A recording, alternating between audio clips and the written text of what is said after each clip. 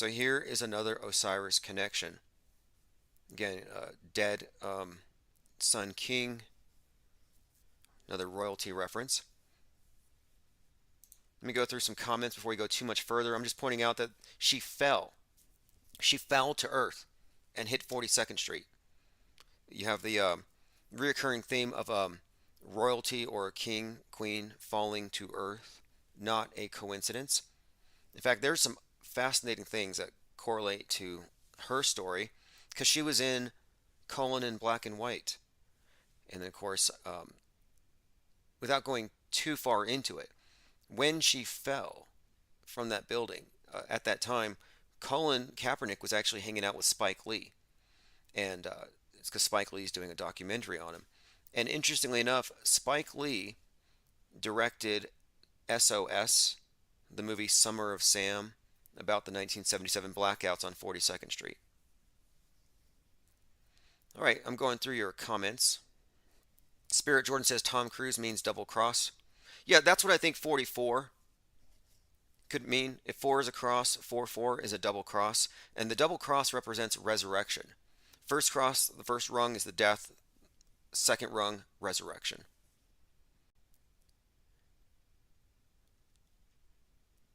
We says, so Black Rock refers to rock star in reference to Kanye. Yeah, that's a big part of it. The rock star, the star man. But there's, and of course the black rock is the cube. It represents Saturn. Here's a few other things. There are 42,000 CubeSats that Musk is putting into space. So the cube, let's go ahead and look at the symbol of the why Saturn is associated with the cube. Saturn is associated with the hexagram, six-pointed, but here we go. Six-pointed star, the hexagon, six-pointed polygon, but also the inside of the six-pointed star contains a two-dimensional cube. And of course, the cube has certain properties to it, which relates to the numerology of Saturn. But the main thing here is this. We're looking at the cube is also the folded up cross. So you have a correlation between the cross and the cube, or the X and the cube. X is the 24th letter. 24 is 42 in reverse. You get the same character out of it. And also, of course, you have the dying and resurrecting Osiris crucified. The cross is tied into it. And, you know, I often talk about the recycling symbol being connected to all of this because the recycling symbol actually contains in the negative space a six-pointed star. And this is all about worshiping the original green god, Osiris, the god of vegetation, the earth god. Recycling, death, rebirth, you know, this whole death and resurrection, recycling, reincarnation, that's what this symbol actually represents. The public is given an exoteric story for what is actually an esoteric story here. It's about earth worship. Because what happens if you don't recycle? God gets mad and he sends a flood. You know, it's all just a religion to get you to worship the earth and to fear it, to placate it, to acknowledge that you are a sinner. Because when you separate your trash, you're saying these choices were good, these choices were bad. I made errors, but I can fix that error by separating my choices. And it makes you confront your sin, your carbon footprint. It makes you acknowledge it, and by actually separating it, you're expiating your guilt. And there is such a thing as climate guilt. In fact, NBC, the website, actually has a place where you can do climate confessions, where you can confess if you use too many paper towels. Climate confessions being gathered by NBC. Do you fall short? Do you blast your AC? Do you throw out half your lunch? Do you eat meat? Share your anonymous confessions with NBC News. And this is not parody. Tap on where you fall short. Energy, food waste, paper, meat, transportation, plastic. You can enter your confession, view confessions. Waste nothing. I was taught that you eat everything on your plate. Compost the rest. Amazon delivers orders of multiple items in separate packages sometimes, and that means more. Oh, they're snitching. I still use plastic bags. I traded my tiny Spark for a Trax that uses more gas, but living in traffic clogged SoCal, I didn't feel safe in a car. Okay, so this person feels bad for feeling safe because now the earth is imperiled because she is not driving a golf cart. I wish I could do more. Sometimes I get lazy and I don't compost my coffee grounds. I drive alone. Sometimes I drive further to find cheaper gas. I leave the television up on at night. It helps me sleep. I use too many paper towels. Oh, look at this one. I'm 77 and I have cancer and I love to be comfortable. Stop trying to control me. Okay, one person here actually trolled them. And her name and number, her IP address has probably been given to the CCP. She'll be put on the list. Anyway, let's get back on topic here. We're talking about Saturn, the Earth, this deity that we're all basically more or less forced to genuflect to, tithe to. You're paying your carbon taxes. Okay, let me go through your comments here. Yeah, so the black rock symbolism is definitely encoded in the... Yeah, let me bring up this really quick, because here's another not coincidence. So Black Monday 2020, and this is a 9/11 connection as well. So the March 16th crash happened right after the pandemic was declared in state of emergency. The 2020 crash, they called it Black Monday. Now the interesting thing is the stock market fell, the Dow average fell at 2,997 points. Like just basically 3,000. A very 9/11-y number. But the same exact thing happened in 1987. These two crashes. Now, here's where it gets kind of tied into the fake news where you can tell that this is all scripted. There's a television series called Black Monday. Now, the first season had already concluded. The first season was about the 1987 market crash, the one from October 19th, 1987. The second season started on March 16th, the second Black Monday market crash. And again, these things are obviously coordinated, planned. The 33 tells you it has to do with the corona. And if you watch the novel Corona rollout, the number 33 was all over the place. So the Black Monday crash, again, think crash. And of course, then we should also mention that the Burning Man, the guy who set himself on fire in front of the White House, was the second to do so. And like the market crashes, the Burning Mans were 33 years apart. So two Black Mondays, 33 years apart. Two Burning Men, 33 years apart. And by the way, the 33-year-old who set himself on fire on the ellipse, Arnav Gupta, yep, he was wearing a shirt that said USA. So it kind of tells you here USA burning. But again, what is the story here? The Black Monday market crash, I think, has to do with the idea of the thing falling to the earth, like moonfall.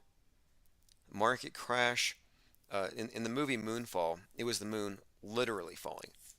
But this is a theme.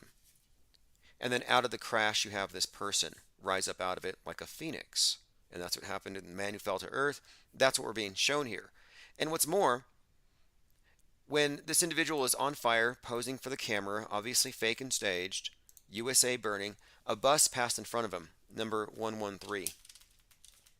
And this is all very significant. USA burning. When Chesley Christ fell from the Orion building, she's a Miss USA pageant winner. So Miss USA could also reference maybe Babylon falling, Babylon burning. That's kind of what I take out of it. Now the bus that passed in front of him, number 113, is what had me look at that date. The date that the One World Trade Center, almost named the World Trade Center Phoenix, opened. 113 is the number of seconds the Challenger was up before it blew up. And here's another interesting connection. So on 7/13, July 13th, that is the date of the blackouts that happened on 42nd Street, 42 years apart. 113 days from 7/13 is November the 3rd, or 113. And what's more, on 713, you can find all kinds of stories about just, conspicuous 33-year-olds dying in very symbolic ways. So, for example, I think it was, okay, so 713, you had a dismembered CEO. And so Osiris was, as you know, the story goes, he was dismembered. And his name was, I have it here, Fahim Saleh. July 13th, 2020, age 33, a Bangladeshi American entrepreneur. And he was found dismembered in his home. They called him the Elon Musk of the developing world. Now, a couple of things that stood out. He had green hair, which is another Osiris connection. He dies at 33 after being dismembered. Now, on this exact same date, you had Naya Rivera, also 33, shows up dead. July 13th, 2020, Naya Rivera dead at 33. Authorities recover her body. All kinds of things about this story we could go into. Not a coincidence that Naya Rivera, Nipsey Hussle, and Paul Walker are all in the same row in a cemetery out there in Hollywood. I mean, these are all just empty rows. Death fakers. Naya Rivera confirmed dead at 33 as her body is recovered. Again, this is that same date. And there was another one. There was a poker player who was, I believe she was burned to death. Her body was found burned to death, and that was also on that same day. And what's more, yeah, here it is. Poker player Susie Zhao found dead at 33, just outside of Detroit, July 13th, 2020. Three 33-year-olds dying in ways very significant to this myth of Osiris. And I'm just scratching the surface. Let me bring up one more thing. There's a movie called How It Ends that was released on 7/13, July 13th, 2018. So 113 days before 11/3, How It Ends is released. And this movie contains loads of predictive programming for Ground Zero being Seattle, for the end of the world, Space Needle falling, and everything. And I believe the movie's 113 minutes long. I watched it. I'm pretty sure it's garbage, but it's good. I study the programming. They have masks, preparing everybody for the masking. All right, let me go back through your comments. Commenter says the moon is a plasma mirror image of the Earth from below, projected in the etheric field. We live on the dark side of the moon. I more or less agree with you. Flat moon. It's not wooden, as science would have you believe, as all of the moon rocks presented to us by the astronauts were made out of wood. Okay, so let me continue with this. Black rock, cobblestone, and Mecca. Fascinating. Okay, so let me go ahead and show you how we're arriving at this. So the way that these symbols are being used in plain sight, in public, here's how we arrive at things. The cross and the cube are connected, as the cube is a folded up cross. And they're both connected to this dying and resurrecting character, this personification of really the cycles of night and day, or time, the sun dying and being reborn. But the cube, the cross, the six-pointed star, these things are interrelated. And of course, they all have to do with what? The dying and resurrecting Sun King, the Savior, this 33-year-old. So he is the Burning Man. He is the Phoenix. These are, like, in fact, if you look into it, Jesus and Phoenix, actually, these two symbols were synonymous very early on. In the early church, Christian writers construed the phoenix as a symbol of resurrection and Christ. So there's another connection for you. Dawn Day event, Kanye West burning. Coachella, Kanye West as Jesus during the Easter thing. So you have a correlation here between the phoenix, the Christ, the cross, the cube, and of course the cube is the black cube of Saturn. And these are things that are in use in front of us. We're drawing these definitions out of usage. So that's how we make these correlations. And then you find that these numbers are so precise that we are definitely reading this right. Going through your comments. Spirit Jordan says Nyla Rivera sounds like Nile River. Yeah, definitely. And there's a few interesting stories there. So Naya Rivera, she dies on the 7th anniversary of one of her co-workers, her co-stars from Glee. So Glee cast remembers Naya Rivera on the anniversary, but on this date, 7/13, they had already lost another actor, a co-star. So that date was already significant. And what's more, I'm pretty sure that Naya Rivera is now playing the role of her own sister. So she had a role already set aside for herself. And of course, the fact that her coffin is there next to Paul Walker and Nipsey Hussle. Nipsey Hussle also died at 33. Molly Rowland says Nina Jankowicz, the head of Biden's Ministry of Truth, is 33. Interesting. And of course, Mizell, or Muzzle, appointed by Trump, Judge Mizell, was 33 when she was appointed. Masks Off, 4/18. Seemingly predicted by Future's Mask Off, which was released on April 18th. Flat Fact says, is Infinite Plane radio channel still up? Yes. Get on the newsletter, infiniteplanesociety.com. You can also get on the text alerts so you don't miss anything, because they will constantly shoot us down. But as long as you're at infiniteplanesociety.com, you will hear us 24/7. And here's something that's new. We now have video archives on Spotify, which means that you can watch the video archives uninterrupted, and there won't be any breaks as there are with these YouTube channels that keep getting shut down. So it's impossible not to find Infinite Plane Radio if you just search for it. So I didn't want to go too deep into the weeds here until we've just established a few things. So here are some of the things we've established here. There is a correlation between certain themes: Saturn, falling, and the number 42. And when you think about it, CubeSats, 40 of them fell recently, and 2 almost hit the Chinese space station. Musk has encoded that number into many of his things. But, we're looking at their use of these numbers in plain sight. So here's a few other examples, though. Let me go ahead and pull up my mind map.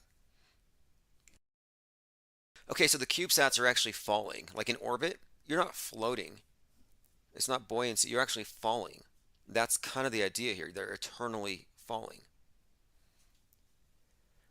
Then you have Isaac Cappy, 42 years old, fell to his death. He fell 22 feet, by the way. Then you have, let's see, what was it? Oh yeah, Robert F. Kennedy. Here's an interesting connection here. Robert F. Kennedy, shot by Saran at the age of 42. Well, the guy who photographed Robert F. Kennedy's death is the guy who photographed the 9/11 falling man. Not too far of a stretch there. You can see these themes. Okay, now after Prince died, he died in his elevator at the age of 57, fentanyl overdose. Again, the elevator has very special significance, as does the color. A lot of these rituals have just replete with symbolism, but I want to kind of stay focused on the basics. So after Prince, again royalty, after he dies in his elevator, his death is reenacted by somebody named Pedro. Again, Pedro means rock. Pedro is at a Green Day concert. It's called the Mad Cool Festival. And he's performing acrobatics. So his name is Pedro. I'm just going to get his last name. Pedro falls 100 feet. Green Day acrobat. Here we go. During a Green Day concert in Spain, 42-year-old acrobat Pedro Monroy fell 100 feet to his death in front of thousands. Now the thing is, he was up in a contraption that resembled a cube. So he's in a cube doing backflips, no harnesses, and he's dancing to Purple Rain. Again, the color purple has everything to do with the phoenix, by the way. And it's not a coincidence that on Easter they drape the crucified Savior with a purple cloth. You can look at Kanye West at Coachella with the purple light wearing the crown of thorns. So anyway, purple rain, it's not about anything other than the reign of the Phoenicians, the cult of the phoenix, the cult behind all these various symbols. So anyway, the guy named Pedro Falls, 42, rock falls, 42, purple rain, overlapping, consistent symbolism. Very, very consistent. Again, David Bowie, man who fell to earth.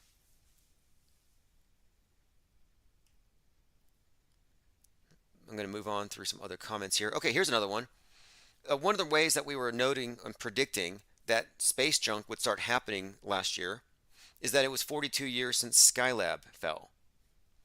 And Skylab fell on 7/11, 1979, 42 years later. On the date, on the anniversary date, Richard Branson takes off. And there's loads of symbolism, even the weight of these things. You know, it took 42 trips to put the space station up. This is just a sampling of one of our mind maps. We're just going through a few things to kind of point out how there's a consistent usage of these symbols in these various psychological operations, and they refer to the same things. In fact, one of my mind maps was even pointing out this storyline connecting Tom Cruise and his mission to go to space. And on the mind map, I had said that we would expect Tom Cruise, Mr. Double Cross, to fall from the sky last year. You know, that there would be some kind of spectacle. So I thought it meant he would be on the space station, perhaps, last year. But interestingly enough, he was filming Mission Impossible, and he did actually show up on a twin cross in the sky. And this was actually just played at some film festival. It was a commercial for his new Mission Impossible where he's hanging from the sky, like Luke Skywalker, hanging upside down from a double cross in the sky, a bi-wing plane. So this is not just a PR stunt. It's not just part of his movie. We actually more or less predicted that this is the year, based on, again, we're looking at this meta script perspective, and Tom Cruise is actually a big part of it, in that he's involved in Kubrick's inner circle. Kubrick, Apollo 11, Kubrick, 9/11. Kubrick wrote The Fall of the Tower of Babel, that is America, and the space station representing it. So he's a big part of it. So he did figure prominently into our mind maps, and I was fully expecting some kind of event where Tom Cruise would be doing some major PR stunt. I thought he'd be bailing on the space station. Like maybe it would crash and he would jump and fall from the sky. I mean, that's yet to come.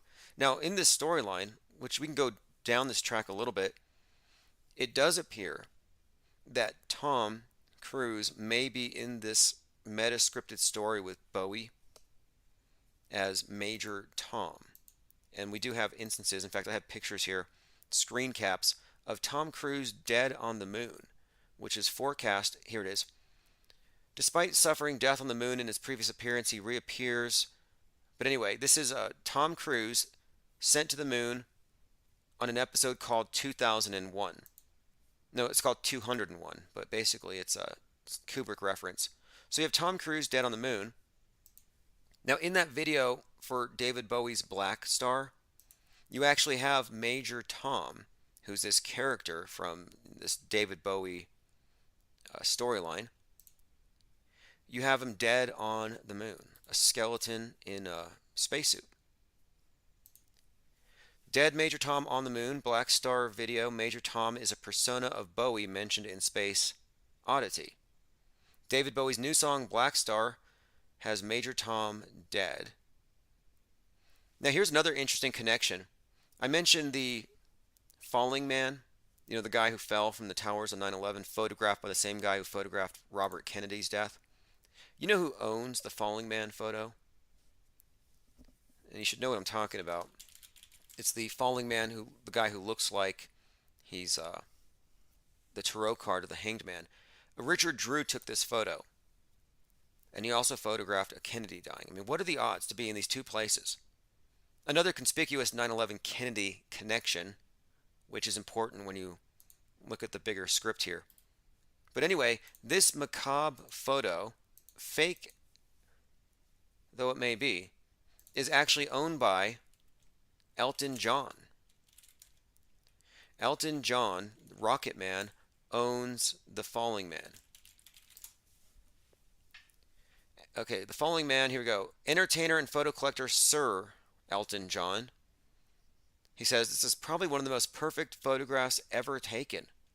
It's one of the most beautiful and powerful images ever taken. This is one of these elite types that probably watches snuff films. Mike Tyson was talking about how the rich, the super elite, love to go hunt the poor in the woods. And I find that believable when I see people like Elton John fetishizing images of people dying. But anyway, he owns this picture of the falling man, and here's how it relates. So, the song called, we're talking about David Bowie again. David Bowie's got the song called Starman, and the Starman song has some similarity to Elton John's Rocket Man. So listen to this. There's a possible connection between Rocket Man and Major Tom, a connection made by Bowie himself, who would sometimes call out, "Oh, Rocket Man." So this is just a little deeper here, suggesting that, again, the Rocket Man now being correlated with Major Tom, who dies. Very interesting here. Again, connections here. Rocket Man, Rock Star, Star Man.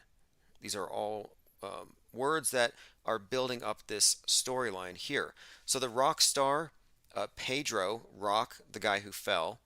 This would also correlate, I would say, to Pedro or Peter, St. Peter, the rock. There's something going on here with the symbolism of names.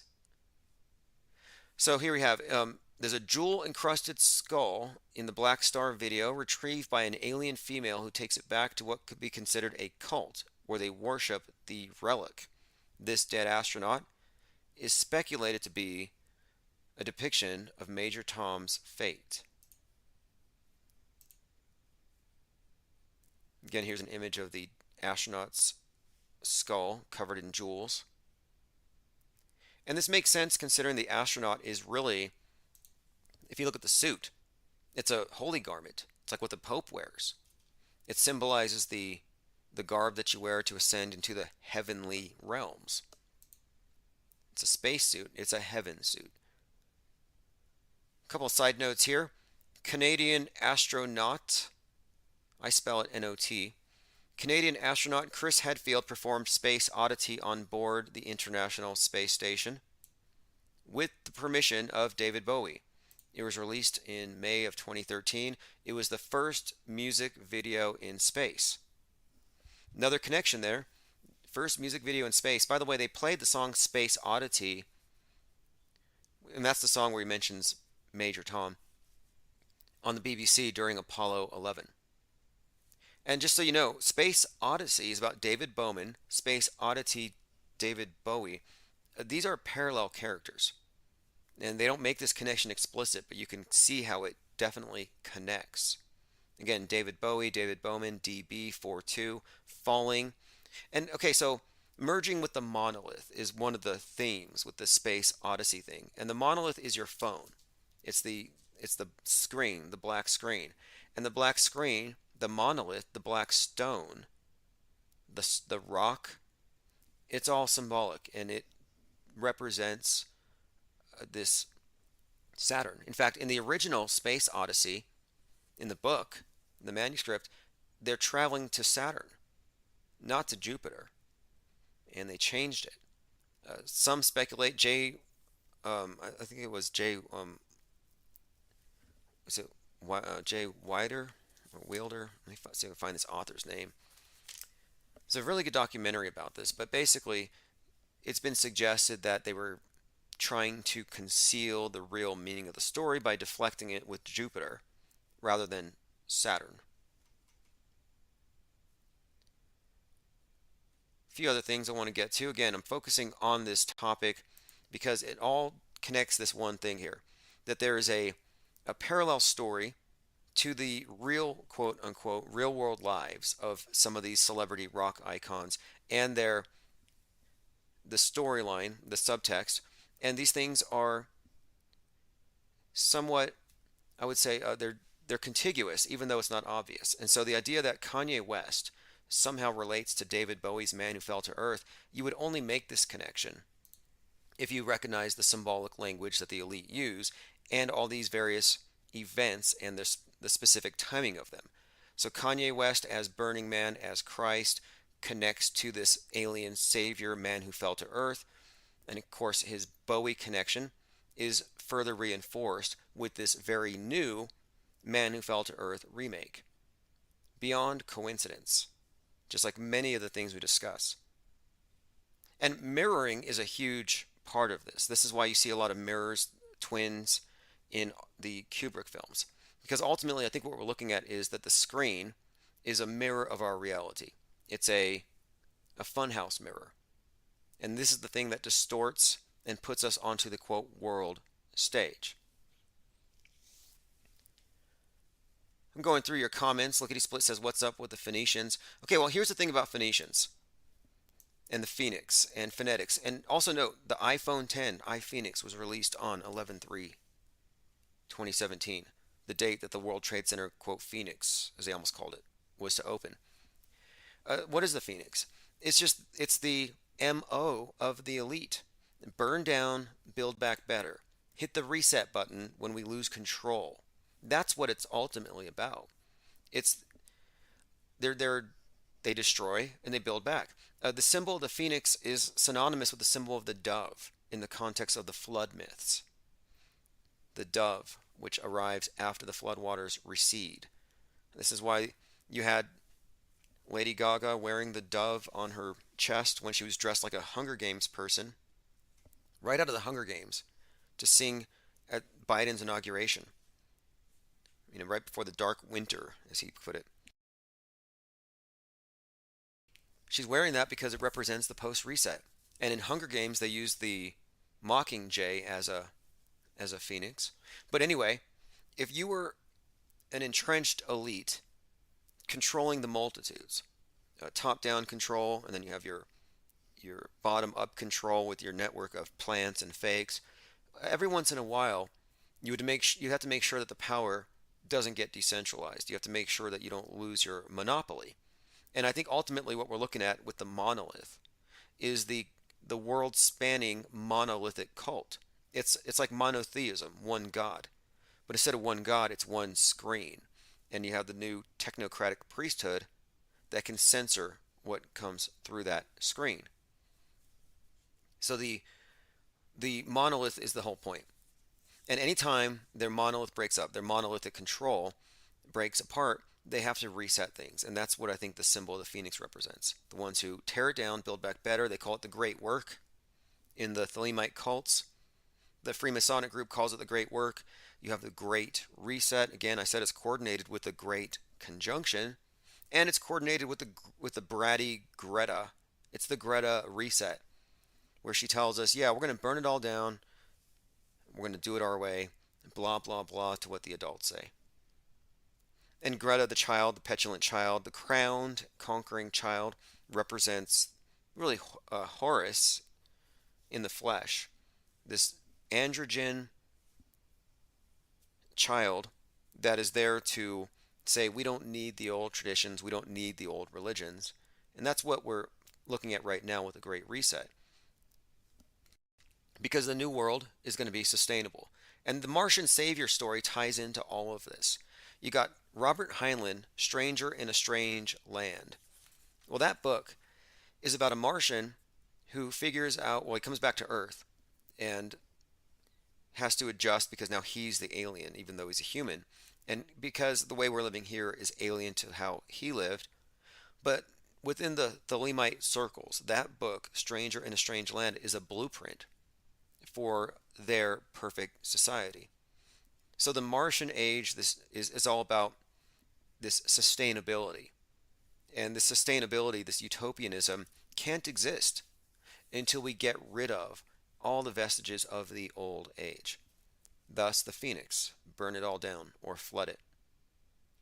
By the way, yeah, Tom Cruise means twin cross. He's the Scientology Jesus. He was in Eyes Wide Shut, very closely then associated with Stanley Kubrick. He divorced all of his wives when they turned 33, which is very weird. In the movie Vanilla Sky, which was originally titled, or the manuscript was Open Your Eyes. So, Eyes Wide Shut, Open Your Eyes, there's a continuity there. In the movie, he dies at 33 and he's reborn.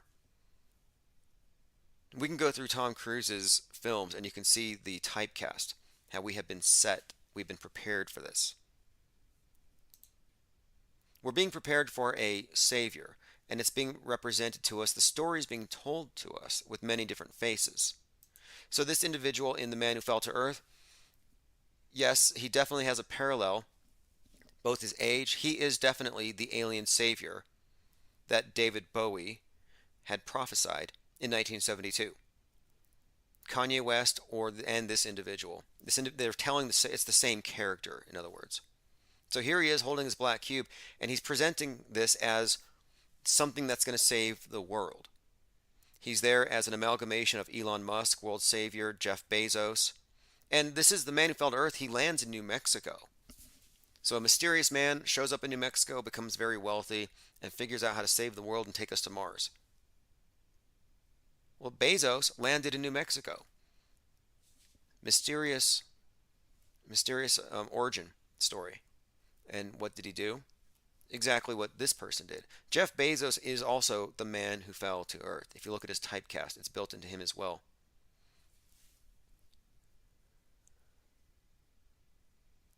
So many fascinating movies. I have a list I've got to work on. But tonight, I'm really staying focused on this particular storyline. So let me go ahead and go through this article one more time. I'm just going to peruse it really fast in case you've missed anything. Because what we've established here is that there is a succession, or there's a storyline a story that's been presented to us about a coming alien savior. And it starts in 1972 with David Bowie, but the alien savior and the symbolism or rather the narrative of man needing to be saved is something we've been prepared for. So 1972, you have an album where Bowie's posing under a sign that says K West.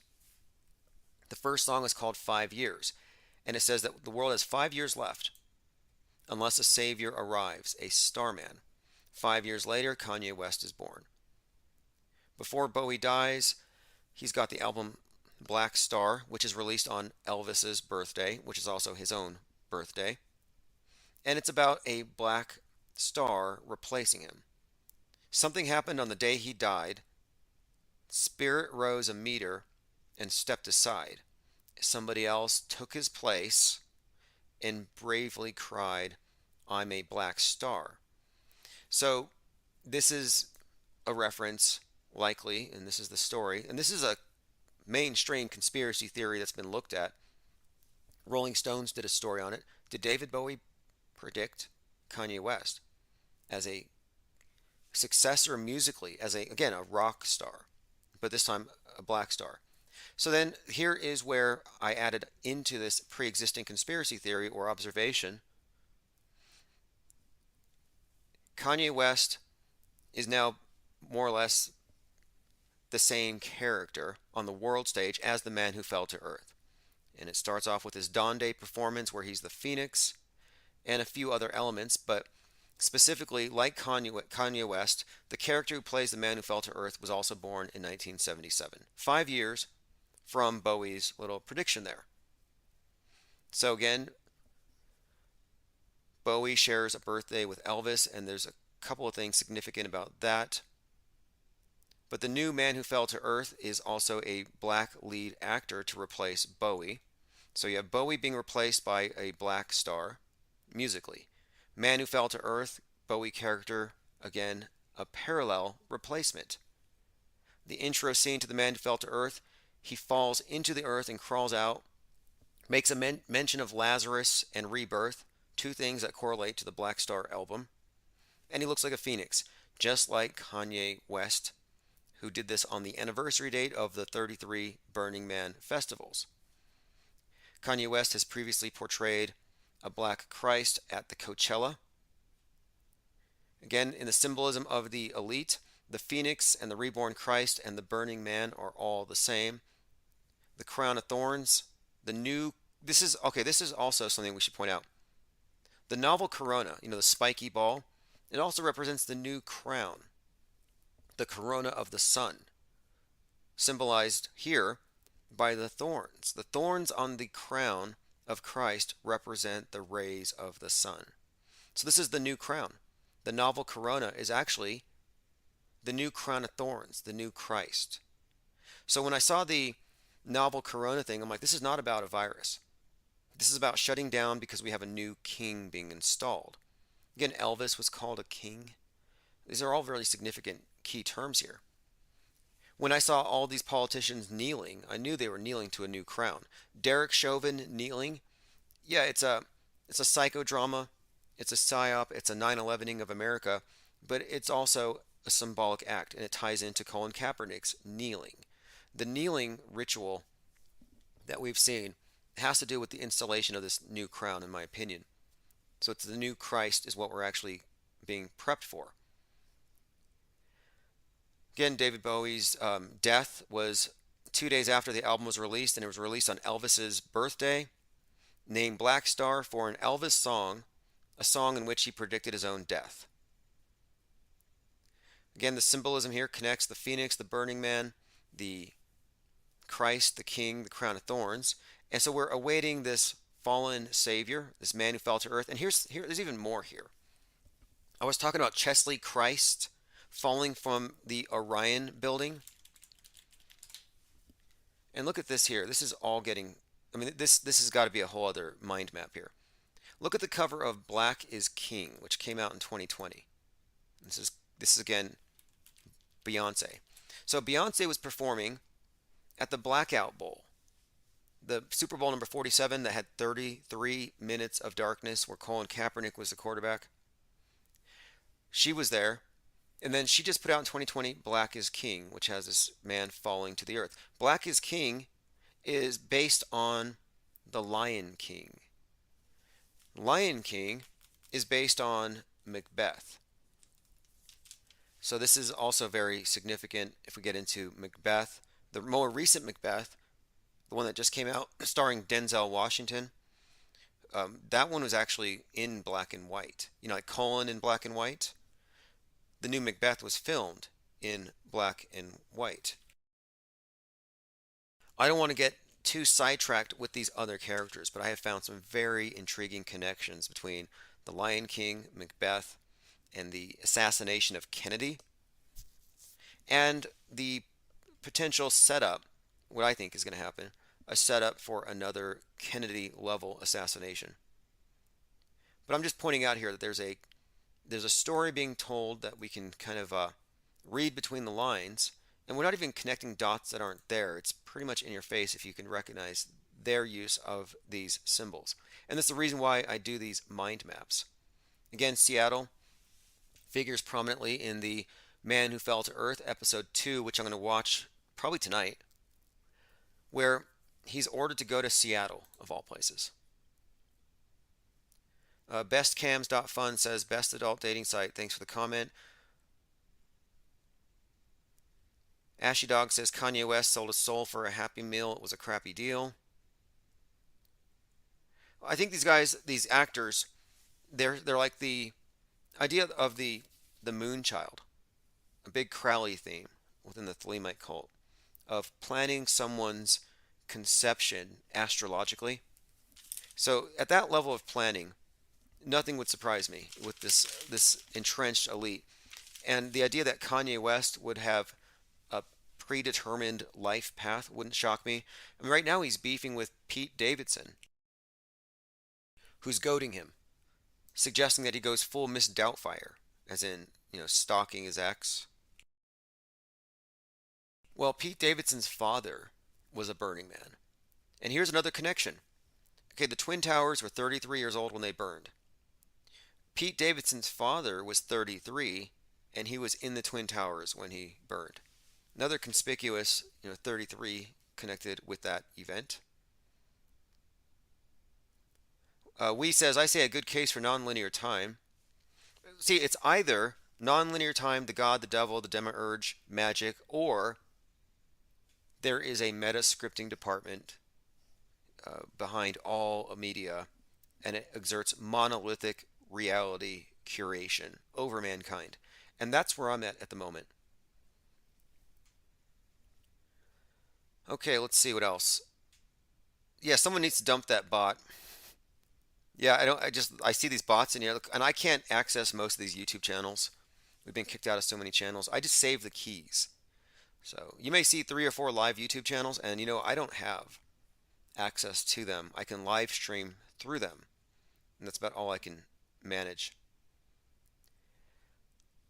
We've covered quite a lot on this topic, and I really wanted to keep it focused and not muddy it up at all.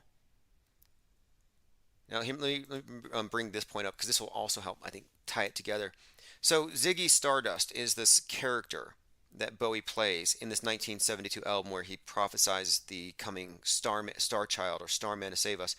Ziggy Stardust had a dream, and in his dream, he was advised to write a message of hope that despite the world ending in 5 years, he would deliver the news of belief to the youth of the masses, explaining how they are now the leaders of the world, the future. The message of hope is David Bowie's milestone hit, Starman. So telling the children they're taking over, Starman, this is straight out of Thelema and the New Age, and this idea of overthrowing the old. Okay, random headline here from Fox News. Wisconsin pair electrocuted to death after attempting TikTok trend. Researchers say 33 people have died attempting the trend. Not sure what the trend is. Here's an image of Elon Musk, George Lucas, and Kanye West hanging out. Kind of interesting. I like looking at some of these associations. We've pretty well established that Chiwetel, who plays the man who fell to earth, and Kanye, both 44, both born in 77, both fit the description of the starman predicted by Bowie in the song 5 Years. And again, I put it up here for your reference. June 8th, 1977 is Kanye's birthday.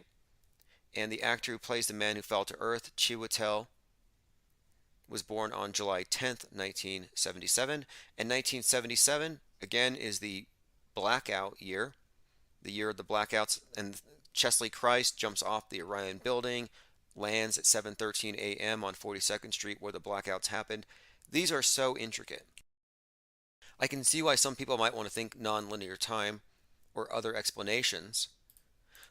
But I mean, look what happens if you arrive or you start with the wrong premise. For example, Roger Stone now is completely converted from politician, political agitator into a prayer warrior because he believes that he saw a satanic portal above the White House. Turns out it was a lens flare.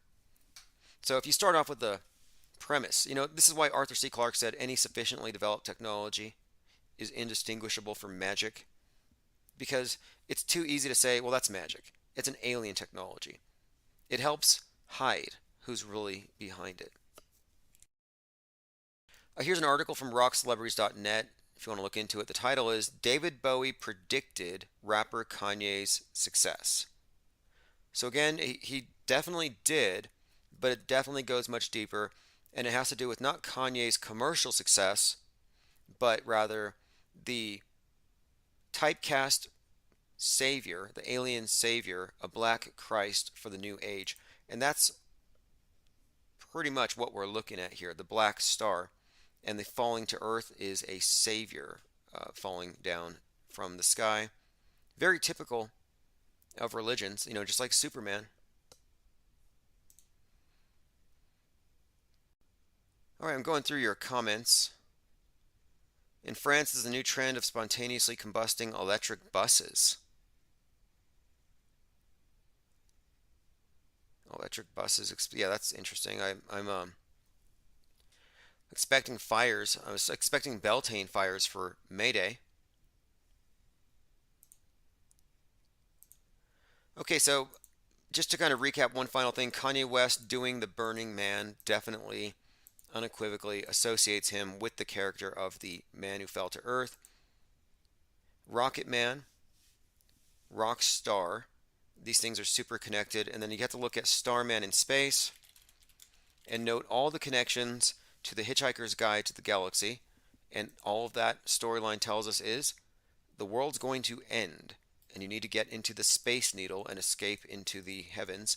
And of course, the Space Needle or rocket is what gets you out of the world. It's the Neo Rapture. So Starman escapes, and here's an image from that super fake event. But people think it's real. You know, one other point here. The Hitchhiker's Guide to the Galaxy. And I do not recommend the movie. It's unwatchable, but I watched it. It starts off where the world, the Earth, is surrounded by cube-shaped alien craft, and they blow it up.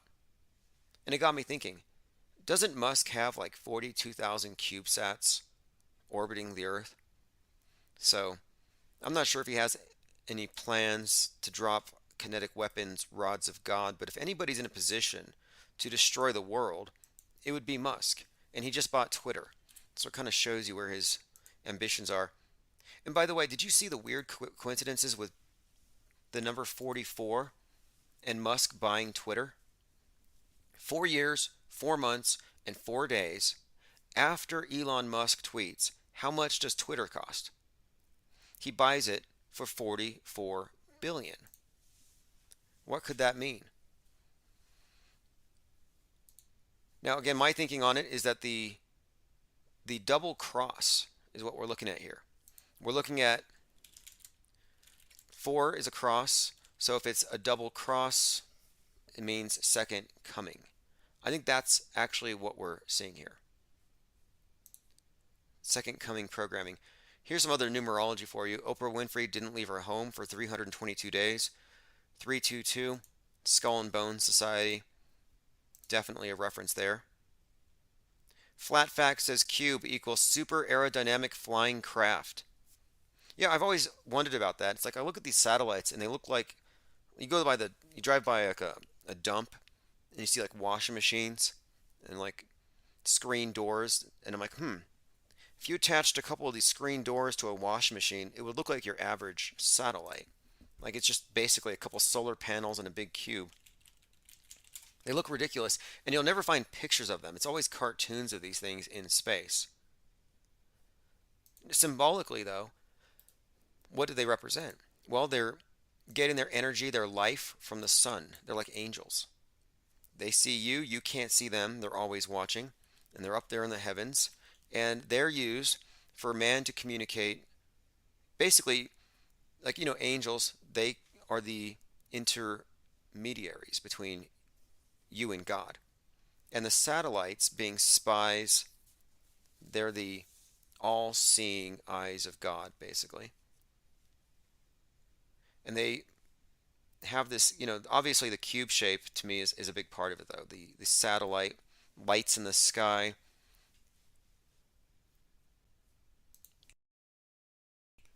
It's all part of the infrastructure for this new heaven. Spirit Jordan says 44 a kill number and double cross. Yeah, Mr. 44 is the Son of Sam. And again, the Son of Sam movie was shot by Spike Lee, and it takes place in 1977 during the blackouts during which the Son of Sam, Mr. 44, was doing the killings. Spike Lee also directed The Five Bloods, which had Chadwick Boseman, who played Mr. 42, who died in 2020. And the movie The Five Bloods is set in 2020 and in 1968. So it's kind of a retrospective. And on the cover of The Five Bloods, let me show you this, because we talked about the kneeling. 2020 film by Spike Lee. On the cover, you have 5 individuals kneeling around a grave with their fists up. Well, kneeling was made a thing by BLM with the raised communist fist in 2020. So this actually preceded that, and this was the cover for The Five Bloods. Chadwick Boseman was in it. He played Jackie Robinson, Mr. 42. He also played Black Panther. So Black Panther also has connotations because BLM is the new Black Panther movement, but he played the Marvel character Black Panther. Major political tie-in. So the youth, like the youth are given Elsa to introduce them to Greta. They're given the Black Panther to introduce them to BLM or to the political group. It's all interrelated. So when Chadwick Boseman was dead, the hashtag was trending Rip King. He dies at 42, Mr. 42. He did Operation 42 for COVID. But anyway, when he dies, it's Rip King trending. Interestingly enough, at that same time, Martin Luther King, again the name, Martin Luther King had his 57th I Had a Dream speech anniversary being celebrated at the obelisk, in DC. So there's Rip King for MLK, there's Rip King for Chadwick Boseman, who played the King of Wakanda, Black Panther, and then MLK at the same time. And it goes deeper because then at the same time, you had when Chadwick Boseman died, there were children everywhere, who are into the Marvel character, who are holding funerals for their character. They were burying the kid or the king in their backyard. So here's some examples. You have these children. Netizens share pictures of their children holding Black Panther funeral as Chadwick Boseman passes away. So the children are here with their Chadwick Boseman being buried in the yard. Again, God of the earth, the grave, it's all ritualistic. Their hands are crossed over their chest. That's the sign of Osiris. And also it's the X 24, 42. These numbers and hand signs or arm signs are correlated. So you have the dead representative of Osiris. Meanwhile, MLK, another black king, is being commemorated at the obelisk, another symbol of Osiris. This stuff is all happening concurrently. That's why it stands out so much. No coincidences here. Here's another one for you too. On the 30th anniversary of the Rodney King beating, they passed the George Floyd Act, or attempted to. But Rodney King was beaten for 1 minute 19 seconds, which is a reverse 9/11, but they hit him 33 times. But think about that, the name King 33. I'm just pointing out here how you have these events that are all correlated. I mean, these have got to be staged. But Black Panther funerals being held concurrent with the Martin Luther King funeral. Here's Chadwick Boseman with the 42 on his hat. And also, during the week that he's dead, or he died, while this is being commemorated, and this is just a side note, the MLB had Jackie Robinson week. Well, normally they do it in February. But in 2020, they did it in the summer because of COVID, had delayed their initial thing. So the entire MLB, every Major League Baseball player, had number 42 on their jersey. They all put 42s on their jerseys. So here's an image, Jackie Robinson Day, they're all wearing 42s.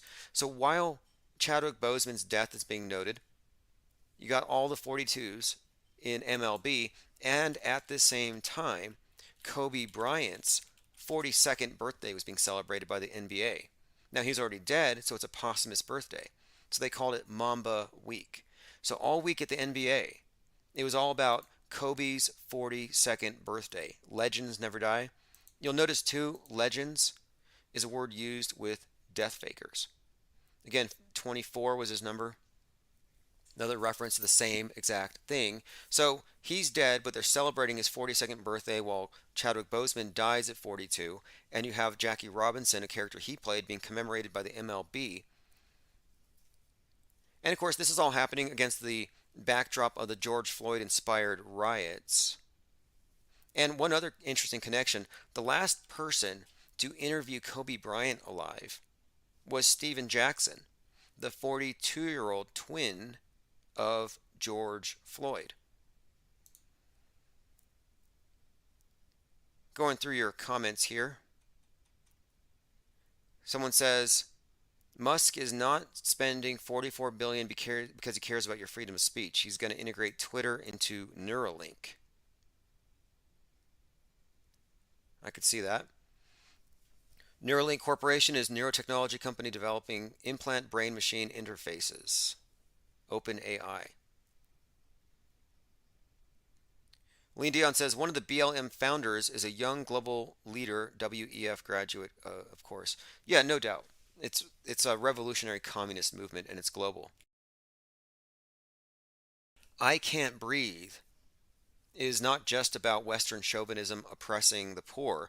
I Can't Breathe is now about Western chauvinism and capitalism oppressing the environment, destroying the earth. We can't breathe. So it's all part of this global revolution using every pretext. It's not about free speech. It's not about saving you from oppressive police. It's not about saving the planet. Nope. It's all about total monolithic control. Spirit Jordan says there's a new cartoon coming to Netflix called Agent King about superhero Elvis. Tim and Vic 131 says MLK in Hebrew is Molech. Another Black King reference. Martin Luther King was reported dead on 4/4. Is that true? Wow. Fascinating. This is why we think tank, because this is a million-piece puzzle and it takes many, many eyes. All right, let us continue here. Rusty says MLK was a degenerate. Declassified docs revealed FBI surveillance on him. That's probably misinformation. In all likelihood, Martin Luther King death faked it, as all the others do. And there's a pretty good set of, I would say, leads that would suggest that he came back as, and think about the name Don King. Don is a king. Donald King, the promoter. Is Donald King Martin Luther King?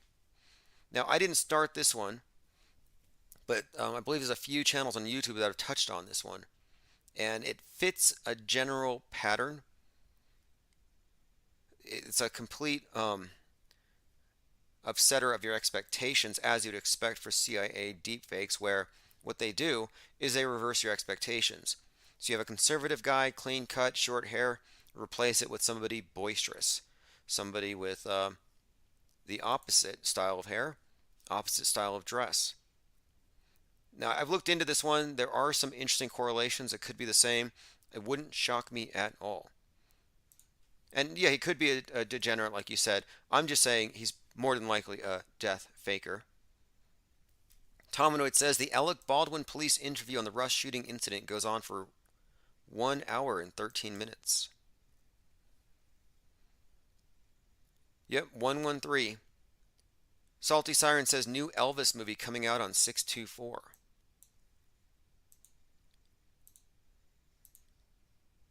There's so much here, but I like to keep everything focused for the time being. Now there's some Elvis and Bowie connections we could go into, but the main thing is I'm saying is that rock stars, these rock icons, are the new, or they have been used to present to us the savior concept. These are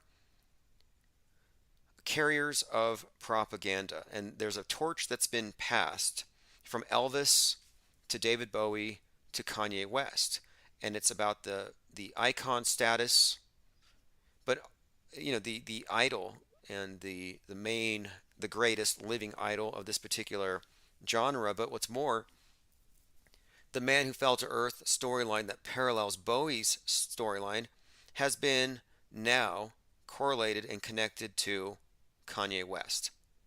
So Kanye West setting himself on fire at his record release party was actually preceding this, and it shows you how coordinated this storyline is. It was setting the stage that he is the man who fell to earth. He is the starman that David Bowie prophesied in 1972 in his song 5 Years, and the actor who plays the man who fell to earth is approximately the same age as Kanye, and of course in the movie fits the same typecast.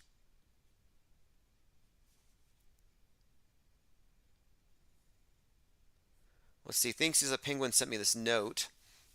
The people under the Soviet government in the USSR believed that Stalin was walking or limping around with cloven hooves. It was not only encouraged by him, but it was probably true. Happy birthday, Church of Satan and Travis Scott. Yeah, I agree. All right, thanks everyone for joining. Again, if you get on the newsletter, you won't miss anything. You won't miss the replays. We have quite a lot going on these days, and I'm doing this more than full time. And this is just one example of the type of analysis we do, where we're noticing the meta script, the big pattern that transcends any one artist, any one genre, any one propaganda outlet, and it actually connects all of them. And it's not in some cherry-picked conspiracy theory kind of way, but it's actually a very well-articulated script. It's Shakespeare.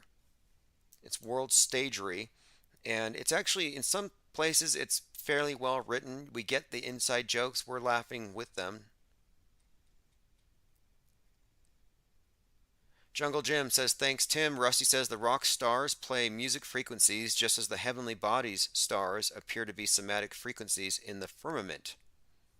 And you know, David Bowie actually had a star put in named after him after he died. I think he even has his own constellation. The 2001 618th star has been awarded to, here we go. Yeah, you can actually find it. Every man and woman is a star, though, is a thelemic concept. That's one of the main points. And again, the final thing, I really have to point this out, is that the Black Star album came out on Elvis's birthday, and it was named for an Elvis Presley song about seeing the black star, knowing you're about to die. And 2 days later, Bowie dies. Now, he dies of cancer at 69. Well, the symbol of cancer, astrologically, is the 6-9. He also died the same day as the head Slytherin. Was it Ellen Rickles or the from Harry Potter? And by the way, Harry Potter has all kinds of phoenix symbolism. Alan Rickman died at 69, January 14th. So he died a couple days after Bowie, both at 69. But anyway, the symbol of the astrological sign of Cancer looks like a 6-9. And the reason why this might actually relate here is we're talking about dying and resurrecting saviors. We're talking about, even if you look at the Black Star video, the Bowie video, it even has a crucifixion in it. Very grotesque. You have 3 individuals being crucified in a cornfield, which the corn correlates to Osiris, who's also a corn god, a vegetation god. But here you can see these 3 deities, or these 3 individuals who are crucified. But anyway, on the winter solstice, the sun more or less is frozen or stays in the same place for 3 days on the Southern Cross. On the summer solstice, as we enter into Cancer, the sun does the same exact thing. The crab sign represents the way that the sun moves sideways, like a crab, for 3 days. So dying at 69 of Cancer could be a code, another reference to this crucifixion, dying and resurrecting, especially given that his last video had the song Lazarus, and then he literally shows up.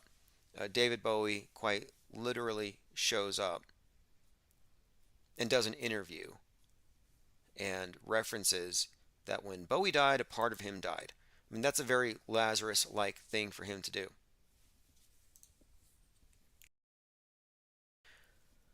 Infinite View says, in the Depp trial, they showed what Johnny called a Bowie knife. Fascinating. Yes, you know, there's a movie, I think it's called Jennifer's Body, where they sacrifice, they find a virgin to sacrifice at this place. I think it's called the Devil's Pit. And anyway, it's a bottomless pit, and they use a Bowie knife because it just seems appropriate for them. It's, you know, in order to make the sacrifice to achieve rock star fame. And there is something of a story like that connected with Kanye as well. Anyway, this has been great. I'm going to play Chief Crow, Ball Earth Cult. I'll put a link to the track below. Stay tuned, get on the newsletter, Don't miss the replays, and we'll be live likely early in the morning. The link to the track here. This is Cult. After this, we're returning to the 24/7 live stream.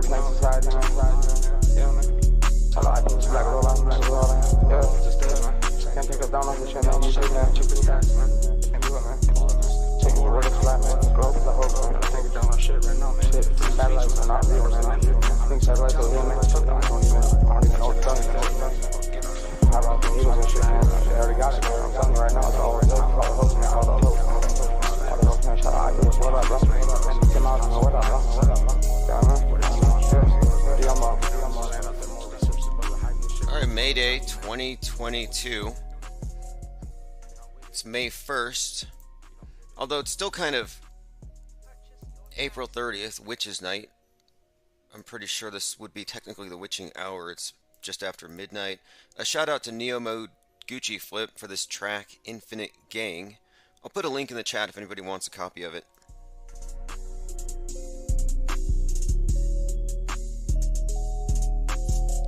The creator of this track actually is a regular caller, or was.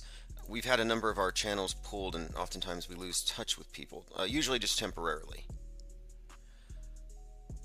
All right, let me go through your comments and see who's already here. I sent out text message notifications, sent out a blast, so everyone should be arriving. Anyone not here is sus. I mean, what are you doing not here on the night that all the witches and warlocks convene? This is witches' night. Anybody not here? I don't know. Do they have another obligation? Joined by Travis Cloud, Infinite Muse, Frank Murr, Deep Fake Feet, Brian Bruce, Evar, Salty Siren, Jordan, Osher, Clap Trap, Cat Bunny Buffalo, Osher, Feds, I'm sure are watching. Salty Siren. I'm sure there's a lot of people glowing in the background. Also joined by Jordan and the Restream bot. Other people are piling in now. So let's go ahead and give them time to show up. A few of the main topics, though. The main one, really, is the conspicuous presence of Satan in the news cycle. Mayday, Satan 2, and satanic portal above the White House. Furries at Satan's church. Do they have litter boxes at the Church of Satan? I'd like to call and find out. So let me go ahead and go through the newsletter just to kind of explain where I'm coming from, pointing this stuff out, because I think it's very, very conspicuous what's going on here. I think we're looking at the zeitgeist being painted up right now. They're decorating for the holiday. So today is Witches' Night, Walpurgis Night, celebrated as the halfway point between spring, or the spring equinox, and the summer solstice. So it's just like Halloween, halfway between the autumn equinox and the winter solstice. So I'm somewhat expecting a psyop this weekend. But look how much Satan is pervading the news cycle. Political dirty trickster Roger Stone claims to have seen a satanic portal open up above the White House. And I have audio and video of that, the satanic portal. Even Mick West from Metabunk has had to address the satanic portal. Marjorie Taylor Greene, a.k.a. Dog the Bounty Hunter without his wraparound shades, is scapegoating Satan for abortion and illegal immigration, claiming that the Catholic Church is controlled by Satan, which would explain a few things. Putin is launching Satan 2 at Boris Johnson. Satan 2 is a ICBM, nuclear weapon, etc. Scary stuff. I think it's just a maypole. It's just another way for the cult that runs the world to flaunt their obelisk.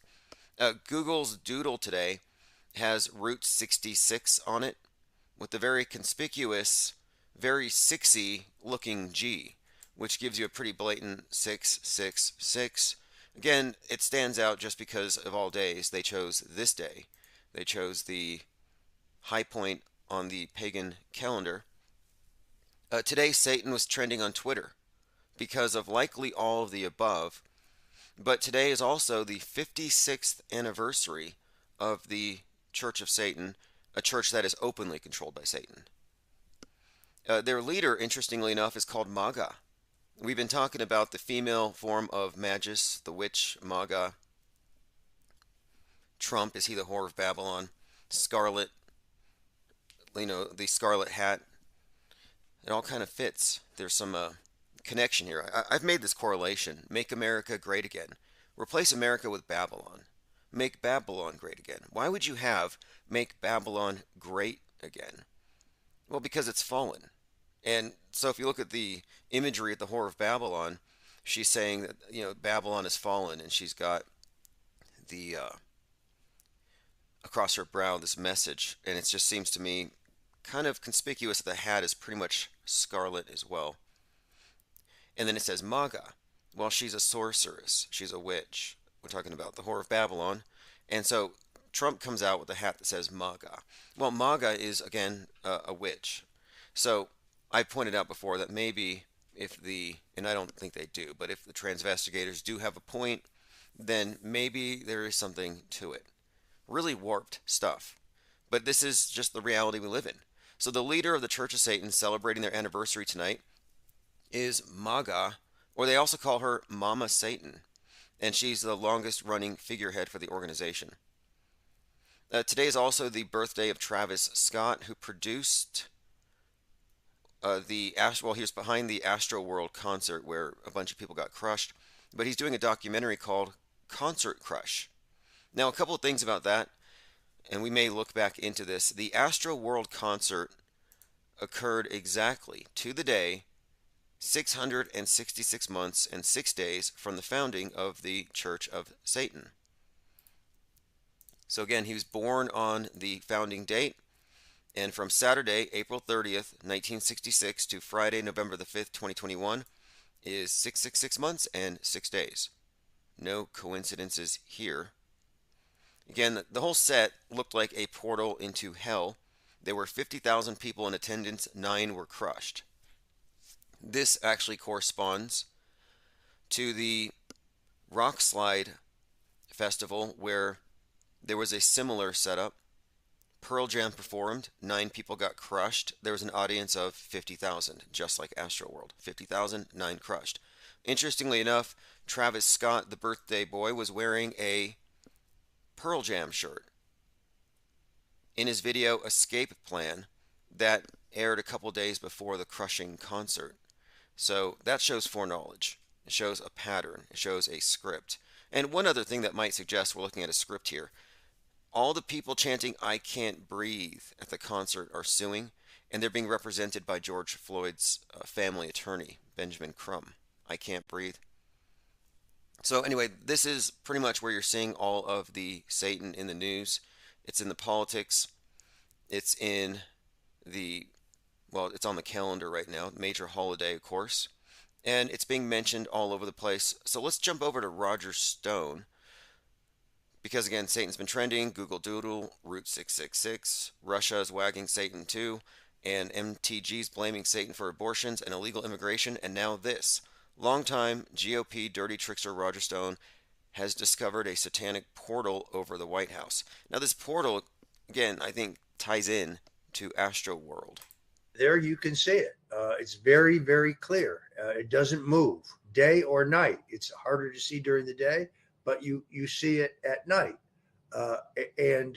I'm absolutely convinced about the inherent, there it is again, about the inherent evil of what's going on in the White House, what's going on in the country.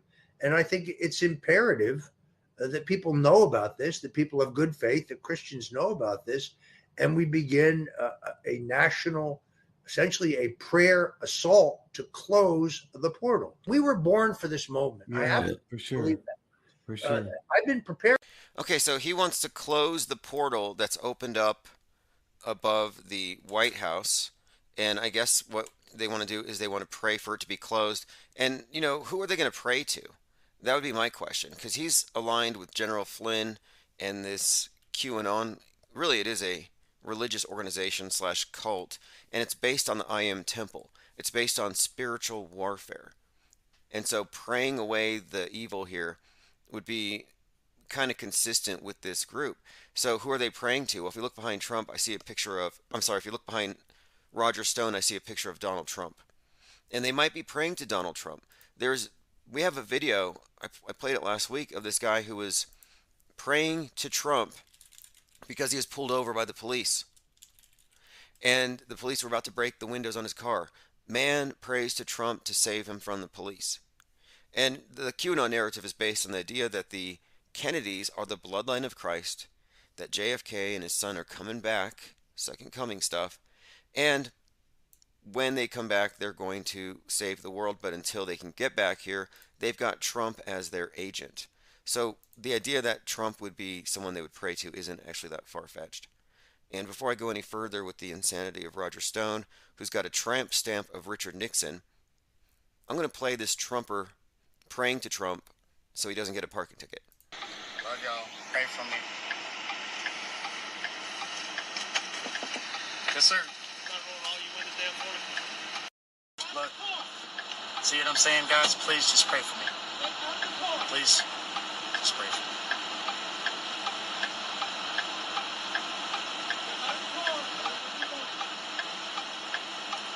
He's got his hands Sir, up. you're gonna have to get a warrant.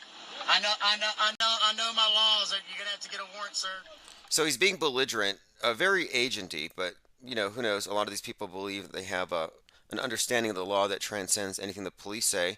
But here he goes into this flailing, kind of like victimhood. It's like a flailing liberal, but he's a right wing. It's amazing how these behaviors have all just found a new home. This is not what you would expect from the right wing, or at least I didn't think so.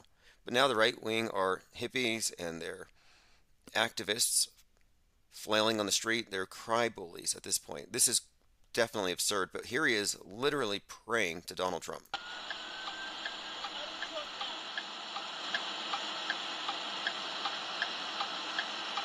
Now, I commend him on remaining so calm with that signal on. If they shoot me, it's because everything that's going on. It's because I'm an honest man. I love you all.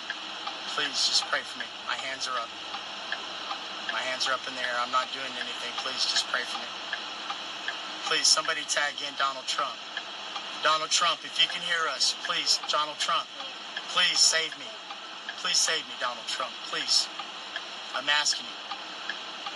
Please save me. All right, now, I don't know exactly what happened to him afterward. I don't think Trump saved him. Going through your comments, Tony Driscoll says Trump is the whore of Babylon. I think so. Only for you says May 1st is my birthday. Happy birthday as of like right now. Brian Bruce says JFK has it covered, no worries. Wonder if they cloned Kennedy for the hell of it. They say he's in a med bed. This thing that they have. They say that he's in a bed where this zombie JFK, or maybe he never died, but that he looks exceptionally young. And there is this thing, you'll see it on Sunday. Look on Twitter, it's called Kennedy Sunday, where they quite literally have a day of worshiping the Kennedys. And think about it, Sunday. It's about worshiping his son, JFK Jr. It's a neo-Christian cult, among other things. Claptrap says hazard lights. Okay, those could have been hazard lights. All right. All right, let's see here. I drive sometimes and I don't feel like buckling up, and I hear a little alarm, the little ding, ding, ding. And to me, it's just like a contest. I'm like, I'm not going to let some AI, I'm not going to let some computer boss me around. I'm not going to let some machine win. And so it has the noxious stimuli, the ding, ding, ding, and I ignore it just to show it who's boss. I'll drive for 5 miles, knowing how annoying it is, but I won't even just buckle up just to shut it up. I won't even press the button. I just show I'm not affected. I'm not affected by its little annoyance. I'm the driver. All right, Mayday, Satan 2, satanic portal above the White House. Let's get back to Roger Stone talking about the satanic portal above the White House and how we can pray it away. Sure, for sure. I've been preparing this for in the country, and I think it's imperative that people know about this, that people of good faith, that Christians know about this, and we begin a national, essentially a prayer assault to close the portal. We were born for this moment. Yeah, I have to for sure. believe that. For sure. I've been preparing this for this moment my entire life without even knowing it. I just thought I was a political warrior, but this is no longer a war in the political realm. That's right. See, it's not political, it's spiritual. The deep state, the white hats versus the black hats, this is the framework that the I Am Temple, the Church Universal Triumphant, used. Only they called it the Great White Brotherhood. But it's all about this secret spiritual war. It's far beyond politics. And I believe that the satanic portal, again, that's what the headline says, satanic portal above the White House. It was actually addressed by Metabunk, former presidential advisor Roger Stone. Now, let's go ahead and mention that. Former presidential advisor.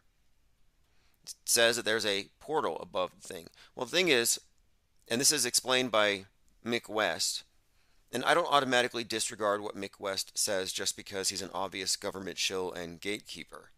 But basically, his evidence comes from these photos, and one of the things that Mick has done is he has shown how easy it is to replicate camera errors, lens flares, and then pass it off as a UFO or a second sun. You know Crow 7777777, the Rofkin YouTube channel that deals with the lunar waves? Well, all of his effects, from his lunar waves to his second sun. Apparently, they found another sun in our solar system, and nobody noticed but this guy with his particular camera. All these effects can be replicated and have been by Mick West.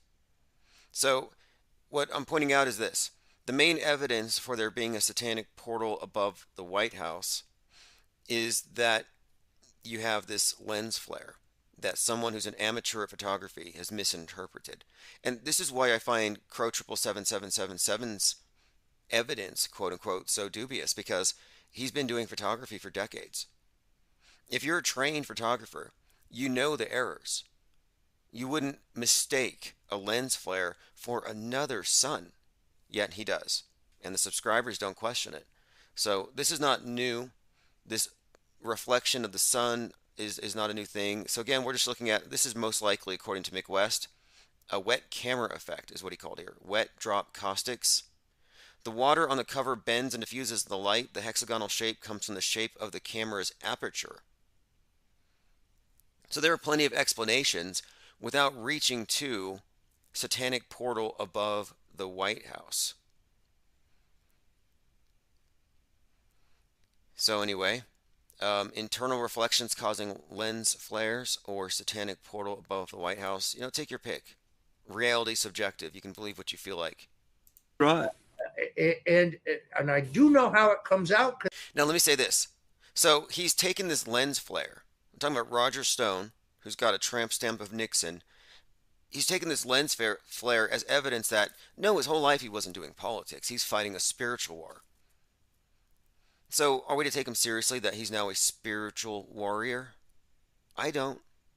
And is this any different from the Mandela affected, who are confused about how memory works, thinking that they have hacked the universe? Thank you, Claptrap. Says, we at IPS appreciate the support. Mayday, Space Force needs to make headline news with something. Where are our tax dollars going? Excellent question.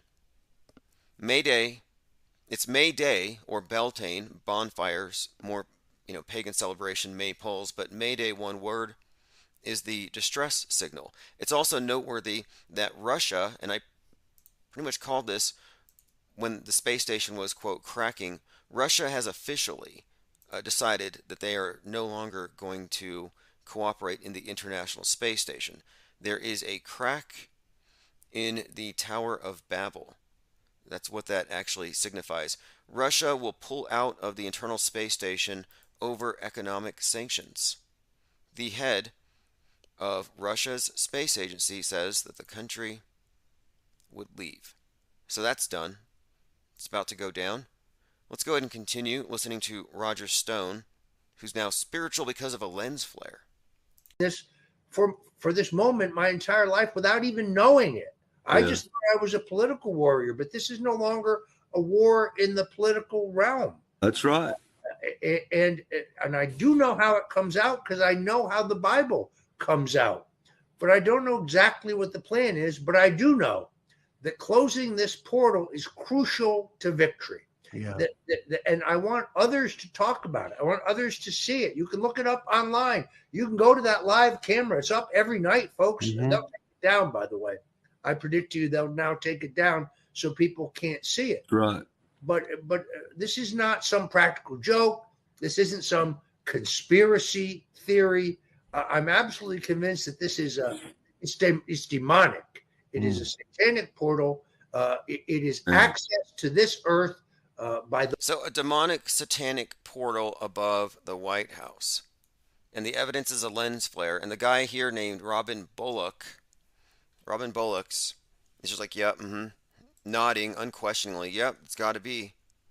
There's no Occam's razor, no Hitchens razor, no skepticism here. Nope, definitely a satanic portal. And the Democrats definitely drink adrenochrome Kool-Aid and they eat babies. Yep, it all makes sense. I mean, at this point, it's really that subjective. And this guy used to advise Trump, and there's a picture of Trump behind him. Let's go ahead and wrap this clip up. Those who are evil, and only by closing it will we be successful in saving this nation under God. Okay, so we got to save the nation by closing the portal. And again, what are the odds? What are the odds that a portal above the White House would be trending, a satanic portal, on Witches' Night? This would be like happening on Halloween. Just for context, this holiday right now is the midway point between the equinox and the solstice, just like Halloween. And so, what I'm suggesting here is that this is too cartoonish. If there was a satanic portal above the White House, if Russia had a rocket named Satan, and MTG was causing Satan to trend on Twitter by talking about him like he's a real person on Halloween, we would say, okay, this is just, they're just reading a script. This has got to be a joke. Well, it is a joke. All right, so let's go through the other things on the newsletter I posted here. So again, it is true that the Astro World concert happened 666 months and 6 days from the date of the church's founding. Will Satan too fall to the earth, signifying the end of the Tower of Babel and the beginning of space wars? I kind of think so. So the split in the space station represents a schism, a continuation of the schism down below.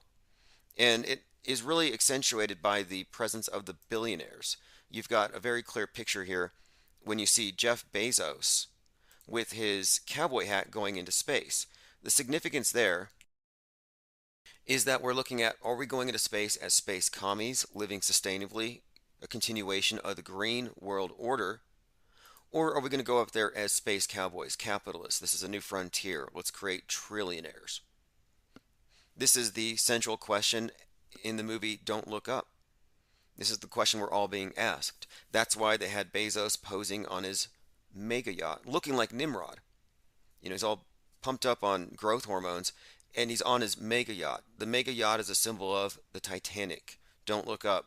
The earth as Titanic. It's all metaphor. Tower of Babel, unifying, a symbol of man's hubris, again, a Titanic. And one more thing.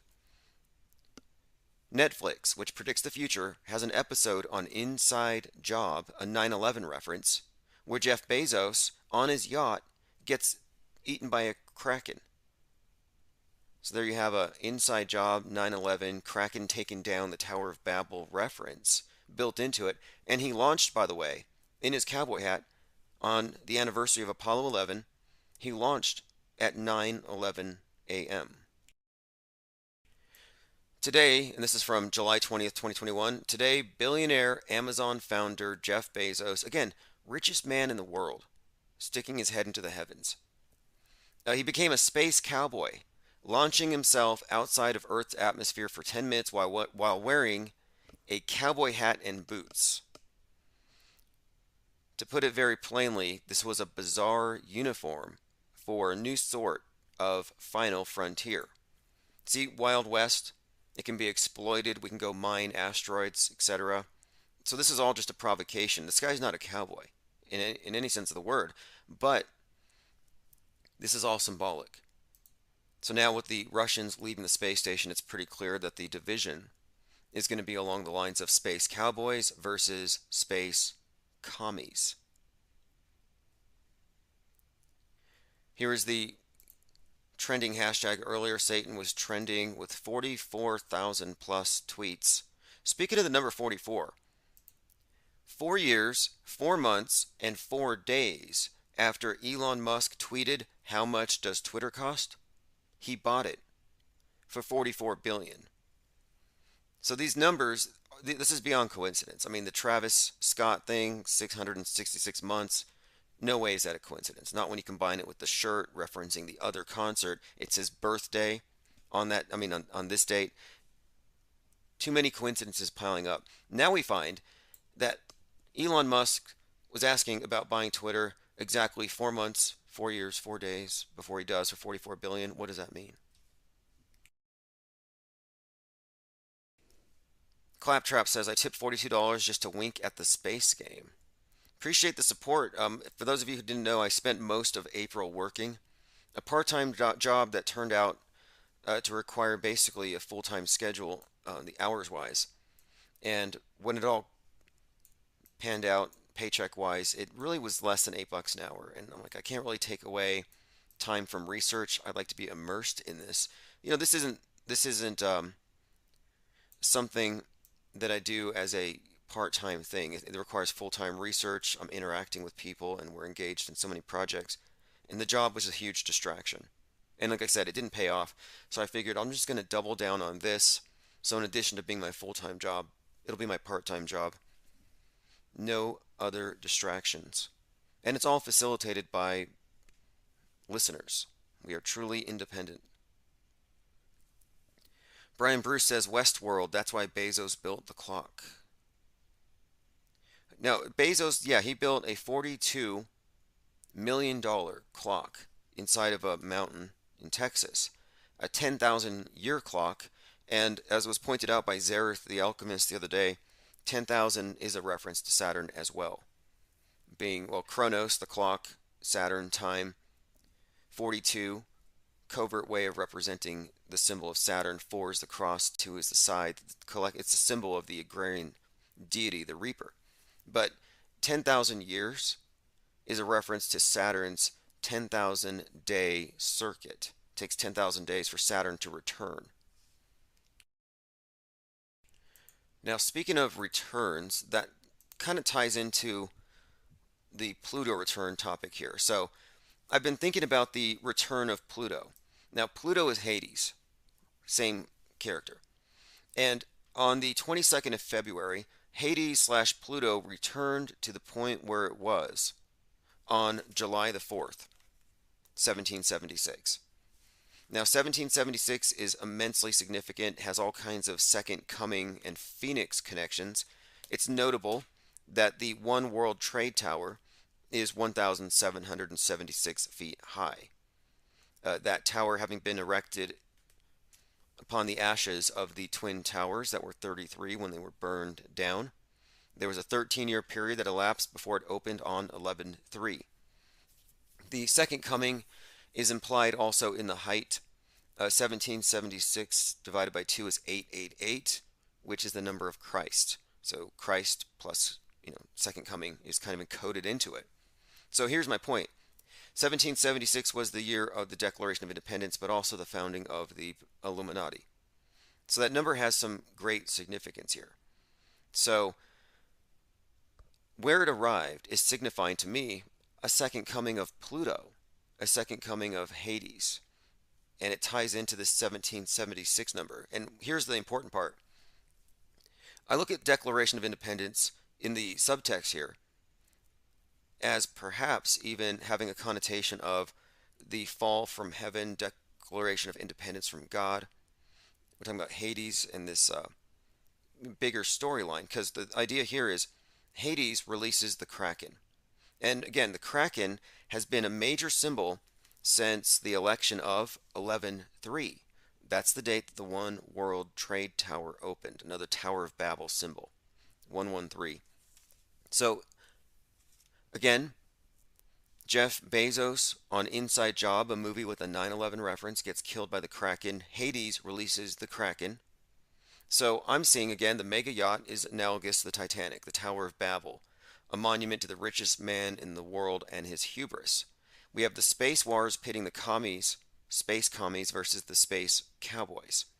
So what it looks like to me, just my thinking here, is that the Kraken in this instance, the coming Kraken thing that's referenced, that's being released, may have to do with something that splits apart right now the outer space warfighting terrain. That makes it now completely off limits to anything other than what's a warfighting domain now. That's kind of where we're moving here. I think that's what's next. Zin Vela says there's a Tool album, 10,000 Days. They're very big on the Saturn stuff. Claptrap says, have you looked at the images of the $42 million clock? It's a giant one-eye symbol. I haven't seen it. I'll look. Lean Dion says, gone are the days when the astronauts had to be peak physical fitness. Yeah, well, they sent Captain Kirk to space to emphasize again the final frontier. Unregulated. See, they don't want us to go out. This is what they mean by cowboy.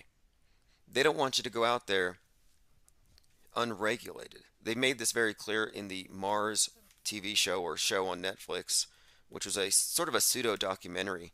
But basically, the space cowboys were the ones from Texas who wanted to drill for oil on Mars, and they caused an earthquake and destroyed the base where the scientists were trying to discover life. One group trying to discover life, led by women, cis women. The other group led by male space cowboys with their big drills to go and rape Mars. And they caused an earthquake. So that's kind of a story that we've already been, fed here about how are we going to approach outer space as space cowboys or as with this sustainable business model. And I think this is definitely why they had Bezos go out there with this cowboy hat and he looks down at the earth, richest man in the world, and he looks at it and he has to know how fragile it looks. And he's like, I did that. Amazon is responsible for how much of the collective carbon footprint? I mean, if man gets judged, if we get flooded, it's because of people like Bezos. Then he goes back down and he gets on his yacht. So here's an interesting parallel here. And it ties into this Tower of Babel thing because just the other day in Virginia, Bezos got approval for the Helix building. And this is more symbolism showing you how consistent this is. This connects him. This connects him with Nimrod, the guy who built the Tower of Babel. 5 days ago, Amazon's new headquarters was mocked for its awkward shape. So he gets mocked for his rocket. He gets mocked because it looks like a big, well, it's a phallic symbol. It's what it is. It's an obelisk. But he gets mocked for it because the media acts like it's just a coincidence. Well, now he's being mocked because his new headquarters looks like the Tower of Babel. Amazon's helix-shaped tower, the centerpiece of its headquarters being built in Virginia, has been hailed by the mega corporation as a feat of modern architecture. It's going to dominate the Washington, D.C. skyline. So this is something that's been talked about for some time. But again, this is just touching on this idea that he represents Nimrod, building a tower into the heavens with his space program, with Amazon A to Z. It's about hubris, the richest man in the world. And then what's more, just as Nimrod was flaunting God's will by building the tower and making this incursion into heaven, we're looking at a parallel story. He didn't care about, or rather, he didn't fear judgment and the tower falls, Genesis 11:9 or whatever. Again, reverse 9:11. Well, what did Bezos do? He went up there and he saw the damage that he did to the earth and he went back down onto his mega yacht. The least sustainable man on earth. My point is, he's flaunting the globe, the wrath of globe. He's acting like he doesn't believe that his carbon footprint might trigger some response. So I look at him as definitely playing the role of Nimrod, baiting God, baiting the globe, daring it to tip over his tower.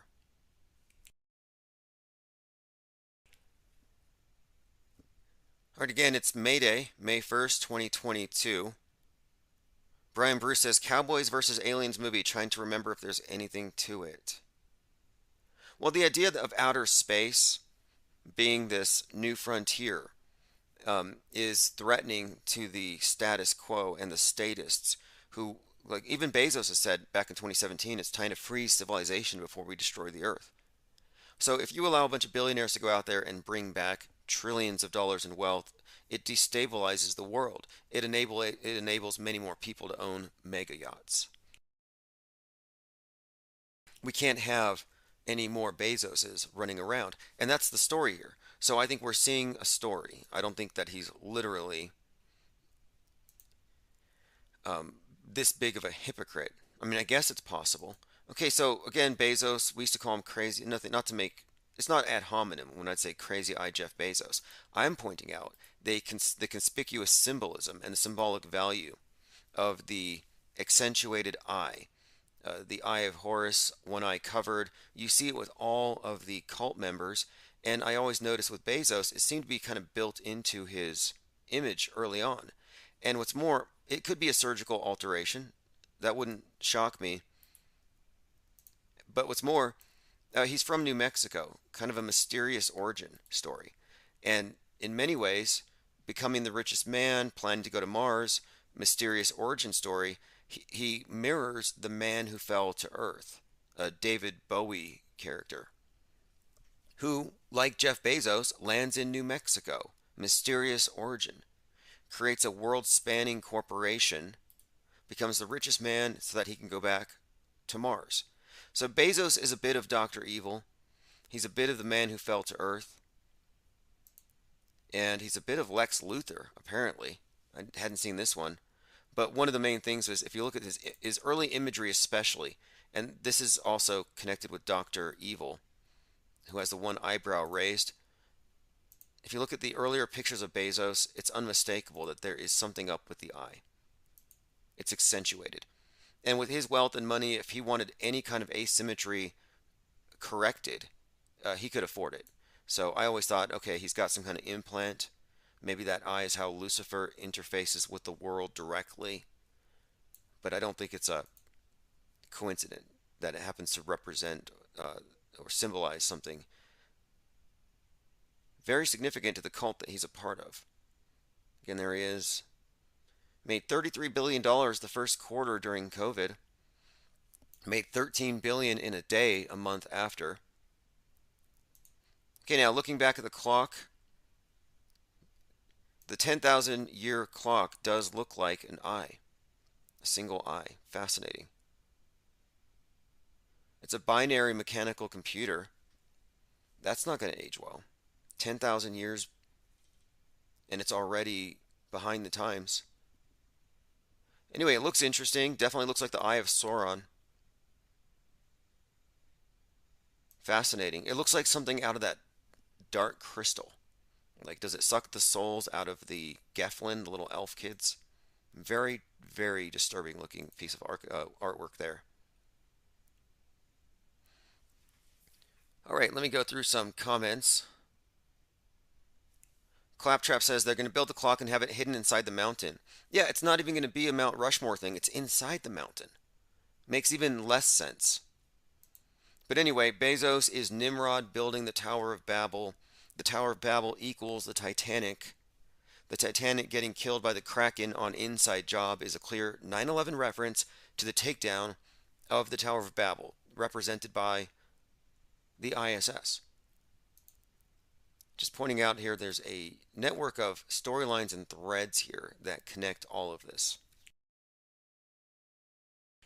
Okay, let's go back to our main topic. Okay, here's a related subject. Will Tom Cruise's movie on the ISS be more realistic than what the ISS shows us every single day? See, that's the problem. That's got to be an issue here.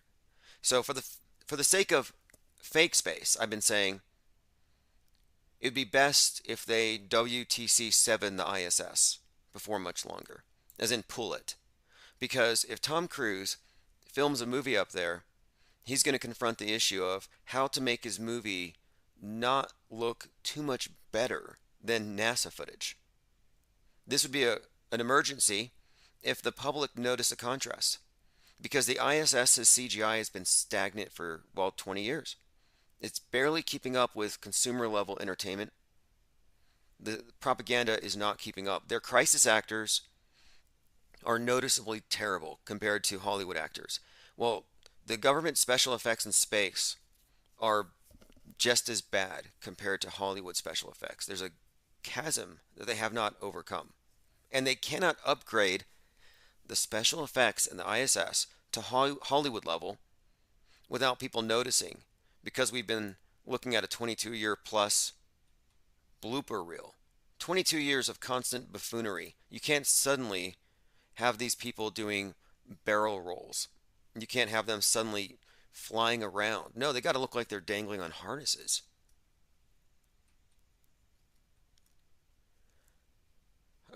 Peace Circle 360 says, why does it have to be a satanic portal? You're talking about Roger Stone. Yeah, why does he suggest it's satanic, and why do we have to pray for it to close? Why? Maybe it's not a satanic portal. Maybe it's a peace circle. The International Energy Agency is calling for climate lockdowns to reduce fossil fuel usage. We called it here. The pandemic was really just an excuse to go after the infodemic, the free flow of information, which they've done, and the infrastructure or the attitudes needed to be shaped. Everything needed to be prepared for a lockdown culture because the long-term agenda was humanity's going under lockdown to save the planet, of course. Unless you're Jeff Bezos. Look, when Jeff Bezos falls, when this Tower of Babel falls, the world will rejoice. America is something of a pariah. It has been disrespecting God, aka the globe, for some time. Since the COVID lockdowns didn't crush the economy, they have another excuse, but again, this was obvious before. Now, in the wake of these food plants being hit by planes and random fires, I'm thinking someone needs to check on Alex Jones's neighbors. If you remember back in the COVID lockdown, 6 weeks in, he was talking about eating his neighbors, literally. But I'm seeing a lot of hype about the food shortage, which it fits in with this 2022 thing. And where is this all leading us? I believe we're all being led into this great reset mentality that suggests that sustainability is the ultimate ideal. So we're not going to Mars as space cowboys. There won't be any cowboys on Mars. No MAGA, no guns, no Republicans, no fossil fuels, no individuality. This is a collectivist enterprise. We're going into space as a collective. We're becoming a multiplanetary species. And we have to leave behind the things that destroyed the Earth, like ego. You have to become selfless. That's what Jeff Bezos represents. A man building a monument to his ego so big that he imperils the entire, quote, planet. And so they've given us the idea of outer space and Mars as this ideal, and they even got the capitalists on board. People who believe in private property, free enterprise, they think space is great. They think it's about going to some paradise in the sky. So the idea here, I think, is to set the premise that if you can get them to accept the idea that you have to live this way and it's perfect, and if you can live that way on Mars, why couldn't you do it on Earth? It's utopianism. Trying to create a perfect vision based on something, a pie in the sky, a vision. Look at, he says, communitarian space. Exactly. This is the Great Reset, which is the Greta Reset, leading us into the Soylent Green World Order. Again, the Russians are abandoning this ISS. 500 tons of metal. They already threatened to drop it on us. I have one more reference to the whole Satan thing just because of what night it is. So, there's been this story, and I was playing the clip yesterday. The GOP, a lot of the GOP leadership seem to think that furries are trying to get equality in restrooms, so that the new thing is they're going to have litter boxes in the restrooms. So it's not just about having an additional restroom for non-binary, but now restrooms need to accommodate those who think that they are animals. So the GOP is going out there complaining about how far off we are from our, I guess, sense of collective sense of reality or something, to where now, yeah, we have people demanding to have litter boxes because they think of themselves as animals. Well, it's not true. It's kind of a rumor, but there are furries. But here's a couple of things about it. One, people are scoffing at these Republicans for thinking this was real, but they're not scoffing at the furries. So you have people with tails and furry ears thinking they're animals, living like animals, treating themselves as living avatars, like they're in a metaverse. That you have to respect their invisible tails. Can't sit on their invisible tail if it's on the chair. My point is, that's not the weird part. The weird part is calling it out as weird. But my final reference is that the Church of Satan, and I went to their website, and I thought, is this a furry website? Because when they do their ceremonies, and presumably right now as we speak, they're in the middle of one, you can go to their website, they're all dressed up like animals.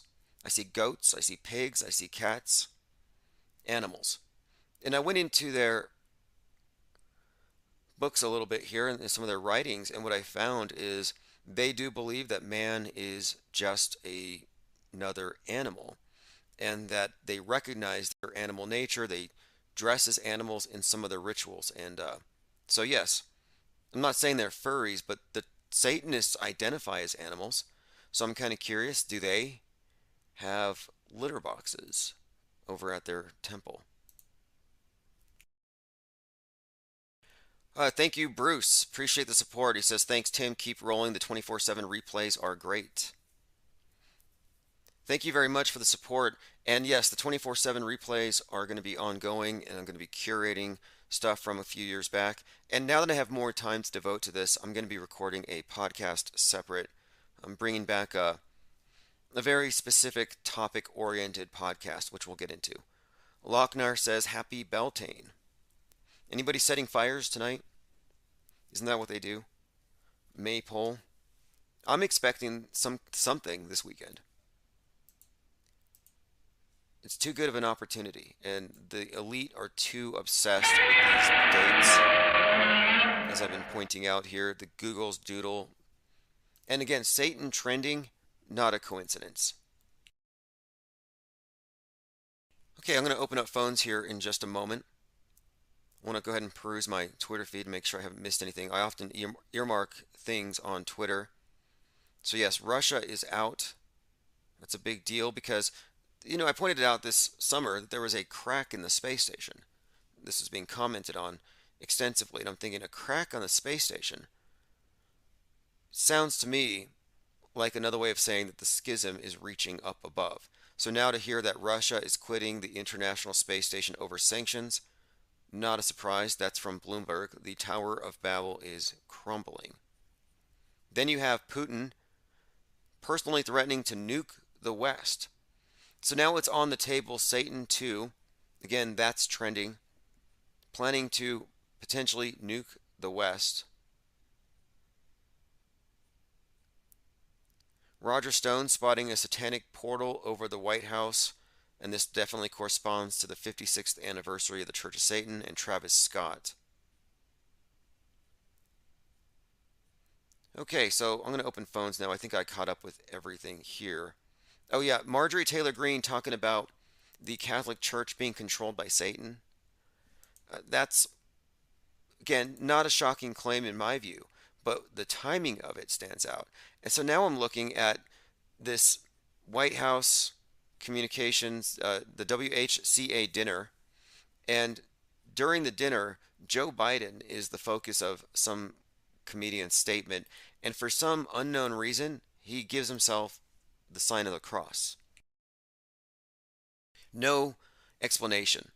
So I'm going to go and show you the screen. Here's Joe Biden grinning like a joker and doing the cross. You were a guest that night of the Philadelphia Bulletin evening newspaper.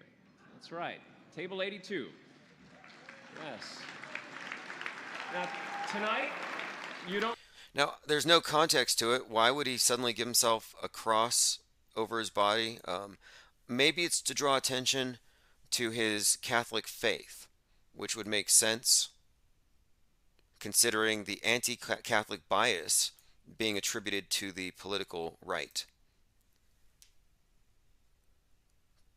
Okay, thank you, Claptrap. Says Mayday got its start as an international distress call in 1923. It was made official in 48. It was Frederick Mockford, who was a senior officer at the airport in London. He came up with the idea for Mayday because it sounded like the French word Mater. Well, Mayday and the implication of something falling from the sky is what somewhat makes me think this may have to do with Russia's decision to vacate the ISS. And Russia was just talking about dropping 500 tons of metal, possibly onto Seattle. And by the way, and I've been vindicated, I don't need mainstream media to back me up on this because it is true and the truth is going to come out. I was hoping to get out to DC for the WHCA dinner. George News was there. He tweeted from there. George News actually blocked me on his Twitter within hours of creating it. Now, the significance is that the QAnoners believe that George News is Q, and they have for more than a year, and the news media has not yet picked up on this. The major authors have not picked up on this, and I feel like they're covering for him. But look at this. Now the QAnoners think that the storm is still coming, that Trump is going to announce the storm any day now, and that the storm is going to come from, it's going to be announced on George News's platform. That's the new line here. So the QAnoners are looking at, does anyone else here think that the tweet will come from George News? My fellow Americans. So they're waiting on a tweet that's going to announce an emergency broadcast, and then the military tribunals will begin. Restless Bear says the storm is long gone. Lochnar says all the Satan talk and the Google stuff around Beltane, not a coincidence. Ryler05 says Marty McFly was born on 6/12/68, the same day Rosemary's Baby came out. Interesting. Rosemary's Baby, that movie has a lot of parallels to, I would say, Devil's Advocate. Parallel storyline about the husband gets a job and the wife doesn't know, but he's now hooking up with the Satanists, and then while she's drugged, she gets impregnated to have the Satan's baby, which is what happens more or less. Thank you for the support. Thank you. This person says here, do you support Q? I think is what he said. We study Q. I think that the person who wrote Q, or the people, or the department, or the agency, is the same agency, the same department, the same people who wrote 9/11. So that's kind of my take on it. I don't think it's organic. I don't think it's new. And, this should get you to question things a little bit about it. You know who had the script on QAnon before the QAnoners? Marilyn Manson. Look at Marilyn Manson's video, Coma White, and it's all about JFK being the second coming. He plays the role of JFK. Rose McGowan plays the role of Jackie Onassis. Very significant name, Rose McGowan. The Rose Cross, Rosicrucian, it's the same basic symbol here, but what we're looking at is in this video, he plays the role of JFK, and it's about the nation's in mourning because Jesus came back and got killed. But luckily, there's going to be a third Jesus coming, and they're going to call him President White, and he will unite the world. Now, this came out in 1999. The thing about it is, the Coma White video has foreknowledge about this entire QAnon storyline about JFK Jr. being the savior, essentially the third Jesus. But now here's the tie-in. This is what pretty much shows that this is in fact the correct and the same script. The music video for Coma White was shot in February of 1999, inspired by a script that Manson wrote called Hollywood. It featured the idea that there was Jesus, JFK, and now they're waiting on the third and final savior, President White. So here's what's more. This is the tie-in that shows you that this is definitely part of the same story. The Coma White video was delayed because of the death of John F. Kennedy Jr. So basically, Manson had to issue a statement about the video because of the controversial timing of his video and how it connected. He said, little did I know that the tragedy and the accidental death of JFK Jr. would follow. So how would he know? He's supposed to apologize because his video predicted something here? But this is what the QAnoners actually believe. And so well, what does he know? I dug into it a little bit more, and I found Manson has some other Kubrick connections that we've explored. Going through your comments. A lot of people are saying the storm is long gone. Infinite Muse, Roman Polanski, Rosemary's Baby. Yeah, and another thing, Rosemary's Baby. Now, this might just be a rumor, but I believe that Anton LaVey from the Church of Satan was a technical advisor, which is noteworthy because Roman Polanski is connected to the Manson event. In other words, his Sharon Tate killed by the Manson cult, and the Manson killer, Susan Atkins, was a member of Anton LaVey's church. Okay, let's see what we have here. Was Anton LaVey a technical advisor for Rosemary's Baby? Legends revealed. Says he acted on many dark films as a consultant, including Rosemary's Baby. Now, I don't know if that was him in the scene where she's drugged and she gets impregnated by the devil. Fascinating. But he's an interesting character for a few reasons. One, his connection to the Manson killers. Two, his connection to the Night Stalker Richard Ramirez. And three, if you look at their trademarked pentagram, the one that this church uses, and again, this is their 56th anniversary, they have a very particular way of representing the goat's head symbol, where they spell the word Leviathan in Hebrew characters at the points of the star. So it's not the group in, I believe, Michigan with the statue. It's not the same group that's doing the reach out to children. It's the older group. But if you look, it spells, and this is, I think, code, or this is encoded here. It spells Leviathan around the circle here. And then his name, Anton LaVey, is probably a fake name. I think it's definitely a fake name. I believe his real name is Howard Stanton.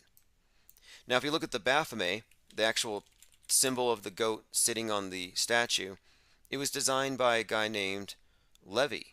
You can see the name Eliphas Levi, or Levi, L-E-V-I. So anyway, the main deity or god that the Satanists pray to is Leviathan.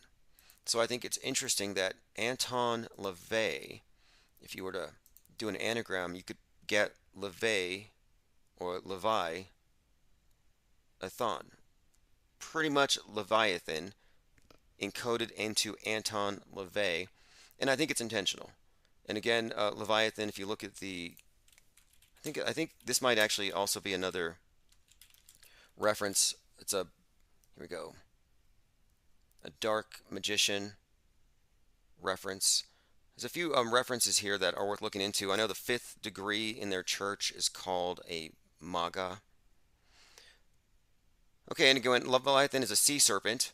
Okay, here's the other part of it too. So Leviathan is the sea serpent, which might be another way of representing or pointing out the Kraken, which again being associated with who? Hades, Lord of the underworld.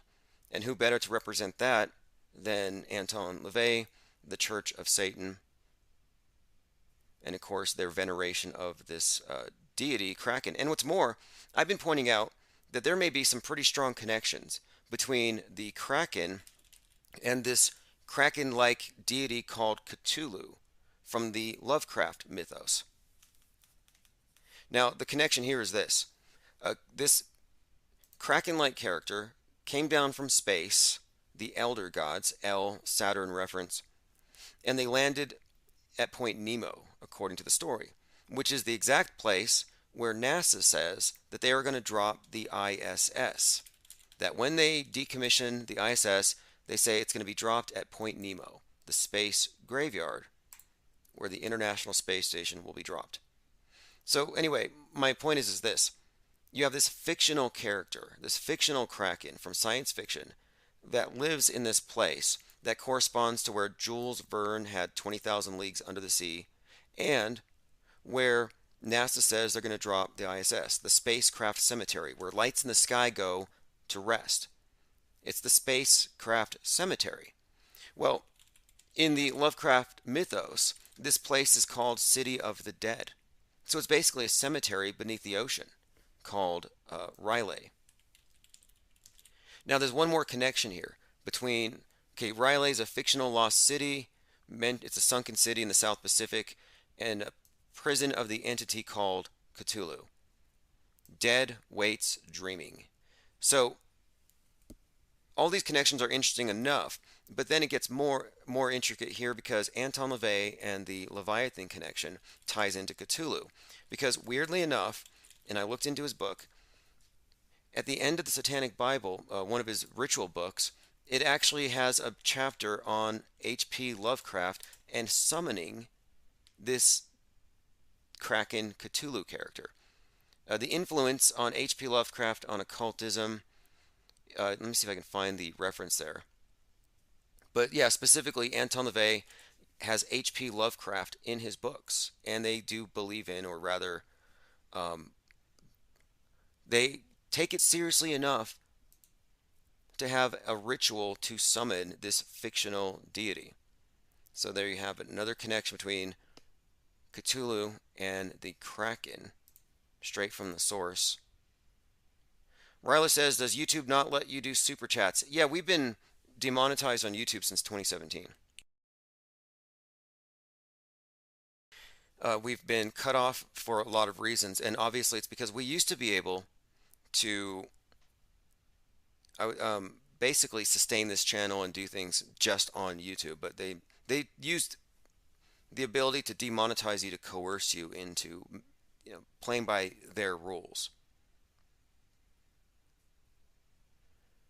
All right, Bruce says, LeVay Anton, the H is silent. Yep, I can kind of see it there. We says, the text message just came through, satanic interference. Maybe I got the time zone wrong. Did the text messages just go through? If you missed anything, if you just arrived late because of the gremlins or whatever, there will be a replay after. We've been talking about Roger Stone, the satanic portal, and the trending hashtag Satan, and the significance of all of the above in the context of the world stage. Brian Bruce says there are LARPy Cthulhu cults that no one has ever seen. Yeah, think about that. We've got the Church of Satan literally prays to Cthulhu. They face the ocean and they venerate Leviathan. So there's a correlation. Leviathan is Cthulhu. Okay, let's see. Thank you, CT. We at IPS appreciate the support. Marilyn Manson mocked the story of Adam removing his rib to make Eve, saying he had it done just to self-indulge. Interesting. Sounds like fake news, although it's not all that unbelievable. We live in an age where the furry demographic is mobbing up to demand litter boxes. Let me go through some headlines here. Russia's quitting the ISS over sanctions. Putin's going to nuke the West over Ukraine. Roger Stone shows photos of a satanic portal over the White House. Again, that's amazing to me, that you're able to take from a simple lens flare a spiritual transformation. Like, I've been in politics my whole life, but now I know.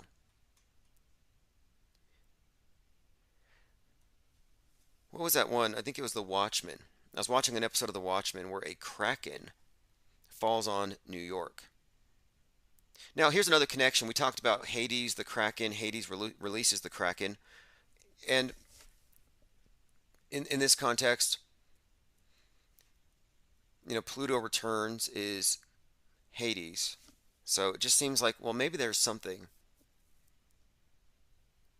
to this Cthulhu thing, because the whole story with H.P. Lovecraft is that they're dead but dreaming, meaning at some point they're going to come back up. And again, Hunter Biden's crack pipe was a major pusher of the crack meme. And then as we reached the point of Pluto return, as we reached mid-February, getting closer to 222, suddenly Biden's White House was all about putting a crack pipe in every pocket. And I'm like, why is the crack pipe? And Hunter's laptop was trending again, thanks in large part to Marjorie Taylor Greene. So the cracks being put out there, and then I'm looking into the Biden character, and why would his son be constantly being used to promulgate this particular meme? What is this whole thing? And I'm thinking, well, it's got to be all just to build this narrative. Then you look at the name Biden and Bident.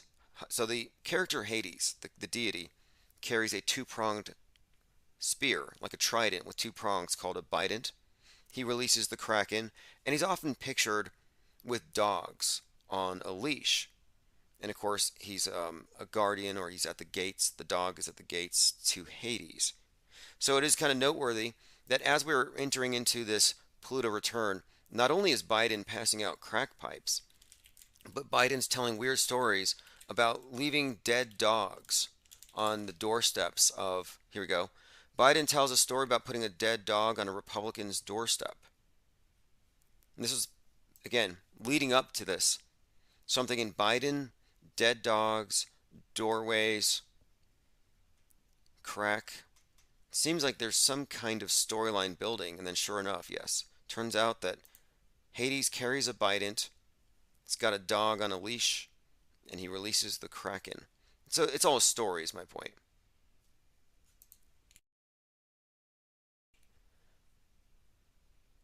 All right, let me go through your comments here. Jared Ward says it doesn't show up in my feed. Yeah, you have to get on the text alerts, bottom line. We are not going to be treated as guests here on YouTube. 737 says news is crazy lately more than usual. Or is it just my state? I think it is. I think they have a way of intensifying the news and then it goes mundane. And so they make it go really intense. They have some kind of an event and then it calms down again, kind of like in an abusive relationship, which is what collectively mankind is in a dysfunctional, codependent relationship with media.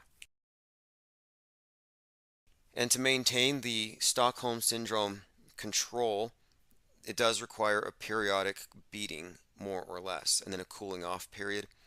And right now, I think psychologically we are taking a beating. Not a coincidence that this morose, depressing, disturbing Batman movie, very gloomy, dark stuff comes out. And it perfectly ties in with a shooting in a Boston subway. They're trying to program us to expect that we have these dangerous people on the internet with their internet communities ready to pop off at a moment's notice. Ivar said if you wrote these characters in a story, you would think it was shit writing. Oh yeah, and if you were trying to sell the ISS as a movie, you wouldn't sell the movie because your special effects are too terrible. Like, oh no, green screen glitches. Are you an amateur? Find a real editor. What explains NASA's terrible video editing skills? I think it's this. It's not coming from the free market. It's not coming from competition. They're not paying for the best because they can't, because they're not being honest. They're doing covert operations. So they got to basically work with government employees. That's why. So some guy who's got a certain pay grade is doing the editing and he's got some manual and it's just there's no artistry to it. Claptrap says Amber needs to be heard as she's a victim of Johnny Depp. So the Amber Heard Johnny Depp story is interesting, kind of a reverse of the Evan Wood Marilyn Manson. Interesting connections there. How old is Amber Heard? Does anybody know? 36 years old, born April 22nd. I'll look into this character. I've listened to some of this. I think it's all drama. She was in Aquaman. Okay. Yeah, we'll look into it. I think it's all drama to build up hype for these actors, squeeze a little more ticket sales, get some hype. It's how you get attention these days. I'm still waiting for Kanye West to go OJ on Pete Davidson, whose dad died on 9/11 at the age of 33. Certainly not a coincidence. Hey, we have a new song by Chief Crow that I'm going to play before we leave. So don't let me forget. But also, I got to play this. This is a track called The Voice of Q from 1982. And this is being shared widely by the QAnoners. So I'm going to play it in its entirety. This is The Voice of Q. Okay, I'm not going to play it in its entirety. I'm going to play 30 seconds of it.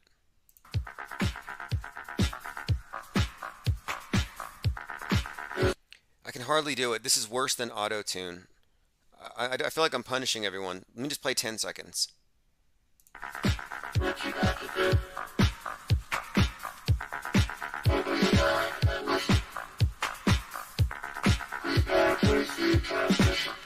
Let's communicate interplanetary hyperspace. Open up your mind.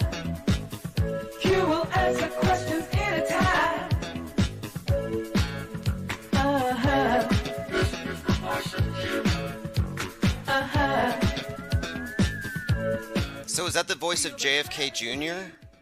JFK? Who is Q? I mean, is that Marcus Goldfinch? I don't think so. It's a time traveler. Anyway, this is not that bad. I think it would be fine if it had the Q guy taken out. But if you listen to the lyrics, it's all about receiving a transmission from this intergalactic federation of aliens or something. Let's communicate. Interplanetary hyperspace. Open up your mind. I'm surprised that YouTube hasn't censored this. Like, how did this one escape the filters? Anyway, this is the voice of Q, 1982. I could see General Flynn dancing to this. You know, he did a karaoke of We Ain't Gonna Take It, and We Ain't Gonna Take It was the last official Q drop. Granger Man says the Cthulhu character looks like Davy Jones from the Pirates of the Caribbean. Okay, so the basis of the Cthulhu mythos is that the gods that created man, the Anunnaki, the elders, the ones who fell to the earth, well, they're not reptoids, they're squids. That there was some kind of comet that fell. The oceans are an alien body, and the octopuses, the squids, are actually hyper-intelligent aliens, and their progeny rule the earth in their stead. So it's the squid people, not the reptoids, if that's to be believed. Brian Bruce says that will be playing during the entire Kennedy Mass tomorrow. Okay, yeah, this was shared by QAnoners. Yep, they definitely shared that. We says, did they steal some of those lyrics from the Beastie Boys? Lots of Q programming in 1982 for some reason, someone says. Yeah, I think the QAnon story is something that was written back when they wrote 9/11. I really think it goes back that far, if not further. All right, let's continue going through my minds. We talked about Jeff Bezos, Space Cowboy. Ukraine welcomes back 33 soldiers. Medical expert laments the exodus of 33,000 doctors amidst the COVID-19 pandemic. Just disparate news pieces, all somehow connected to that number for some weird reason. Here's an interesting mashup, but picture is worth 1,000 words, and a meme like this is like beyond just artistry. And if we talk about our memes here, we have a meme pool. Like here's a text message was sent to me. Are you an artist? I make memes. Oh, so you're a philosopher. And I think that's true, because what you're getting into with memes is condensed ideas that are optimized for transmission. So this is a meme that's worth plenty, the Greta Reset, where you have a mashup of Darth Schwab and Greta Thunberg. And I've long said that Greta Thunberg is probably just an animatronic avatar of Al Gore. And I think I can substantiate that. But what you're seeing here is the face of the Great Reset. And note the eye being covered. Another one of these Eye of Horus references, New Age reference. This is the same thing with Bezos' eye. A Greta, anagram for great. The great work of the occultists. The great work of the Freemasonic. The great work of the ages. That's what we're looking at here. The Green World Order, the Green Revolution, everything we're seeing is really just a cover for this Great Reset that was planned long, long before even Klaus Schwab was born. So we are living through the Greta Reset. The reason they chose her ties into what she represents. The child of the new age, the androgen post-gender, lambasting the older generation for ruining the planet, deciding to start with a blank slate. That's what this represents, the age of Horus, and that's why the eye is covered. Horus is Mars in the Egyptian pantheon. So the Mars age, the Mars utopianism, is really just preparing you for the age of Mars, the age of Horus, living on Earth as we will on Mars, sustainably, in homes made out of astrocrete, and probably bones. Brian Bruce says Greta and Rittenhouse are part of the Nazi twin breeding program after they fled to Argentina. I wouldn't be surprised. Greta and Kyle were both born January 3rd, 2003. They're both 19 now. But, like, what are the odds? Same birth date. Completely antithetical characters. You know, she is the opposite of him. She's the annoying child activist, child actor on the left, and he's the one on the right. And they each represent the opposite of the other. She's probably been boosted 5 times. She's got the goo blood. And Kyle, pure blood. She's definitely anti-gun, and we know where he stands. These are not coincidences.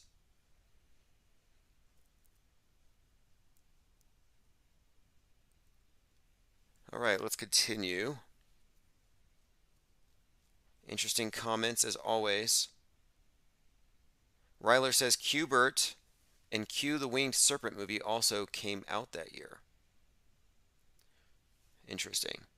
Yeah, the Q story is very intriguing because it definitely ties in to this neo-Christian cult that's been introduced, and Trump is its savior.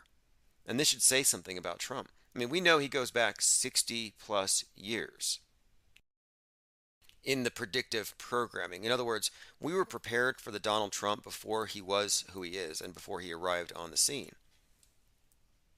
If you look on the screen, I have some new stickers available.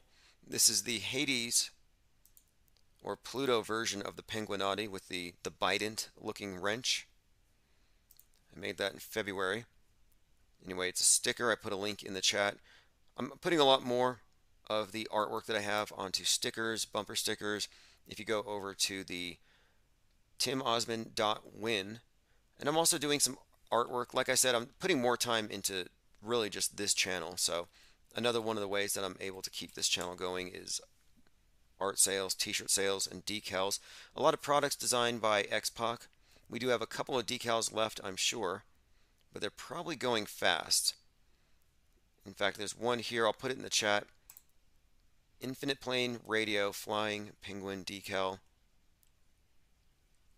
Get them while they last, although I am taking the sales revenue and reinvesting. So there will be more if you miss them.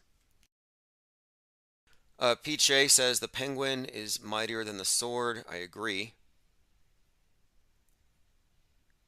Let me play this really quick, or read this.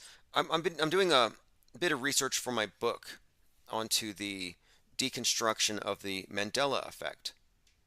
Now, I don't believe in the Mandela effect explanation. I do believe that the Mandela affected are experiencing something. It's just a question of, is it authentic? Is it a spiritual, supernatural effect? So, for example, earlier tonight we were talking about Roger Stone.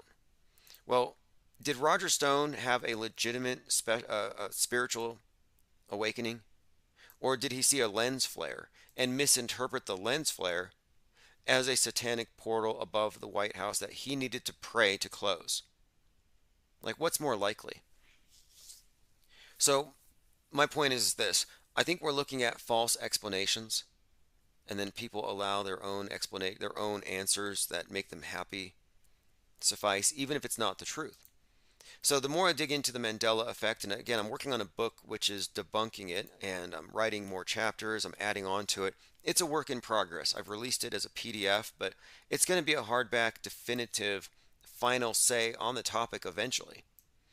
And one of the things I find about it most interesting is that it can all be explained if you really look at the dynamic between eyewitnesses and interrogators. So I've been looking into interrogator bias, faulty eyewitness testimony, retroactive interference, tainted witnesses, etc. And here's what I came across last night in my research that really puts a nail in the Mandela effect coffin. So if Nelson Mandela's coffin wasn't nailed shut before, because apparently he died before he came back, it's nailed shut now. This is from Wikipedia on the topic of interrogation. Unethical officers can use suggestive questioning in interrogation rooms. Such interrogators use different techniques and questions to get people to confess. They use response framing, when getting people to falsely confess. Okay, so response framing is what I've been talking about. Why is it that if the reality is shifting to change our logos, to change our bodies, to change reality, how come it's always either or? Oh, are you a Mandela affected person? What do you remember? Chick-fil-A with the K or without the K? Either or. Well, I remember it with both. I remember a different logo altogether. It doesn't count. It has to be either or. Why is that? It's called response framing. This false binary with the Mandela effect questioning is all about setting up the interview process to get the answer you already wanted from the perspective of the Mandela effect pusher. So this is from the article again. Response framing gets people to falsely confess. This is when the interrogator purposefully limits certain answers and suggests others. For example, they would ask someone if they were at the house at 1, 2, or 3 o'clock, forcing them to think that it had to be one of those choices. This will cause people to recall things from the prompt instead of their memories. So it's like a multiple choice test, but the answers are all loaded. They're all stacked in a certain way that you're going to get the results they want you to get. So response framing gets them to form an answer from the prompt, not their actual memories. Response framing is used by unethical or unskilled police officers. I think it's also noteworthy that some of the bigger Mandela effect pushers out there, well, one of them anyway, is the son of someone that he claims to be an unethical police officer. And I'm like, are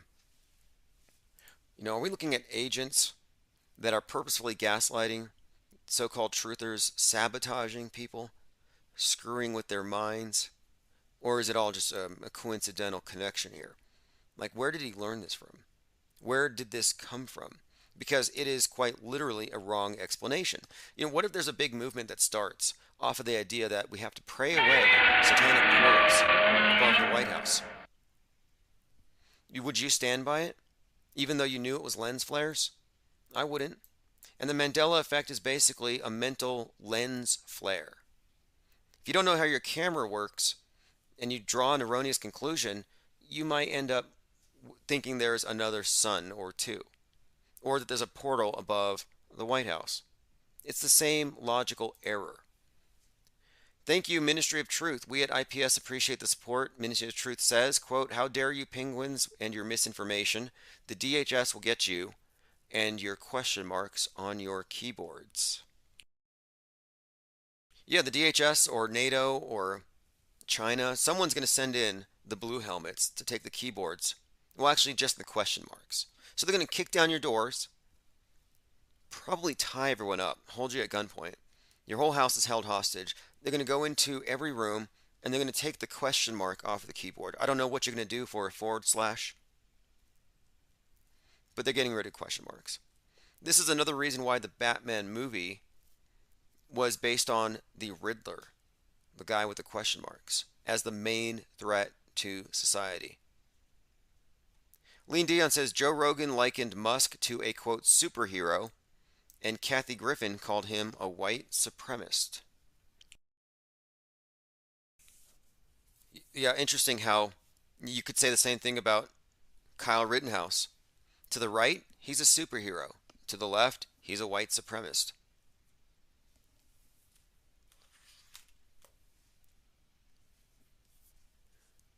Okay, let's continue. Commenter says, Roger Stone's connections to Roy Cohn is interesting. I will take a look. When I saw Roger Stone affiliated with Trump, I kind of foresaw that maybe there's going to be some new kind of Watergate. That guy just trails, controversy. All right, let us continue. Response framing. Is that really what is causing people to think that they're being affected by the Mandela effect? Like, I mean, you could use the same thing with lens flares. What is this? Is it a satanic portal or not? Well, maybe there's another option. Maybe it's, is it a satanic portal or is it just a peace circle, regular portal? Maybe it's a lens flare, but they don't want to put that out there. It's about controlling options. All right, let me go through my Minds. If you don't go to Minds, or if you haven't followed it before, it's a great site. It's uncensored. And at some point, I'm going to get the white label version, and it'll be our own internal social media site. I really like what Minds has available here with its groups, its chats, but I mostly use it to store links, things that might get deleted from Twitter later, any bits of information, any important memes. I try to store it all here. So go to minds.com/infinite plane society if you want to follow me there. I'm going to go ahead and play this clip here. This is from Utopia. And this just shows you how the average, normal, typical environmentalist looks at children. So here's a woman on a train. Her child is sleeping on her lap, and he's talking about the carbon footprint, the unsustainability of bringing a new human into the world. You know, I do think that we've all got a responsibility. I just do. No, you're right. We do. We all do. Why did you have him then? Sorry. Nothing uses carbon like a first world human, yet you... Nothing uses carbon like a first world human. I mean, this guy is darker than Agent Smith, calling human beings a virus. But this is what the environmentalists actually believe. How dare you breathe? You created one. Why? Why would you do that? He will produce 515 tons of carbon in his lifetime. That's 40 trucks worth. Having him was the equivalent of nearly 6,500 flights to Paris. So he is guilt-tripping her about the carbon footprint of her child. Thank you. Is it Kooxu? Cuckoo? Interesting spelling. Life is easy when you're aware of the world stage. It's true. Because the world stage will drag you into its dramas. Like, you know how emotionally disruptive, contentious, I would say dysfunctional relationships are mentally draining? Well, that dysfunctional relationship is one that most people have with the world as mediated through the screen. And look how the mask Karens rose up against the face nudists. Shows you how simple it is too. You know, for people to get emotionally involved to the point where they make enemies out of people who are friends. And this happens because they think it's all real. Claptrap says the Batman movie sucked. I'm sure it was a failed 8-episode TV series that failed to get a contract with a streaming service. It's really hard to argue with that. There wasn't a lot of dialogue. I mean, I wouldn't say it sucks. It's based on a graphic novel. If you're into graphic novels and the art, you could take any screen cap and make a poster out of it. Like, it is a beautiful film, and it's a genre thing. But if you're into dialogue, if you're into thought-provoking stuff, I mean, it's kind of mostly brooding. You know, what is it? Netflix and brood. But my take on it, though, is that this was clearly also a propaganda piece to convince the American public that the QAnoners are a threat to society. The Riddler represented Q, and he set up all of his followers to go shoot up the election day. So you can see where it's purely just used to program the public into believing that the Riddlers are real. Ryler05 says, keep the streams coming. Oh yeah, we're looking at every night, open phones, every morning. This is my full and part-time job. I always, prefer to do both, one of each, and so I'm doubling down. I don't regret the last month of working. It gave me an opportunity to really think about my future here. How we can optimize things. I look at it as it was a workcation, because the reason I took the job was to bring in some extra money to really accelerate everything that I'm working on here. So it wasn't a step back, but it's not the best approach moving forward. There's too much going on to pay attention to this part-time, and if you step out of this, you can see where the average person is just going with the flow. You can be among the misinformed, you can be like us and be the informed, or you can be uninformed and not pay attention. But if you're uninformed, you're in a very vulnerable position because you won't know what the hell's going on when they flip the switch, press the reset button, you won't know who to follow, what information is. In other words, ignorance is not a defense here. You can't tune out. There is no off the grid. The game is being played. There is a world stage. If you don't know the game is being played on you, you're going to be played. It's sort of like it's there whether you want to admit it's there or not. And the idea of sticking your head in the sand doesn't save you because we're born onto the world stage. The idea of the metaverse as something we're merging with is misleading. It's misdirection on purpose. Just like they show us digital deepfakes, look where the technology's at. Look what they can do. We can't tell the difference between real and fake. Well, we already crossed that line decades ago with deepfake technology using basic stagecraft and disguise, synthetic skin. We've already been deepfaked. We've already been metaversed. People already live through the screen. It's already happened. We already live in an augmented virtual reality. Pippi says, I love the sound of Dino Fepe. Claptrap says, comic movies are supposed to be fun and comic-y. Batman tried to made it look too realistic and took the fun out of it. Yeah, I got to show you this. Batman Through the Ages. I saw this meme, Batman Through the Ages, and it just showed you how progressively it's getting darker, like visually. In other words, it was very bright colors, very cheerful looking, and then it gradually got darker and darker to where it's like you're watching the new movie and it's like, am I squinting? You're already in a dark theater. I fell asleep like 10 times. I mean, I felt like I was dreaming. I kept falling asleep through the movie, and it's not that it's boring. I already have a hard enough time staying awake during movies. And then here you have a movie where the screen, it's comfortable to fall asleep to, but it's intentional. It's all part of the artistry. But yeah, it's definitely gone from comic-y, as you describe it, into something else.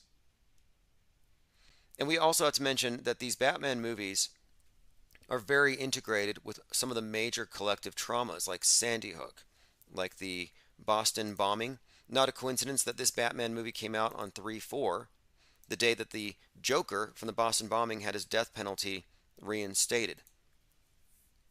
So they're connected to very dark topics. And what it represents, too, and I guess we could mention Batman's great-grandfather was the founder of the Skull and Bones Society. They talked about this on the original series. But the Joker and the Batman represent something here. The Joker movie was about class warfare, kill the rich. Batman's privileged, he's rich. So you have this dialectic here. Joker preceded 2020, the summer of left-wing riots and violence and activism. So the Batman movie, I'm predicting, is going to precede a summer of right-wing extremist violence. So the right-wing version of Antifa, the Riddlers, are going to be unleashed. Dark MAGA rising. The whole Donald Trump going dark, becoming the Batman. That theme is being pushed out there with this movie, with the introduction of the Riddler as the ultimate enemy. And, the Riddler was all about unmasking the cabal, the corrupt elite politicians, just like Q. And as the Riddler movie's out there, you have that politician, or the Trump appointee, the Judge Mizell, who said masks off.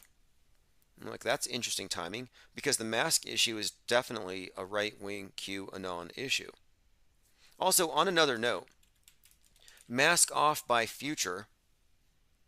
Here's go Future, the video Mask Off. This is predictive programming for the pandemic. This is in 2017. He was already making masks cool. But the track was released on 4/18/2017. It's called Mask Off. Future is also known as Pluto. Future produced Dawn Day 2 with Kanye. So his association with that event is very significant because that event coincided with the Pluto return. Also, again, Mask Off, the anniversary date. Masks Off, 4/18/2022. It goes into effect 4/18/2022 without an expiration date. Let me see if I can find it here. Her name is Mizelle, which sounds very close to muzzle. U.S. District Judge Catherine Kimball Muzzle in Tampa, Florida, April 18, 2022, voided the national travel mask mandate. So masks off, 4/18. Fascinating timing. Too much to be a coincidence. Too many ties in to the movie with the Riddler, who, like Frank James in real life, quote unquote, was threatening the mayor. It had something to do with not treating the mental or the mentally ill.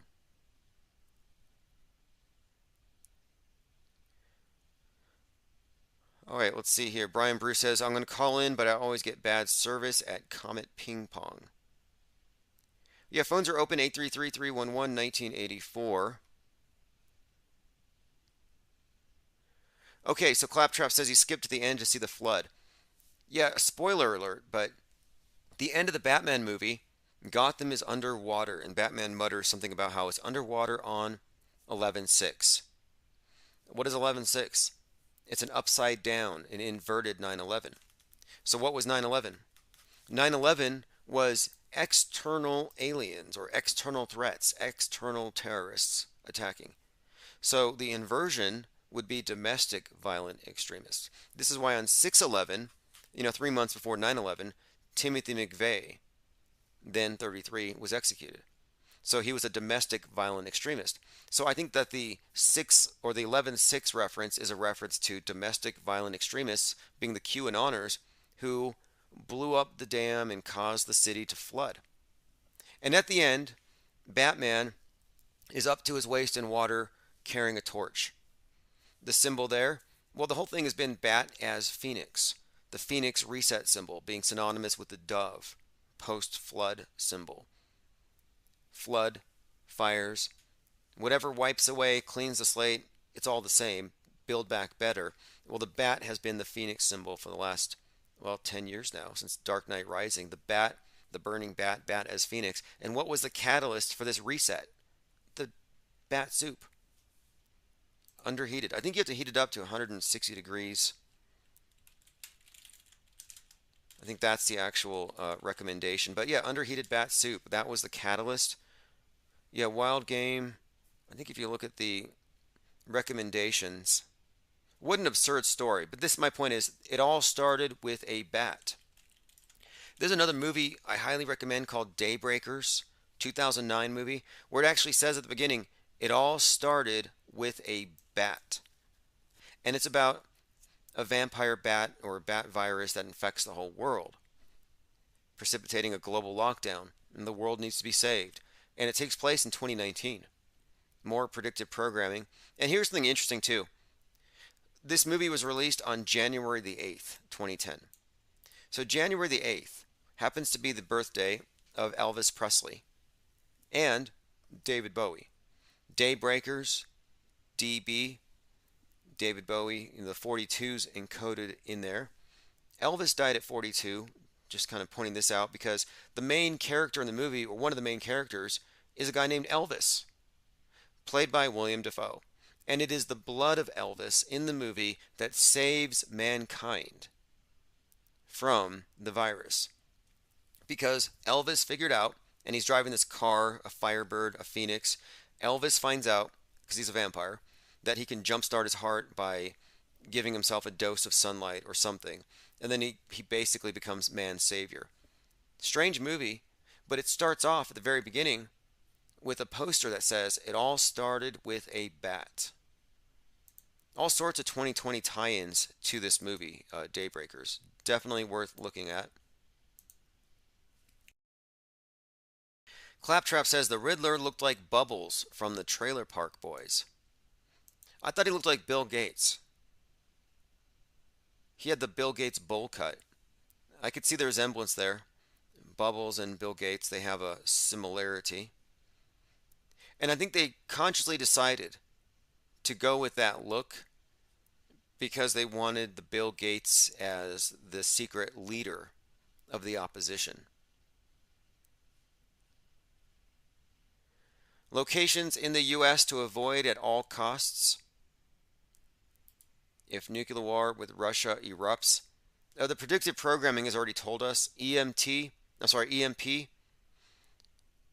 electromagnetic pulse, high altitude detonation above Seattle. It's encoded into the $100 bill.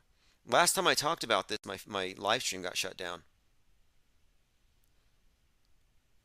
Okay, so Russia says we have counter strikes that will be lightning fast. Probably a reference to Satan too. Satan falls like lightning. We have all the weapons we need for this. No one else can brag about these weapons. And we won't brag about them. We will use them. So Satan's coming to Seattle. Anyway, cities to avoid. Locations in the U.S. to avoid. Let's see if you're on the map here. And this is according to experts. Okay, so top list would be military facilities where our nukes are located. Washington, Naval Base Kitsap. Montana, the Malmstrom Air Force Base. Nevada, Nellis Air Force Base. Colorado, Wyoming, Warren Air Force. North Dakota. Texas, there's the Pantex plant. Whiteman Air Force Base, Missouri, Louisiana, and Georgia. So apparently there's about 5 states additionally to this that we can look at where there are 400 nuclear silos that are spread out. So if you're not in any of these areas. Okay, it says here, second, you'll want to be away from any of these bases because these will be primary targets as well. So there's a map here. A map of all major bases created by a user named Orionist. It says the list of Army bases in the states is long, but you can find the major one here. In addition to military targets, the Russians will likely strike major population centers, particularly those that have political or financial significance, such as DC and New York. Again, I'm thinking Seattle. Sadly, many of those that aren't killed by the initial strike will wish they were dead. The nuclear winter that will follow will be horrifying. Okay, so Dark Winter, or The Division. You know, the one with Jake Gyllenhaal. Comes out 2022. The Division is about the Dark Winter. Written by Tom Clancy. Again, guy wrote 9/11. And then, of course, Jake Gyllenhaal in The Division 2022 is a big deal because he was in Donnie Darko, which has all sorts of both 9/11 and 2020 predictive programming. The Division 2022, in the near future, a pandemic virus is spread via paper money on Black Friday, decimating New York. Again, going paperless. This was a theme. That's why the Joker was burning the money. A group of civilians trained to operate in catastrophic times are activated in an attempt to save who and what remains. So there you have it. Dark Winter. Fascinating. So the Dark Winter, according to the study here, would leave places like Iowa at below zero temperatures for 730 days in a row. Very little will be grown during this time, so the vast majority of the population will die from the resulting famine. This is a victory for Mother Earth, for Gaia. By this time, the Earth's population will be long dead. The world's food production will crash by 90+%, causing a global famine that will kill billions by starvation. This is pretty much the starting point for every single science fiction movie out there. The 100 comes to mind most recently. Post-nuke Holocaust, humanity reboots, reset. You see a theme here? Brian Bruce says the Game of Thrones has told us that winter is coming for 8 years now. Yeah, winter is coming. Frozen. I mean, global warming was misdirection, if anything. All right, let us continue. I don't believe in nukes, by the way. Now, can they simulate it? Oh, yeah, it'd be super easy to simulate it. Downtown Seattle cleared out some, I think, 1,800 Amazon employees because of a crime wave. So they're already clearing the stage. 1,800 employees moved out of downtown Seattle. Why? What could be going on there? Due to violent crime wave. Or could it be the Kraken? Now, before Sidney Powell, the Kraken came out about 11/3 and the crack or the election and this schism being introduced on whether or not the election was legitimate.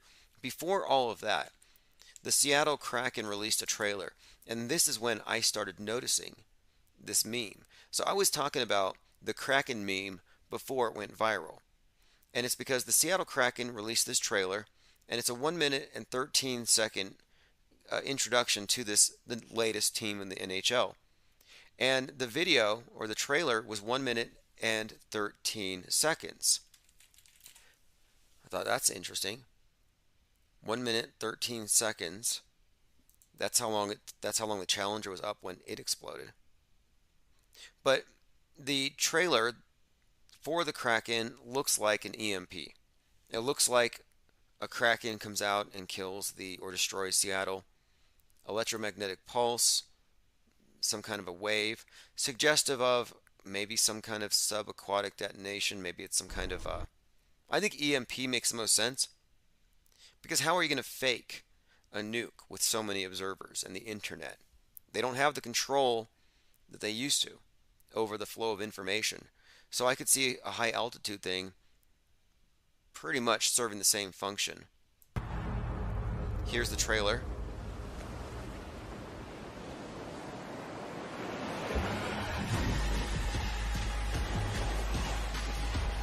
Again, just 1 minute 13 seconds, lightning coming soon, and then the logo itself, you have the anchor with the Kraken on it and the Seattle Space Needles built into it. All kinds of interesting symbolism and numerology encoded into this. Seattle is in Washington, state number 42. Space Needle, 42-second ride up the elevator to get to the 42-meter wide restaurant at the top. The symbol of the Space Needle is primarily, it's the obelisk of the New Age. The Space Needle is a symbol like the Tower of Babel of a tower that reaches into the heavens. But it's an obelisk styled for the New Age, the Space Age, consciously designed to look like a flying saucer.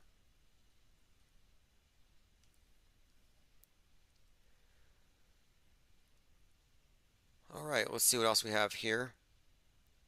Russia has threatened nukes off the coast in the past. Yeah, exactly. We've already been prepared for this. And there might be something else as well. If you remember last October, you had the killing of, well, Helena Hutchins, quote-unquote killing. 42-year-old Helena Hutchins killed by Alec Baldwin. But they had a connection through another Tom Clancy. So when Baldwin shot Hutchins, I was looking into this, and I think it was JohnLeBon.com actually pointed this out here first, because I hadn't watched the movie.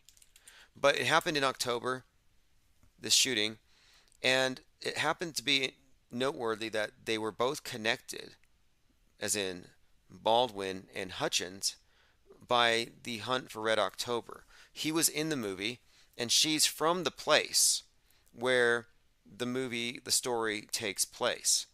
So there's a hunt for Red October connection with this shooting that might play into this. And then also, we're looking at another one of these Tom Clancy's. Debut novel by Tom Clancy.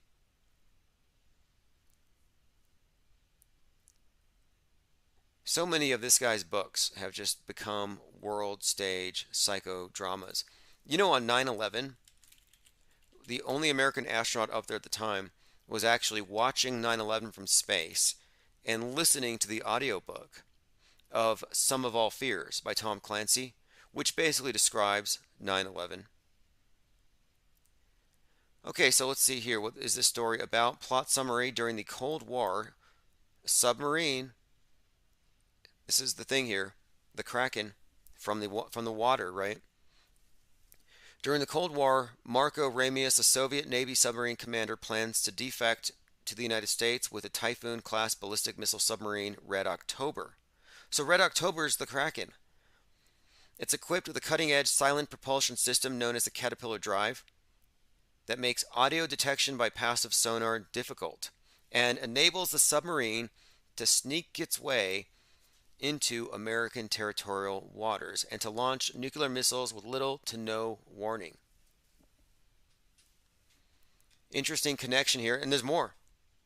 So he shoots Helena Hutchins 88HH. Interesting when you break it down. It goes deep with all these different characters and this fake event. But he also shoots Joel Souza, the cinematographer, the director. So Joel Souza was, well, he wasn't killed, but his birth date, June 14th, 1973. Significance there, that's Donald Trump's birthday. So Alec Baldwin, the person on earth most visibly distorted and disturbed by the Trump derangement syndrome, he portrays Trump on SNL. He even said, Baldwin said that he wished for a meteor to hit the White House after playing Donald Trump, that playing Donald Trump was so distasteful that he prayed for a meteor to hit the White House. Playing Donald Trump made me hope for a meteor to hit the White House. So the significance here, he shoots a guy with Donald Trump's birthday. He's the most anti-Donald Trump person in the world. And then what's more, 614 ties in again to this meteor thing. So he wants a meteor to hit the White House, a meteor to hit Trump. He shoots a guy with Trump's birthday. Don't Look Up, the movie Don't Look Up, had come out. And one of the first things that really stood out to me is they said, the Earth is going to be hit by a comet in 6 months and 14 days. So this movie is trending. It is trending on Netflix. And as it's trending, there's like this big sonic boom above Pennsylvania. And this story's out. And I'm like, wait a minute here, look at this. Comet Dibiowski. The asteroid that wiped out the dinosaurs 65 million years ago is the same size as this thing, which is on a course to collide with the Earth and crack up in exactly 6 months and 14 days. 6 months and 14 days, Don't Look Up. So I looked at 6 months, 14 days, object falling from the sky, meteor to hit Trump, born on 6/14. He shoots a guy 6/14. There's something of a subtext here. There is a connection.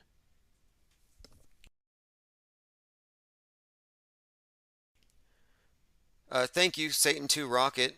We appreciate the support. He says, I'm painted black and white because I'm filled with steel chess pieces that will act as pipe bombs on destination. Yeah, detonation. Yeah, look at the Satan rocket on the right. To the right of the Google Doodle with the G66 that looks like a 666. Why the black and white checkers?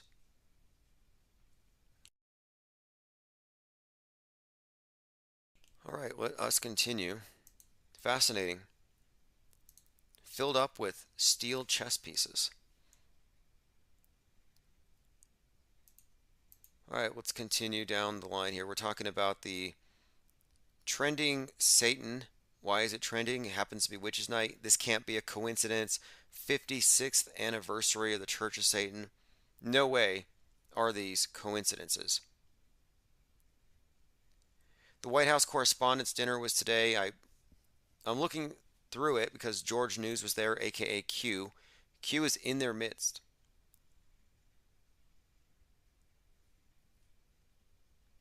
All right, let me go and go to my voicemails as well.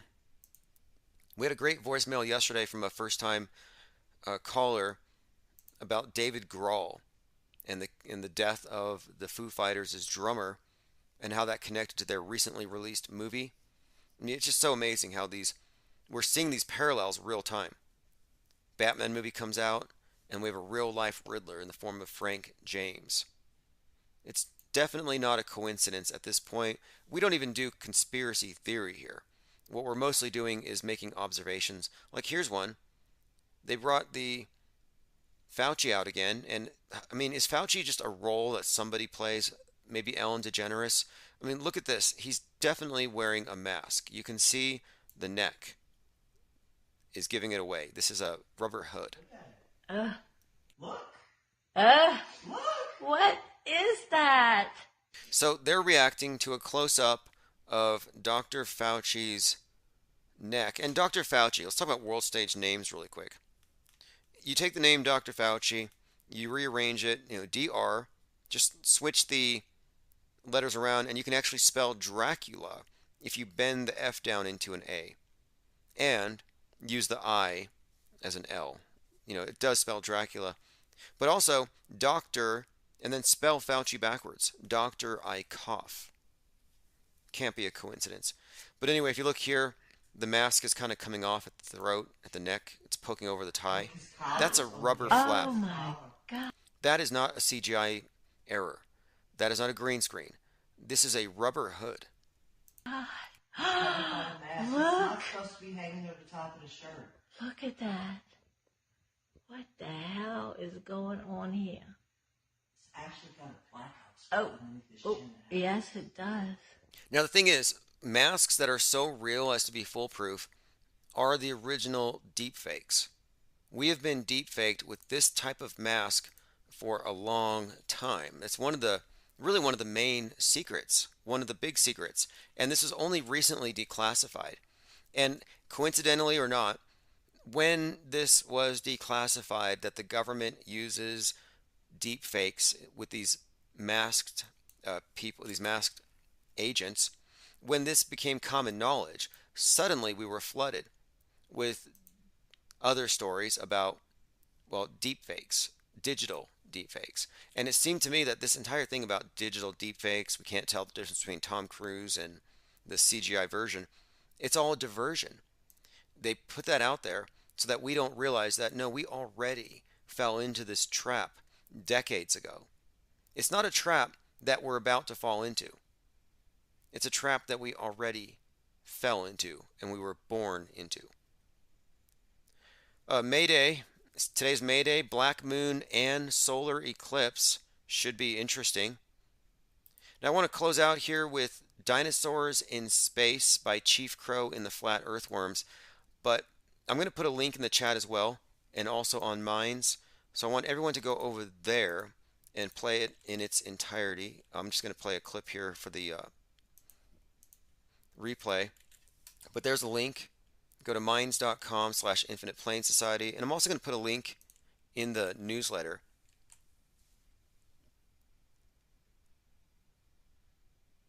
There we go. Link has been posted. I'm going to go ahead and play this track here. This is Chief Crow and the Flat Earthworms, new track, Dinosaurs in Space. And by the way, if you showed up late because there was a glitch in the system and the text messages went out an hour late, there will be a replay, and I'm also going to be posting the archives shortly after. Dinosaurs in Space, Chief Crow and the Flat Earthworms. Please go visit this channel, subscribe, support his work.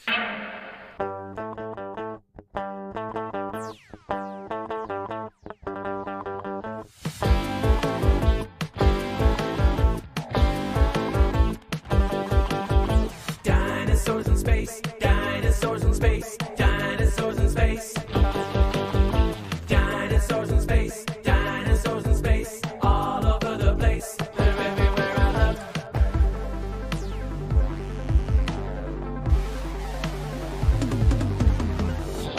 Jurassic on the jam jam, a T-Rex on the moon, Stegosaurus on a skateboard, pizza.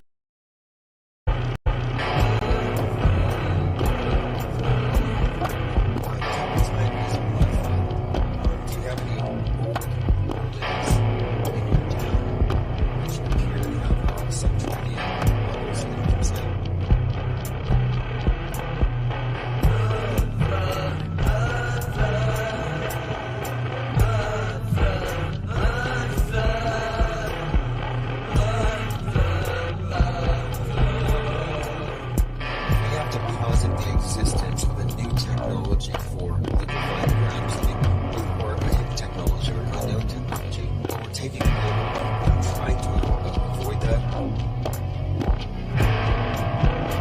Occam's razor, the idea is you don't jump to a conclusion that requires a leap of logic, a leap of faith, or an intervention of the supernatural.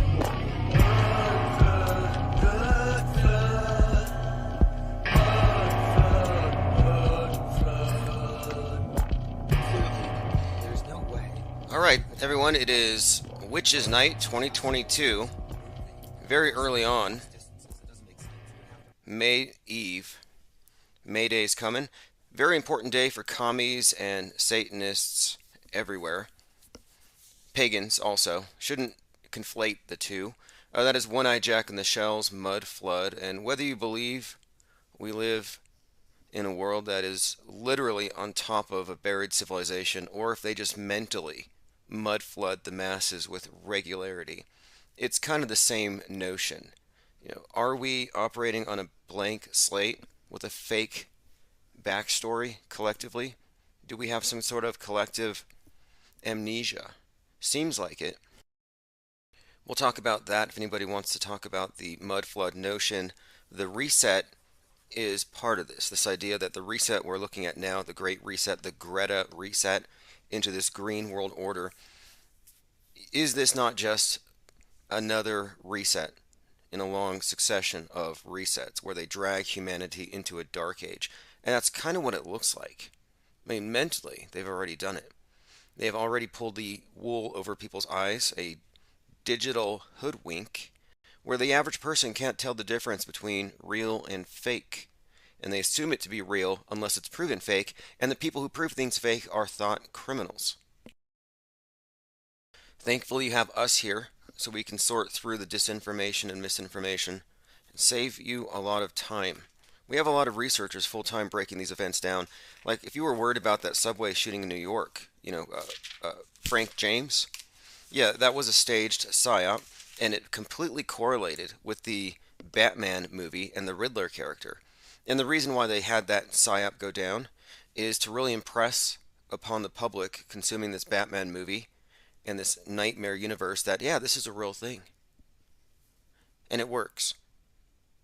All right, let me go through your comments and see who has joined us. We've been joined by Messenger 1106, BTE Liam, Magnum Von Thule, Messenger 1106, Tricky Who, Osher, Lean Dion Cubstar, Fat Elvis Jr., Evolvement, Lean Dion, ME Sagittarius Arms Society. Hey, thanks for joining us, Jose Martinez. Appreciate the coffee. He sent a message with it. He said, I'd rather give a donation to Infinite Plane Society for movie research than to give Stavely beer money. And I do a lot of movie research. I'm on Hulu, HBO, Netflix, and now Showtime.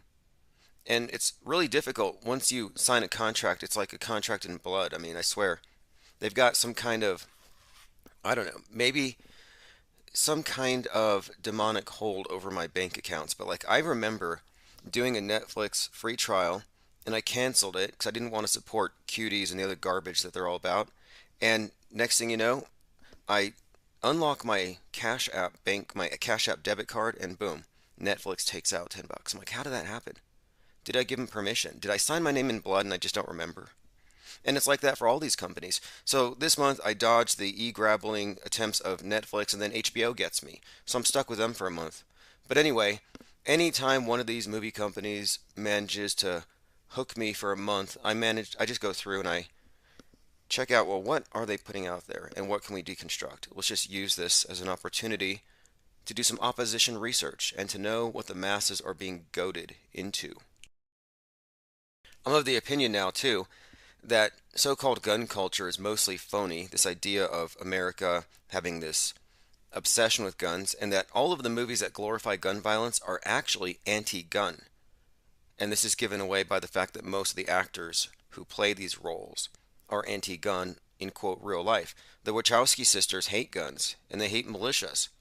And yet, look at the Matrix movies, which supposedly inspired the Littleton shooters. So I look at the entertainment media there as it's all put out there to basically give us our world view, which is what we'll be discussing tonight. We're joined also by Rome, Polecat 78, Infinite Muse, Tunex. Okay, so let's go ahead and go through the headlines of today. We spoke earlier today, we talked about a few things. We'll kind of readdress some of these things. I looked a little deeper into the situation with Rofkin kind of banning Owen Benjamin, And I think it really brings up this topic of people's misunderstanding of what free speech is and what it isn't. We talked about the Satan 2 rocket falling to Earth, Marjorie Taylor Greene suggesting that Satan runs the Catholic Church. And these might not be separate topics. So here she is invoking the name of Satan again and again. Satan is in the church. And you have the Catholic League all heard about it. And then you have the big Satan 2 rocket that Putin's threatening to launch at Boris.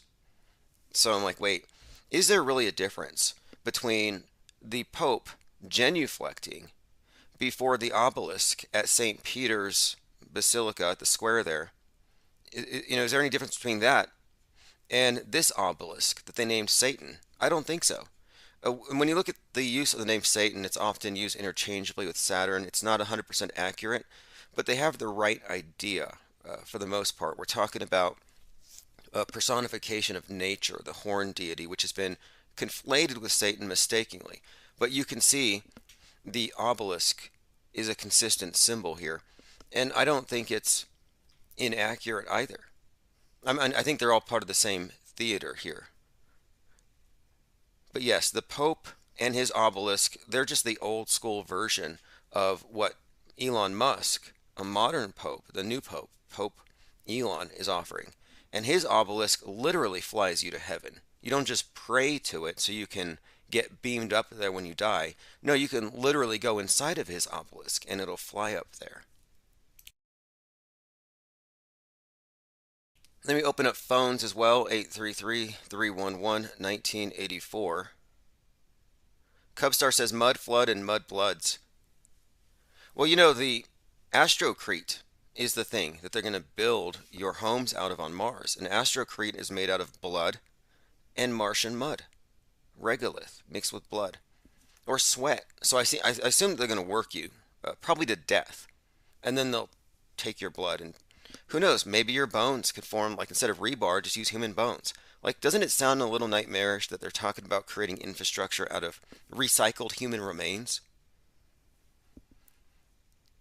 Soylent Green has come home to roost. And the movie was set in 2022, so it's about time.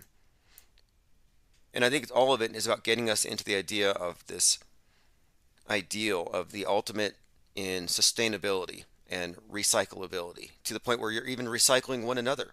This is why I was talking about the green god earlier, the one that they worship on Earth Day, how essentially you're worshiping Osiris as the god of recycling. Sustainability. Death, resurrection, this whole rebirth thing, it's all about recycling, reincarnation. We also talked about JFK Jr. having sex with Ghislaine Maxwell. And we've been wondering if Alex Jones has eaten his neighbors yet. It only took him 6 weeks into the COVID lockdowns to crack. So I'm assuming the homes around his home are probably empty. Tunak says Soylent Green is people. Well, Astrocrete is going to be people. And that's not the grossest thing that they have come up with. Let me go through some voicemails. What's going on, Tim? It's Nick, first-time caller. I actually exclusively listen to you through Spotify and on the Prince. Okay, excellent. And hey, by the way, Spotify, and you can get the link below any of these videos. I'm posting links now. Spotify is allowing me to host my video archive. So it's not just audio there, it's also video. So if you aren't able to keep up with me on any one single YouTube channel because they delete our channels every couple of weeks, Spotify, just like SoundCloud, will be a consistent record. But SoundCloud, you have to download it to get video. Spotify is now video. I signed up early on, and I think Joe Rogan was like the test subject. So yes, Spotify is now video. You can find us there. Just go to infiniteplainsociety.com or any of the links posted below. Cubstar says, in Russia, there is a road of bones built on the dead road workers that helped build it. Yeah, I think that's part of the development here. We're talking about space communism. These gulags in outer space, these closed systems. And I think part of the idea of getting you used to the idea that you can take your body fluids, your blood, and your sweat and your tears, presumably, and actually mix it with the soil. It's like blood and soil. It's this concept of, I think, bonding the collective to the land itself, like really putting their roots in. So their kids will grow up there knowing, yeah, this was literally built on the blood, sweat, and tears of my ancestors. But space communism's a thing. Always, the Russians were always about that from the beginning.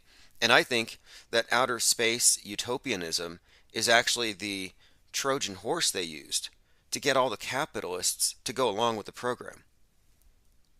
They knew environmentalism was a communist hoax. They knew that environmentalism had been appropriated for the use of advancing this other agenda. Yeah, it's easy to see through, but then they see the rockets and they think, oh wow, technology.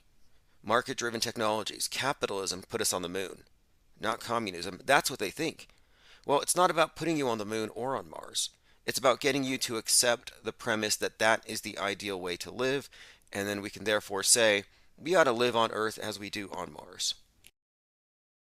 I've read their blueprints. I mean, they're very open about this stuff. They just blab about it all day long.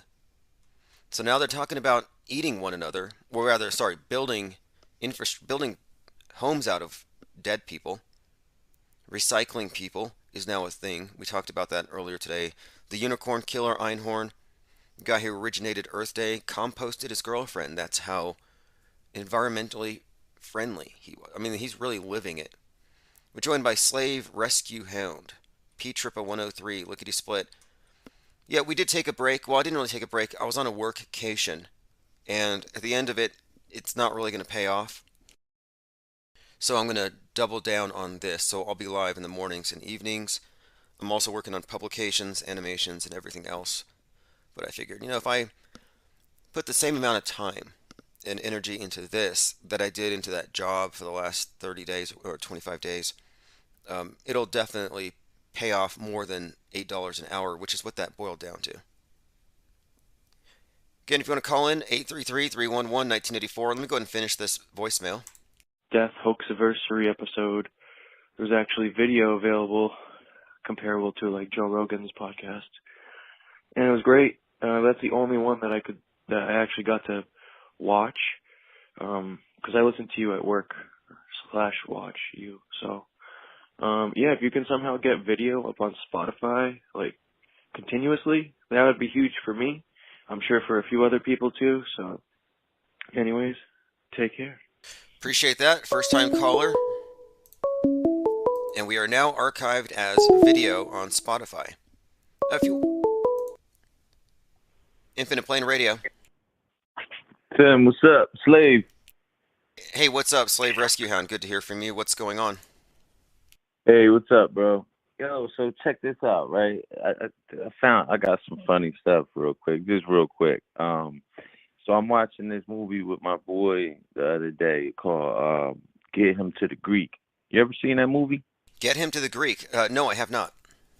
But you heard of it though? It was like with the kid from Badass, the fat dude, Seth Rogen. Not Badass. Jonah Hill? Super Bad. Yeah, Jonah Hill. The fat. Okay, Jonah Hill. All right. So he was like working for Puff in his record studio or whatever, this, that, and third. This is more of the movie. But my whole thing is, so check this out. I remember watching this movie years ago, but I didn't know all this shit that I know now. So I'm sitting there, smoke weed and shit, watching the movie, whatever. Man, so the fat dude's laying on the couch in this one scene. You gotta see it. I don't know what this black eye thing is, but man, check this out. So the fat dude's laying on the couch. As he's laying on the couch, they're showing all these paintings because it's that dude Russell Brand. Man, you know that dude Russell Brand? He was trying to get Russell Brand to come to L.A. All right, yeah, that's the theme of the movie. He's trying to get him to the Greek Fest or whatever. Okay, so check. He's laying on this couch and shit, and they're showing all these old royals, all these pictures of these old royals, like paintings. I never noticed it before. Check it out. They all had a black eye. All of them. You got to watch this shit, bro. So guess what, though? That's not the kicker. The kicker was, as soon as they got done showing all them black eyes of them old, like, European royals, the first word out of his mouth was Seattle. Wow. Okay, that's intriguing right there. So they threw that in there.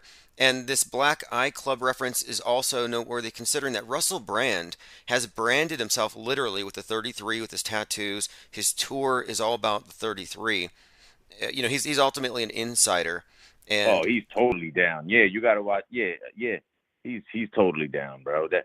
But yo, oh, it was so much throughout that movie because man, I might have probably watched that movie like 5 years ago. That was probably like when I probably wasn't even listening to y'all yet. So I knew, my shit, whatever. Like, let's talk about Sandy Hook and a bunch of all types of crazy shit, but not the extent of the buffoonery, like fakeness, like how everything's fake. So, right. So check. So I said, you know what, man? Let me just do a fucking random Google search on Black Eye rituals. Like I just started putting all bunch of stuff with Black Eye, right? So luckily, this dude, he debunked the whole thing. There's this guy named Sean Leary. I couldn't get him on Twitter because I wanted to tear him up, but I couldn't find him. I'm not good with that kind of stuff, man. But the dude named Sean Leary, he debunked it. Check it out. He said that. So I found this article about this, the guy debunking that it's not a cult ritual or whatever. His name's Sean Leary. Okay. So he says that it's not a conspiracy. It's not an Illuminati thing. It's not a join the club Freemason thing. All these people, because he was naming all these people, right? They all of them got the black eye due to cosmetic surgery. oh, that's his explanation. Okay, so That's how he debunked it. It's cosmetic surgery, bruising. None of them waited the 2-3 weeks for the bruising to go away and then show off your skin. They all wanted to show off the bruising as if like signifying, I got mine done. what a joke. So, I mean, man, look, I wanted to tear him up so bad, but I couldn't find him on Twitter, and I just said, fuck it. But hopefully one of y'all, somebody that's listening, I'll is find him better on than me with Twitter. that. I'll call him out because Prince Yeah, Philip. Are you man. telling me Prince Tear Philip? him up. Uh, Who, Prince called Philip? Prince Philip had his. Did he have his eyes done at what 95?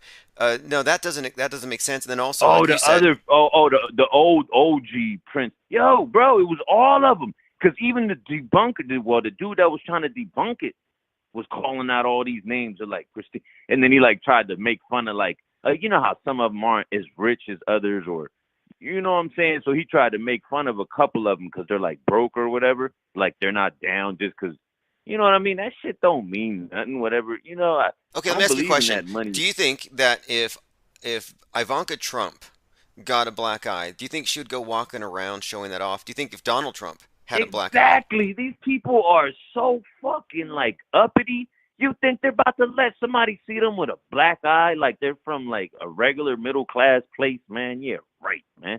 They're having surgery just to make sure that the blood, the black eye gets taken care of quick. You know what I mean? Like, get the fuck out of here. That shit. Yeah, that doesn't make sense. They would wear shades. Shit, man. I don't buy it. It's But like yeah, exactly, all that stuff. But it just showed me, how they gotta do some, what do you call it? When you put the disinformation. fire, Yeah, they have to kind of disinformation. They gotta put that fire out a little bit and try to find a way to, you know what I mean? Because that black eye thing, there's something there with that. There's something there with that. Just like I always take heed to stuff that they try to ridicule you or they gotta get rid of it real quick. Like when Joe Rogan brought up the crater Earth, I always start leaning more towards. I don't believe this crater Earth necessarily is the answer. I don't know that the Earth is an infinite plane, but what I do know is that merely asking the question is something they don't want because they don't even want you to check out the edge. And that's what I want to do. Yep. That's what we're doing Yep. in our discourse every day here. And you can see their reaction. And by the way, Russell Brand was once married to Kate Perry, who is obviously John Benet Ramsey grown up. Oh, so he's been down forever. He's got to be deep insider, But yes. come on. How many of them, other than the sports athletes and maybe a couple, they're all really been down since forever, man. These people were born into this shit, man. Yes, It's have like you heard a of rain- the Moonchild thing that Aleister Crowley used to talk about? And the No, what's that? Let me hear that. so the Thelemic the Thelemite group, this cult or whatever, the OTO, they're all about this thing called the magical child, where they believe you can time the birth of your child astrologically and invoke certain influences into it, and such a child will be born with magical abilities, so they say. So, but anyway, the whole idea with this Thelemic cult, though, is about how in the New Age, every man and woman in their cult will be a star. And they never quite explain what that means. What's it a metaphor of? Well, I'm starting to think here that we're looking at planned lives, lifetime roles, and it mixes with this whole occult thing as well. So I think this idea of Ooh, death I fakers, got you see what I mean? I think there might be something to this idea of planned births, and that, yeah, these are lifetime actors. He was born for that role, and so was she. Yes, completely. I mean, because they even do it with, like, come on, you think Justin Bieber was just picked out of some Mickey Mouse Club shit like Justin Timberlake and all that? These people were groomed from that since conception, man. It was since conception. I believe the same with LeBron and some of the huge profile athletes and the singers. Some of these people, it was planned long. It was planned. They were planned, bro. Yeah, you can find references to Donald Trump going back 60 years. So Yeah, before he ever yeah, the grew up, Trump one it was already he, there. oh my God, and they got people oh my God. You know what? I'm gonna be honest with you. I might hate QAnoners more than Jews. I don't, and you know, my podcast name might be called Straight Hate because we gotta save hate speech. So I want to name it or just have something named Straight Hate. But I'm starting to hate QAnoners, bro. I swear to God. And I'm just a mean motherfucker. I'm talking shit. But at the same time, man, they are annoying, and they think they really. How stupid can you be, man? I seen this lady. I drive trucks, man. I seen these people in this RV today, bro. Completely, bro. I swear to God on everything I love, the RV was completely wrapped with Donald Trump's body on, like, some type of the movie 300, like some old ripped up dude's body, and Ivanka and all these words, and ready for round two. He was like Rocky Balboa on one side. The whole RV was just Trump and Ivanka, bro, and all these different images of, like, him being God, man. Oh Yeah, my look, God, it I is. wanted to throw up. I almost threw up, bro. There's a system here. There's a methodology. They have turned QAnon into a cult that actually venerates the Kennedys as the bloodline of Christ, and Trump is their agent. So they actually have a religious fervor about them. And are these people government agents, or are they that diluted and they have that much expendable income? Yeah. Yeah, like, is this a government agent RV, or are you just this fucking stupid off Mountain Dew, man? Like, I don't get it, bro. Yeah, Yo, yeah. I mean, it's but at the same time, it frustrates me that our populace is this fucking stupid, man. It's frustrating. yeah, it is, because whether or not there's any truth to their basic core narrative about the deep state, what they have done is they have smeared anybody that goes against the mainstream media for eternity. Exactly. That's what they did with that shit, man. That's what they did. You're going to be pulled as soon as you say anything against the television. Oh, you're a QAnoner. You're a fucking retard. This, that, and the third. Delusional, whatever you want to call it. They'll say you're you're dangerous, that you'll kill your kids. They have all kinds of stories they put out there, and I can't even criticize them. If I put QAnon in my title, they'll pull my video for misinformation. I can't even accurately describe the movement. Oh, damn. See, that's when I started hating Jews, bro. Because I used to disrespect Christians and Muslims and all these little different, not disrespect, but, you know, I make fun of the shit a lot of times. I make fun of religion. That's how I started my whole journey, man. Okay. But the whole thing was when I started making fun of Jews, bro, I turned into Adolf Hitler. I couldn't even post anything. Everything changed. And I'm like, oh, so I can disrespect Muslims, anything except Jews, bro. So then I went it's arbitrary, extreme. though. It was crazy. The new thing you can't criticize is global warming. And I've been saying for some time that the scientism religion has replaced the Judeo-Christian religions. It's replaced it all. And now they're saying if you criticize global warming, you can't post ads on Twitter. You can't post on Pinterest. Well, global warming is just angry Jehovah. It's the flood god all over again. So you're telling me that like they literally made laws that you can't even speak against it. Not laws yet, but these Not platforms, laws, they're but you know what based I'm saying. essentially, Like yes, they're yes. basically saying if you want to get famous, you can't say this. Exactly. Exactly. You can't criticize global warming. And if you criticize global warming, I'm just saying that that's the same thing as saying, oh, you can't criticize their God. You can't criticize their holy book. Well, this And flood myth is not science. It's based on the old myths. it's such a joke, man. And then these electric cars, yo, man, I'm hoarding V8 engines, man. Yo, anybody listening to this, man, buy yourself a Ford Expedition from 2002 to about 98. You need a Ford Expedition, and you need a few vehicles that are gas powered and that are known 500,000 mile into a million mile engines. You need them, and you better go get them now, because the prices are going to keep going. Bro, you go by car dealerships. I remember like cutting through certain car dealerships, going to parks and stuff like that. Bro, the parking lot used to be loaded. Now, even the huge car dealerships, it's just like the stuff that's on Frontline, basically. They got some stuff in the back, but it's like, it's done. And you better start hoarding some gasoline engines, and not none of this 2909 Nissan Sentras and shit like that. No, from '02 and down. Shit that you can work on yourself. There's 80 million of them in junkyards. That runs on pure gas, and it has to be from before 2002, man. Point blank period. I truly believe that with all my heart, man. I got 2 Expeditions and a Buick Century. I'm not fucking around. Think about it. 2030 is only what? That's like 6 years from now, man. They want to discontinue like gasoline cars, and then all that's gonna be left is these crap shits. I got a 2011 Camry, but at the same, and it's crazy. I made money off the shit, man. A lot of money.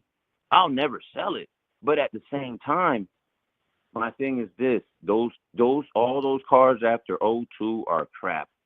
They're gonna rust out, and those engines or trannies, one of the two, are just obsolescence, crap. No doubt. This is all. Yes, that's what they did. That's why GM got rid of the 3.8. You got to get your hands on either. If you want a sedan, like that's why I got the Century. Get to a 3.1 or 3.8. I would stay away from the Ford sedans. I'd go more Ford truck, F-150 or Expedition. I'd go GM sedans. But my thing is, man, get your hands on some gas-powered stuff quick that's in decent shape, because it's over, man. It's the Great Reset. They're going to try to force you into these Rivetons. Yeah, it's the Great Reset. The Rivetons and these Teslas, all that garbage. How are you going to afford to fix these shits? You're not buying that shit new. You got to buy that used. You think you're going to have the money to fix a Riveton or all this shit they're coming out with?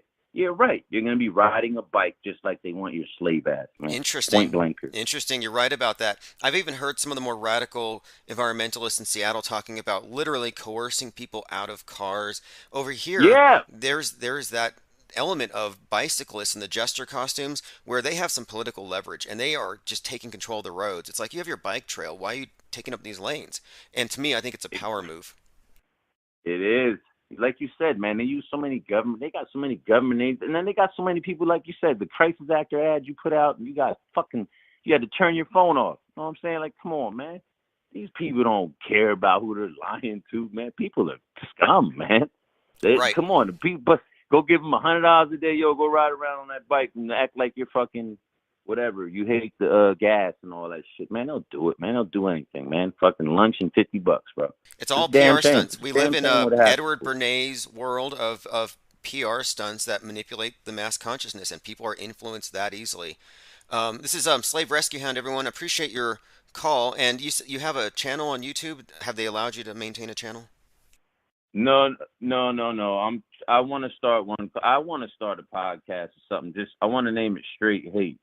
I don't know if they're gonna actually let someone get the name of that, but that's just the name of my shit. Yo, man, thanks for the call, man, and everybody say, do your thing, man. Get some. I'm dead serious. Get some gasoline engines, and at least have one good running car from the late '90s or early 2000s, man. Preferably a V8 too, like a Ford Expedition or I don't know, man. Just get yourself. I just truly believe that, man, because you're not going to be driving around, man. I think they'll let you grandfather some old shit and stuff like that, but for the most part, people are going to be stuck buying either new shit they can't afford, or you're going to have to fix up these 2015, 2012, all these garbage that are coming out with. It's trash. Like you said, planned obsolescence. Ford did it, Chevy did it, they all did Awesome. it, man. And also, hey, thanks again for Garbage. Thank the you. info about that What movie up? with Russell Brand and Oh man, you got to check that out. I'll get that clip. You got a nice think tank, man. Check that out. I really want you to see that. We got to figure out this black eye thing, man. Yeah, I'm gonna figure that one out. I'll get that clip. All right, thanks again for the call. Appreciate it. All right. All right, everyone. That Slave Rescue Hound. He called in, starting off with some information about that movie with Russell Brand and Jonah Hill, where apparently it involves a Black Eye Club reference, and then a conspicuous use of the word or the phrase, the name Seattle. Lean Dion says misinformation laws in the EU already. Yeah, so pretty much they're going to criminalize not believing in global warming, which is like saying if you don't believe that God punishes sinners, you're committing a crime. I mean, it's not based on science. Philip David does not believe that Alex Jones is Bill Hicks. Hey, you're free to believe what you want to believe. We have facts on our side. You can believe that Kate Perry isn't John Benet Ramsey. I'm pretty sure that all these death fakers have disinformation squads that counter people like me, or attempt to, but the cat's out of the bag. On some of these, you can't put this back in. So look at John Benet Ramsey and her parents. I'm sorry, Kate Perry and her parents. Now let's look at the parents of John Benet Ramsey. And then you tell me these aren't the exact same people. I'm something of a super recognizer. Maybe it's because I draw a lot and I've always done art, and so faces stand out to me. And yes, I can even see a physical resemblance between Kate Perry and John Benet Ramsey's father. Look at John Benet Ramsey's father. Look at the forehead. And now look at Kate Perry's forehead. I mean, I just think it's the same family. They haven't even updated their haircuts. Dad's a little cooler now. I think he's got an earring, kind of hip. But other than that, Mom didn't change anything if you really look into it. But anyway, it's already settled. This is settled. It's not even a conspiracy theory. It's an observation. They're part of the PSYOP entertainment complex, and they took part in that early drama. So they symbolically sacrificed their daughter to the cult for a lifetime of, looks like, opulence. I mean, look how they're dressed. All right, let me go through your comments. Anything else that I've missed here? Tomanoid2 says Green Theft Auto. Not bad. Yeah, that's what's going on. We're being coerced into the Greta reset.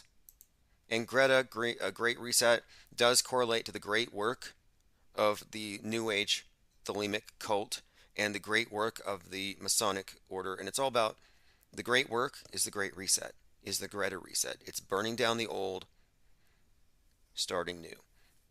The Thelemites worship the new Christ as a child Horus, and they say it's a child because it doesn't have any of the baggage from the parents. It's also an androgen. Make of that what you will. Philip David, it says that requires proof. So this anonymous guy on YouTube is trying to say that Alex Jones is not Bill Hicks. All right, that's cool. Feel free to call in with what you have that would disprove it. But we have a pretty solid structure that connects it. And also, and this might be inconvenient, but you'll notice that a lot of the death fakers, they all are in the same circle. And Owen Schroyer is obviously the QAnon shaman in deepfake. And is Alex Jones 45 or 60? I mean, look at Alex Jones. Tell me he's 45. Come on, he's 60. He's Bill Hicks's age. Jared Board says, Bill Hicks being Alex is one of the few I actually believe. Oh yeah, definitely. And this has to do with not one individual fooling people, but this is actually part of a bigger pattern, and this is why they're so sensitive about it, even today. Like, if they're sensitive about it because it's about gatekeeping comedy. Gatekeeping a certain outlet for information. And you know how they like to control information in memes. They want to make sure that we're not laughing at the moon landing. No, we got to worship that. We got to laugh at the people who don't believe in the moon landing. So they want strict control over comedy. And I've noticed that there's a lot of comedians that are gatekeepers within the conspiracy world, keeping people entranced by the PSYOP entertainment complex and not looking too deep behind behind the screen, behind the surface there. And Alex Jones, he's one of them. So there's a reason they don't want you to know. All right, let us continue going through my minds. Okay, so today is Witches Night, Walpurgis Night. It's also happy birthday Travis Scott from Astro World. He's doing a documentary. I think it's called Crushing Concert. Now check this out. So this is also the anniversary of the founding of the Church of Satan. It's a very important day. This is bigger than Halloween for the pagans. The veil is thin. Now, I mean, it's just after midnight. The actual celebration is going to be about, 12 hours from now. But here's what I wanted to point out. Look at the Google Doodle. You know how they have this thing for Google where it has a different theme every day? Well, right now it's G66. So you have Google Doodle 66. Route 66 is where Isaac Cappy was found, or where he supposedly died. Anyway, I just think it's kind of interesting that the two go together because the way they have it laid out, it's just a bunch of sixes across the top. I don't think it's a coincidence. Again, how many years has it been since the Church of Satan was founded? But this is their anniversary date. This date has a very special significance, as we'll get into. But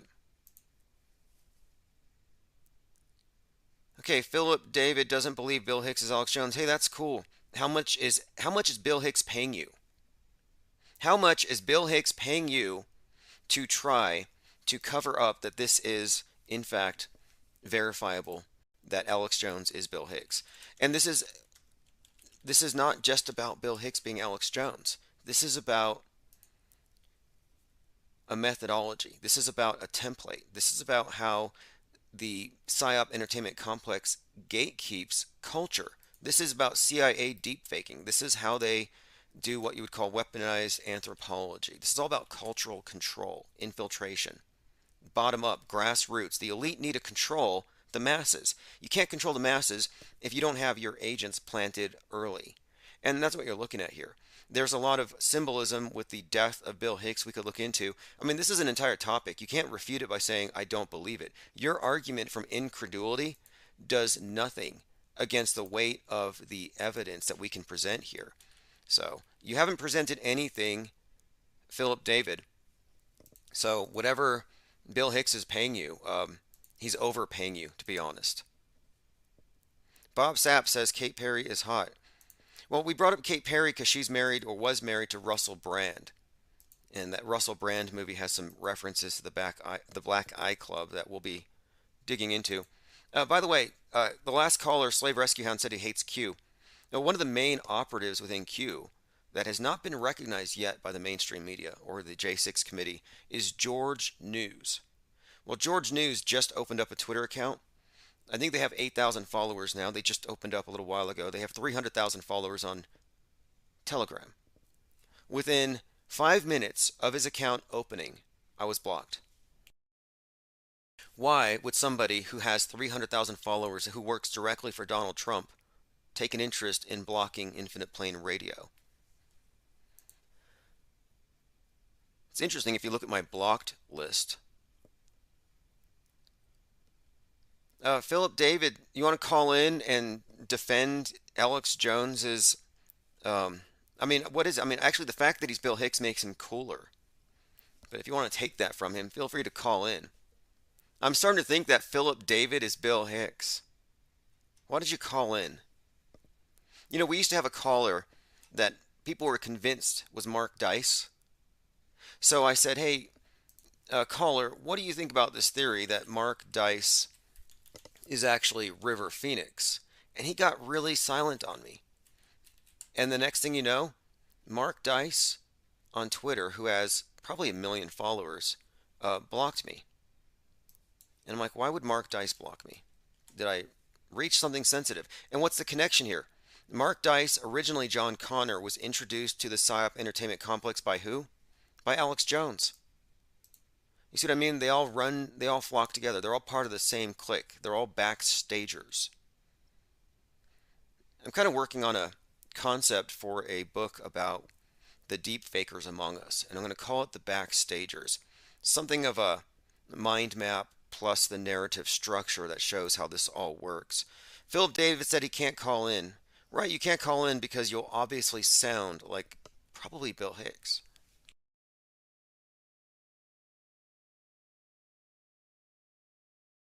All right, let's go ahead and continue through the voicemails.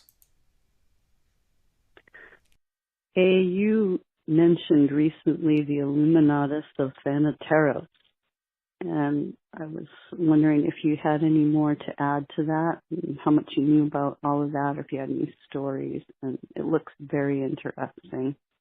Have a good night. Bye. Okay, the IoT, the Illuminati of Thanateros, they're the ones who write all the books on, quote, chaos magic.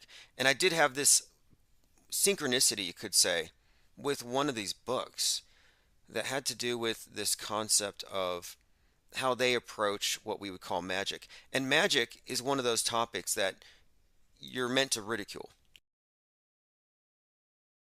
And I know why. I mean, can you tell me the difference between magic and prayer? Is there a difference? Are we not talking about this notion, whether it's superstition or not, that you have some kind of control or maybe some kind of ability to seek some kind of intercession? The idea that the perceiver has some influence on what is perceived is what I'm getting at here. And I think that's ultimately what's at the core of magic. And so I've been looking into a lot of these various schools of thought on the subject, specifically sigil magic. The chaos magic is one that the caller referenced, which is simply, I guess, a distillation of various schools of thought, but stripped of all of the Judeo-Christian imagery. Without, like, the word demon. People think demon, and they think horns, monster, evil, hell. These things don't exist. Hell's not a biblical concept. A demon was never associated with monsters or malevolent things. It really refers to more like an intelligence, kind of generic genius, I think is what it actually means. Let me go through your comments. And on the screen, you're looking at Greta Thunberg eating bugs, rather catching a moth. Bob Sapp says, I ate a quarter pounder from McDonald's today. Now everyone says my breath smells like human. Clockwork 113 says, has Taylor Swift being Anton LaVey's daughter been debunked? Yeah, that one's like 30 years off. I mean, same hair, same eyebrows, but that's about all you can say. A similar brow line, but no, decades off. Infinite Muse says, interesting time for the live to start buffering. It's back now. Bill Hicks and Mark Dice did it. Yeah, Bill Hicks and Mark Dice, or Bill Hicks and River Phoenix, are launching a DDoS attack or something. Lickety Split says Paul McCartney is Lucille Ball. All right, let us continue. Philip David is really, really mad about this. I'm really thinking it's Bill Hicks listening. Let's talk about Owen Schroyer being the QAnon shaman. And if he's not, then they're really super close in way too many different... Here we go. Is Owen Schroyer of InfoWars playing the role of the QAnon shaman? Now, I searched Owen Schroyer QAnon shaman, and one of my blogs popped up first. So that whole dead internet theory thing, I don't know. It's not a perfect record, and it's certainly not accurate nor objective, but it's still useful for storing things out in public. So if you're looking at the screen, on the left is the QAnon shaman without his makeup. On the right, there he is with his makeup. Or it's Owen Schroyer. I mean, you tell me. You tell me. They're within 10%, like they're 90% the same. So my point is this. If the QAnon shaman was played by Owen Schroyer, tip of the spear, InfoWars, now he goes into the Capitol with the spear. If they are one and the same, then this even makes it more likely that Bill Hicks is Alex Jones, does it not? Philip David would call in, but he's afraid, I think. I don't think he's mad. I think he's afraid. 833-311-1984.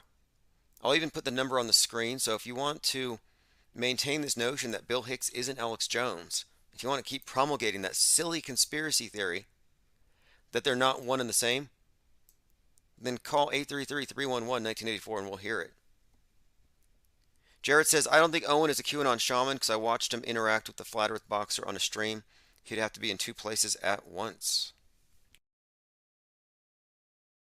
Interesting. But then again, do you know that the Flat Earth Boxer is not an agent?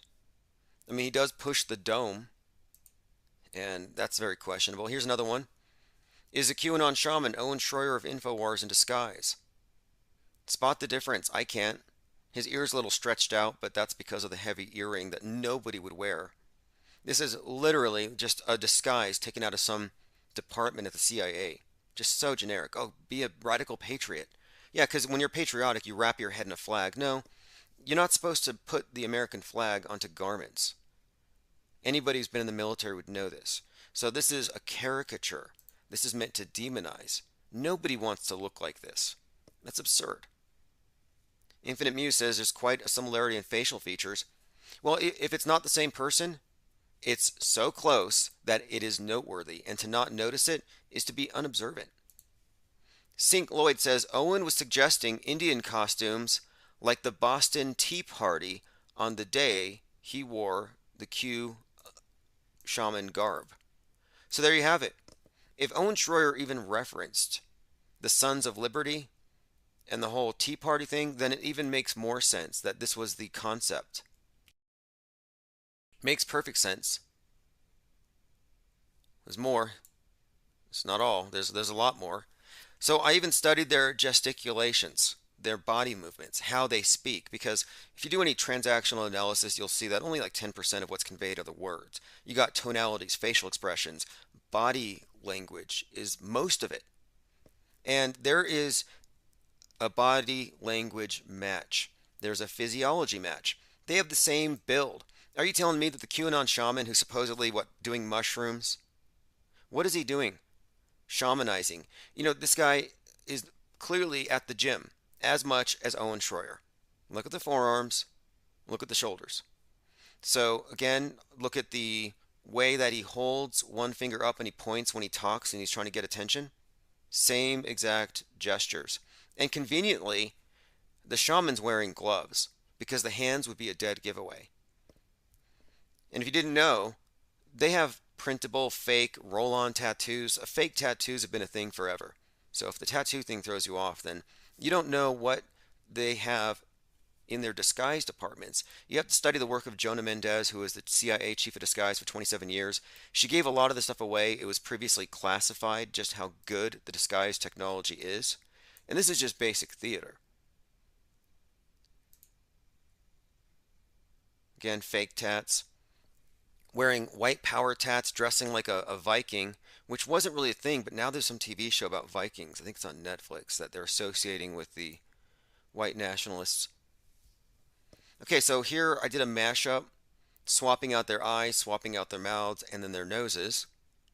So the idea here, Owen Schroyer, InfoWars, tip of the spear, playing dual role. Symbolism of the horns is duality, by the way. Dual role. Suit and tie, and then wild man. There's a few of the things I could add to this that would, build upon this narrative, but yeah, definitely it's the same guy. It's not even a sophisticated disguise. They just mess with the hair a little bit. So now, who's fooling who? Is Owen Schroyer tricking Alex Jones, who's actually Alex Jones? Yeah, Alex Jones is Alex Jones, not Bill Hicks, but he got tricked by Owen Schroyer. Oh yeah, right under his nose, tip of the spear, he let this guy have the mic. Next thing you know, he dresses like a Viking, and he storms the Capitol and ruins freedom for everyone. Damn, too bad Alex Jones didn't see that one coming. No, if Owen Schroyer is the shaman, then Alex Jones is Bill Hicks. It's his protege. If you think about it, we're just talking about a bunch of deep fakers hanging out together. Setting up the far right. And then you throw in the spear symbolism, the tip of the spear, the QAnon of the spear, and then the guy in California who said Q told him to kill his kids with a spear. No coincidences. Infinite Muse says for sure they could be brothers. Right. I listened to him on the Phoenix Enigma show too.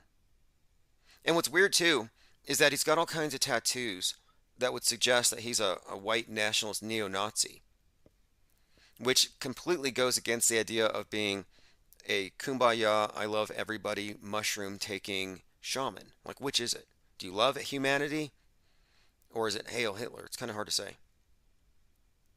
Bullet01536 says, is that even a fake tattoo? It looks like a Sharpie. Philip David is in here. Okay, so Philip David, I'm going to grant you that Alex Jones is 46 and he's Alex Jones and he's not Bill Hicks, okay? And he just happens to be as funny as Bill Hicks in exactly the same ways, okay? So I'm just going to grant you that because your incredulity is so damn compelling. So Alex Jones is Alex Jones. But look what happened. Good-natured, truth-seeking Alex Jones allowed the tip of the spear to be co-opted by the deep state. And the QAnon shaman was Owen Schroyer. Somebody needs to tell him. Somebody needs to tell him. Hey, Alex. Looks like you let the devil in. You've been duped. He fooled us all. Unbelievable. I'm almost willing to bet here that Philip David thinks that Will Smith actually slapped Chris Rock without Chris Rock's permission. Probably believes that. And I'm not ripping on you for your beliefs. I'm just pointing out here something about your frame of reference. And why would you defend it I'm not defended, but why would you be defensive about it? We're just analyzing facts here. You know, bring me some facts to substantiate the idea that Alex Jones is Alex Jones. Vladimir Putin could declare a new world war within days with mass mobilization of Russian forces, Defense Secretary warns. And he's got Satan too. GOP lawmakers are still spreading the claim that kids are pretending to be animals and demanding litter boxes. So, do you remember that Nebraska Republican who was angry because furries were demanding litter boxes and were using the floor in protest of a lack of litter boxes? Well, that was obviously a joke, but he couldn't tell. And in his defense, you can't tell if it's a joke. You can't tell if it's fake or not anymore. But anyway, more of these GOP lawmakers are spreading this, and they don't seem to know that this thing has been a joke the entire time. So you had Representative Steve Drazkowski who said, there's something going on in our schools. It's called furry. I looked it up on Google. Kids are identifying as animals. They put on tails and they demand litter boxes. Anyway, there's a reason, though, why these stories are so believable. So before you mock these people for actually being worried about having to accommodate furries with litter boxes, you have to understand that we live in... There is something going on in our schools, according to this, something called furry. So again, I know where this guy's coming from. I don't even find this all that funny. It's like, well, yeah, I think that I wouldn't be surprised if the furries start demanding litter boxes and get them. And I think it's spelled F-U-R-R-Y. I looked it up on Google here. Oh, I got to get back into my computer. It's described to me that we have kids in our schools that believe that they are animals. And they are identifying, I'm told, as animals. Identifying as animals. They think they're a cat. A cat. They put tails on and they demand that they have a litter box in the school. Has anybody else heard that? All right. So, furries wanting litter boxes. But the story here is GOP lawmakers are spreading false claims that kids are pretending to be animals. No, they are claiming it. They are identifying as such. They're just not asking for litter boxes. Have you heard about this furry thing and what? I mean, Now, there might be a market for that, though. You know, litter boxes for furries. If you have a 3D printer, I'd invest if anyone wants to partner up. All right, let's go ahead and move on. Salty says, why does it always have to be a cat? You know, I've seen a furry. I saw what appeared to be a furry, like a fox furry, walking hand in paw with what appeared to be a member of the Mexican mafia. In a certain part of town where those things aren't uncommon, I've seen furries. And I don't have a problem with someone who wants to use litter boxes. In fact, Det Marble, or D Marble rather, had a video on van life where he showed how he was able to effectively use a litter box in his van. It wasn't a litter box, it was like a 5-gallon bucket with litter in it, but what's the difference? I mean, he's not a furry. Although I don't know. I mean, I haven't really kept up. Let me play a few more minutes of this deeply confused GOP state rep. Your district and mine are a long ways away, but I've talked to others here.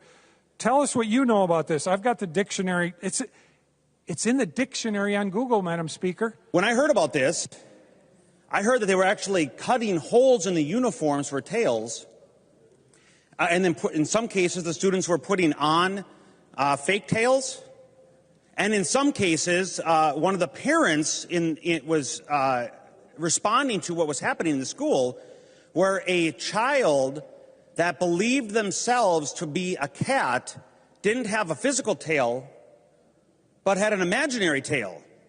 And they were sitting at, I think it was a lunch, the table in the lunchroom, and this imaginary tail was there, and a student came up and sat down, and the child that believed themselves to be a cat screamed. Okay, so maybe when everybody's hooked up with the Oculus, when we're all metaversed, 100% immersed, and we all got the lenses in our eyes, maybe we'll be able to see people as these avatars that they believe themselves to be. So you won't accidentally sit on a furry's invisible tail, because you'll be looking through your lens and you'll be like, oh, there's a tail there. And this is a furry, not a human. You just sat on my tail. That was imaginary. It didn't exist. In my district, and I won't even name the school, I will say in my district, I had a pastor come to me and he said he is being told that in the one school district, and I'm not saying this is the case, we don't know, it's unconfirmed, but he is being told by multiple people that there's a litter box in one of the locker rooms, or bathroom. That's my understanding. Hey, someone ought to contact Alex Stein and say, hey man, you should go to the city council dressed as a furry and demand a litter box. And they would not know that he was joking. Oh, let's see here. Oh, Philip David says, what is your proof that Hicks was Jones? He's still on it. I swear that they pay people. They pay people to do this. Calamento says, do legal rights extend to imaginary friends? AKA, you assaulted my imaginary friend. Right. All right. Philip David is glowing, as they say. Infinite Muse says, no way Alex Jones is only 46. If so, he's had a rough life. Yeah, when I look at Jones being 46, I'm like, do I really want to take super male vitality and iodine and ivermectin and horse paste? I don't know. I have my doubts now. Russia threatens to abandon NASA on ISS and join China's space mission. Outraged by Western sanctions imposed over its invasion of Ukraine, Russia may end its collaboration on the ISS in favor of China. If you've been following Infinite Plane Radio, you knew this was going to happen last summer. With the cracks on the space station and all the space beef. And this makes perfect sense because you already have conversations being had about a communist moon base. Yes, China and Russia making a base on the moon. So the breakdown of the International Space Station is the fall of the Tower of Babel. It's happening. It's not all at once, but it's happening. Jared Board says Alex Stein was with the Blaze. Isn't the Blaze Glenn Beck? There's a really great piece of audio I'd recommend for Philip David. It's from the Blaze, in fact. Let me see if I can find it. It was on the Glenn Beck show where they actually did a side-by-side of Alex Jones and Bill Hicks's voices. And using that, they made the case that Alex Jones is Bill Hicks. So no visuals, just audio. Just inflections, tonalities, cadence, rate of speech. And this is from an episode of the Glenn Beck program 5 years ago. They've already made this case. Is Alex Jones Bill Hicks? The Blaze Radio Network. And again, the audio is what gives it away, in my opinion. I'll go ahead and find this clip really fast. Is he a performance artist? And now it's time. In fact, this was a great impersonator, would frequently use the accent you just heard. It's the Okay, here we go. The same He's comparing the voices. Voice, people. This is Pat Gray with Glenn Beck, and here he is comparing and contrasting the voice of Bill Hicks and Alex Jones, and I think he sealed the deal. Legendary comedian Bill Hicks. Does this voice sound familiar to you? The elite are all about transcendence and living forever and the secrets of the universe, and they want to know all this. Some are good, some are bad, some are a mix. But the good ones don't ever want to organize. The bad ones tend to want to organize because they lust after power. Powerful consciousnesses don't want to dominate other people. They want to empower them, so they don't tend to get together until things are really late in the game. Then they come together. Evil's always defeated because good is so much stronger. Of course, it's unmistakably Alex Jones, the same owner of this voice. This is a song I wrote when I lived in a dumpster. My eyes are red, my clothes are stained, and my breath stinks. If you can see this, you're not nearly as wasted as I am. Actually, that was Bill Hicks. Hicks was a... Now, they go on for about 15 minutes with this. Many comparisons. Even Bill Hicks's impersonation of hillbillies is the same one Jones does. I want my children to listen to people who f***ing rocked. I don't care if they died in puddles of their own vomit. I want someone who plays from a heart. Mommy, the man Bill told me to listen to has a blood bubble on his nose. Shut up and listen to him play. I can yell at the comedian because I'm a drunk. That gives me carte blanche. I got a... So, I apologize for the beeps. Those are more annoying than the bad words. But he's comparing Bill Hicks freaking out to Jones doing the same, which you hear right here. I want you to go find a soul. The only other person I've ever heard go off the deep end like that is, you guessed it, Alex Jones. Alex is very aware of the Bill Hicks theory and addresses it from time to time on his show, apparently. Sometimes he vehemently denies it, but sometimes he mistakenly slips up and admits the truth. I carried on the charade for more than 15 years. Anyway, you know, this is an old topic. We're just doing this for the benefit of Philip David, and he's willing to accept whatever he's told to believe. That's fine. None of my business. I mean, I have a lot of Mandela-affected friends. Very open-minded here. Engineered supply chain shutdowns are clot shots against the global economy. Is anybody starving yet? Has Bill Hicks eaten his neighbors yet? Vladimir Putin test fires an ICBM that can destroy France in one shot. Now, if you watch these rocket tests, even the fearsome Satan II missile, they're faker than the rockets that NASA has. They're faker than North Korea's. These are just, it's all just CGI theater. Blimps, cylindrical blimps with jet-assisted takeoff. That's about it. Russia boasts that the new missile will obliterate boorish Britain. Must be a joke about Boris, I'm sure. Again, Satan 2 is going to destroy us. Satan's been in the news. MTG, Satan. Russia's state TV warns that nuclear war is probable and, quote, we all die someday. There's a consolation. 737 says, Mandela me to where my bills are paid. Well, you're asking the wrong person. I'm technically the God blocker.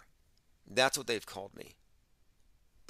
The Mandela effect. They say that I'm blocking God because the Mandela effect is a path to, I guess, some better way of living. A universe where we have more conscious control over reality. I mean, it's a nice theory. It's a nice, what they're promising. It's kind of nice.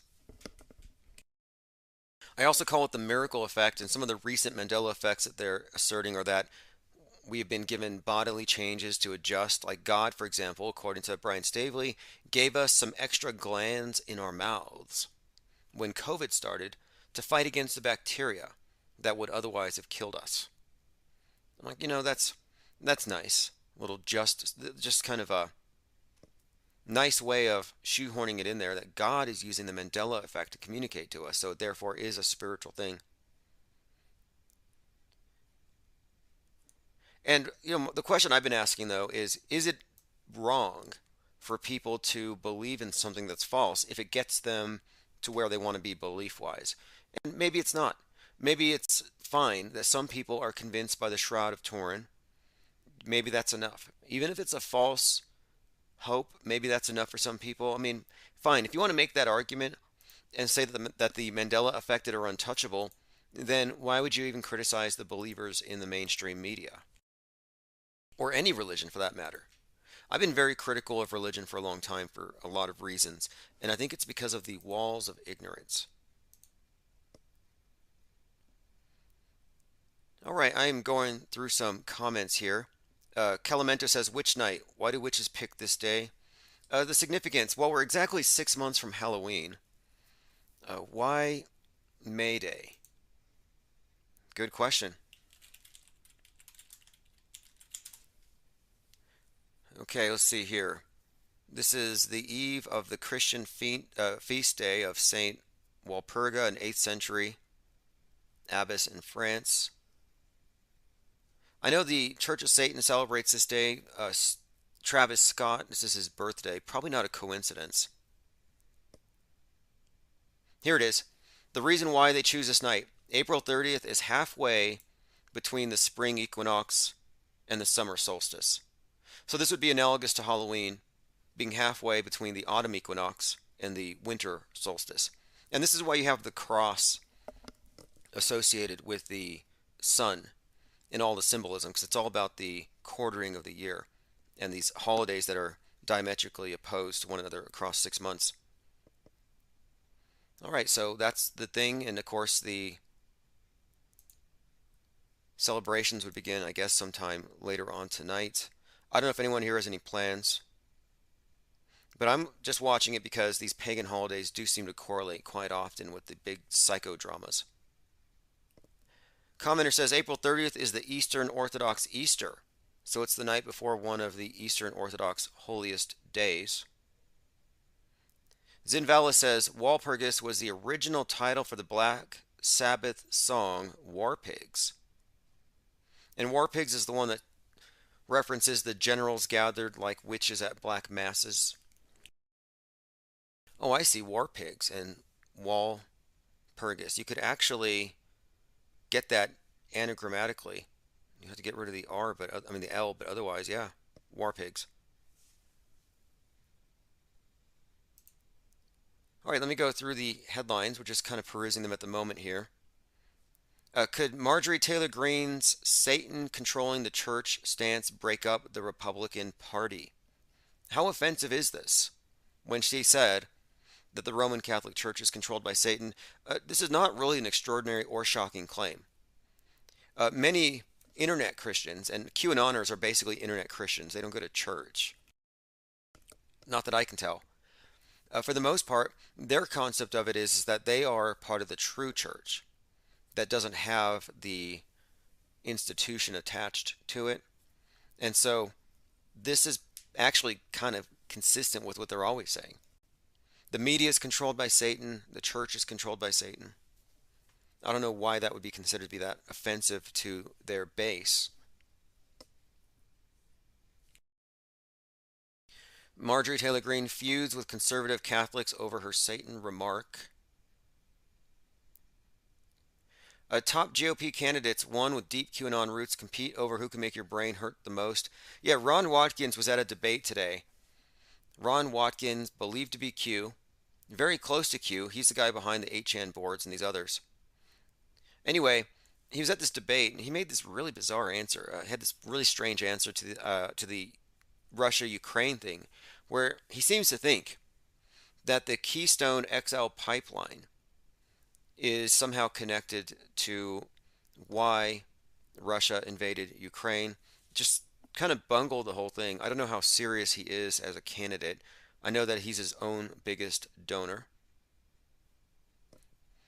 A slave rescue hound called in and mentioned how these people who are obsessed with Trump are very much invested in it, wrapping their vehicles in images of Trump. It's idol worship.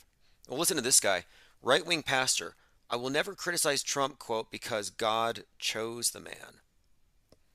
Mississippi pro-Trumper Pastor Shane Vaughn said, people who criticize Trump are going against God. Quote, this is about a God that appointed a man, and I have enough Italian in me to know what loyalty means, he said. So they do believe that God is working through his bloodline, the Kennedys, and Trump is going to bring the Kennedys back.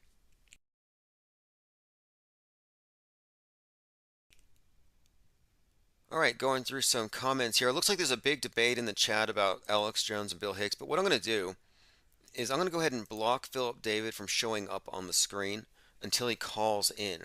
And it's not a free speech thing.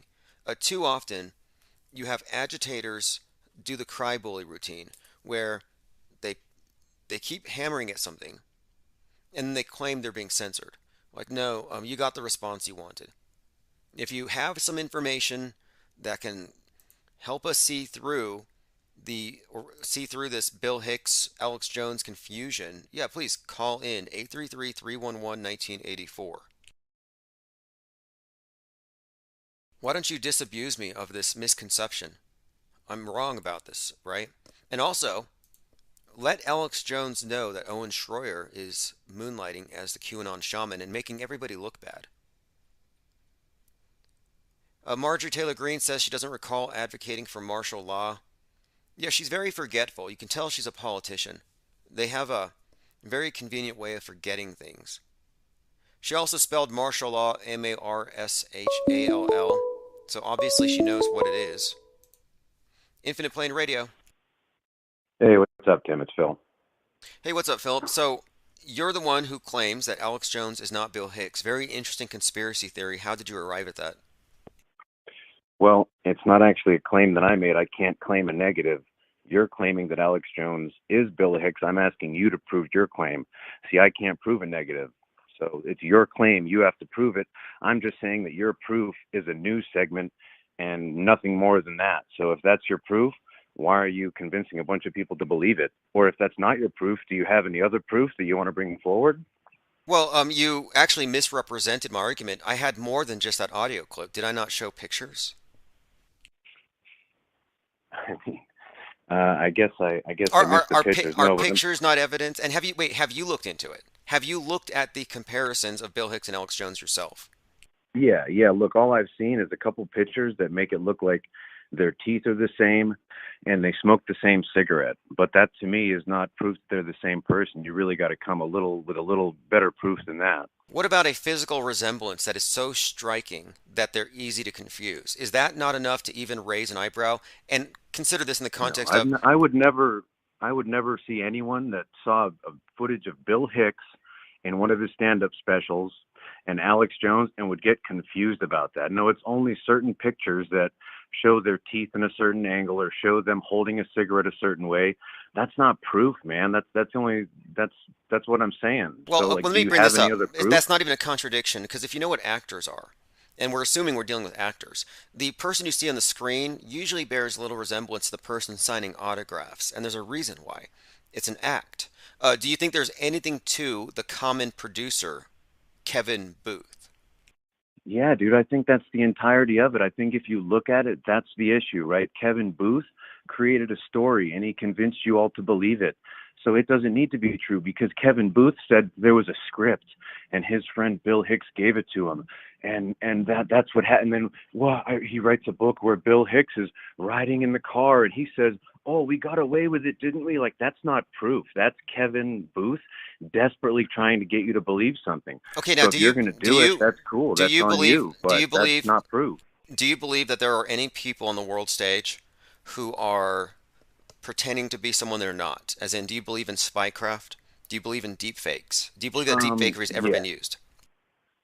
Yeah, I will tell you this. I just look at it from the point of like what I haven't fully debunked. Now the Bill Hicks, Alex Jones one, I fully debunked. So that one's just. Well, let me ask you this though. Like, is there one that you stand by? Name one that you stand by. No, I wouldn't say any that I stand by. But here's what I'll say. Here's what's really compelling. You ready? Given all the BS around the O.J. Simpson trial, and when you really look into that, you can find out that probably wasn't as reported. Well, that really brings a lot of fascination to the idea that Nicole Simpson is Megyn Kelly. You know, and now once that idea started getting some steam, now Megyn Kelly's kind of off the world stage. It's like that one's interesting. It's kind of sexy, but that's not proof enough to believe it. Now, do you believe the official story? Do you have proof enough to believe what they told you happened? What's the official story of Nicole Simpson getting murdered? Yeah. Do you have enough information for that? Were you satisfied? You know, when it happened, dude, I was a little kid, so I wasn't able to really look at information like that. But now that I look back on it, and with a set of discerning eyes, that's not the way trials are carried out. No, but was it real? Was she killed? Was Nicole Brown Simpson killed by O.J. Simpson as described on TV in your estimation? I can't speak to that. Wait, you can't speak to it. Wait. Either you accept the media as a source or you don't. No. Well, look, here's what I can do. I know how to chew the meat and spit out the bone. So if I hear some bullshit, I put it in my bullshit pile. No, I'm sorry. You learn more. You either trust the source or you don't. And you're saying that you default. What? You're saying you go with the default until you can debunk it. And so you haven't debunked it, therefore you believe it. You have to. There's no gray area here. Otherwise, you wouldn't be so certain that Alex Jones is Alex Jones. Look, man, the reason I'm certain is because if you really go look, and you can find some videos of Alex Jones when he was young, just getting into radio, and that dude looks nothing like Bill Hicks. And this is in like the early to mid '90s. And if we may not be coming from the same frame of reference. Are you familiar with Jonah Mendez and any of her work having to do with deepfake technology and its application in the PSYOP entertainment complex, the news media? Because if you're not familiar with how deep fakery has been used for generations, then none of this stuff has any context. Okay, do you think that was a Challenger explosion real in your mind? No, that wasn't real in my mind. So what happened to the 7 astronauts? Dude, I don't know. That's probably a question better answered by people in that time frame. But wait. Have you looked into it? Have you looked into it? And then if you haven't, then why don't you believe it was real? Because I've seen photos. Well, because I've already done my due diligence on NASA, so it came from NASA, right? So I don't have to go much further than that. But outside of that, wait. You think that they can fake the Challenger explosion, but they can't fake a comedian coming back as an obvious deep fake? I mean, I don't know if you're using the same level of discernment looking at Jones as you did at the Challenger. Look, Tim. I'm saying they are faking it. Look, they did fake the Challenger, and they are faking that a comedian came back as a different person, right? You just didn't fall for one and you fell for the other. That's all I'm saying. No, I don't think you're using a consistent methodology to look at all these things because your evidence. What is your evidence for Nicole Brown Simpson actually being dead? You know, you can't say you don't believe it if you don't have counter evidence to what they claimed. The status quo rests. Look, it's really. Yeah, that's really not one that I've done enough due diligence on. All I'm saying is I consider the source. I look at where it came from. I look at a couple other inconsistencies in the trial and how it played out. And I would say that there's some fuckery there. Whether or not that fuckery is all the way to the point of them taking Nicole Simpson and bringing her back as a newscaster or any of this, to be honest, that doesn't really matter because whether she did or she didn't, the point is that we're focused on that and not the other bullshit that's going on in the world, you know? Well, no, actually, I think there's plenty of other. The thing is, it's key here is we're talking about if we're dealing with fakery on this level, then the news media is simply not what the average person thinks it is. It's actually an extension of world government, and it's monolithic. That's the part they're trying to hide, in my opinion. By the way, there's a commenter here who says, ask Phil if he has any super male vitality left. Kind of sounds like you've taken it all at once. Well, that just sounds like ad hominem. Right? I'm just trolling, man. We're obviously just trolling. That's our chat. That's what people do. But look at the screen. Look at the screen and tell me Bill Hicks isn't Alex Jones. Look at the screen and tell me that 2 + 2 is 5. Dude, okay, hold on a second. Let me see. Let me see the screen.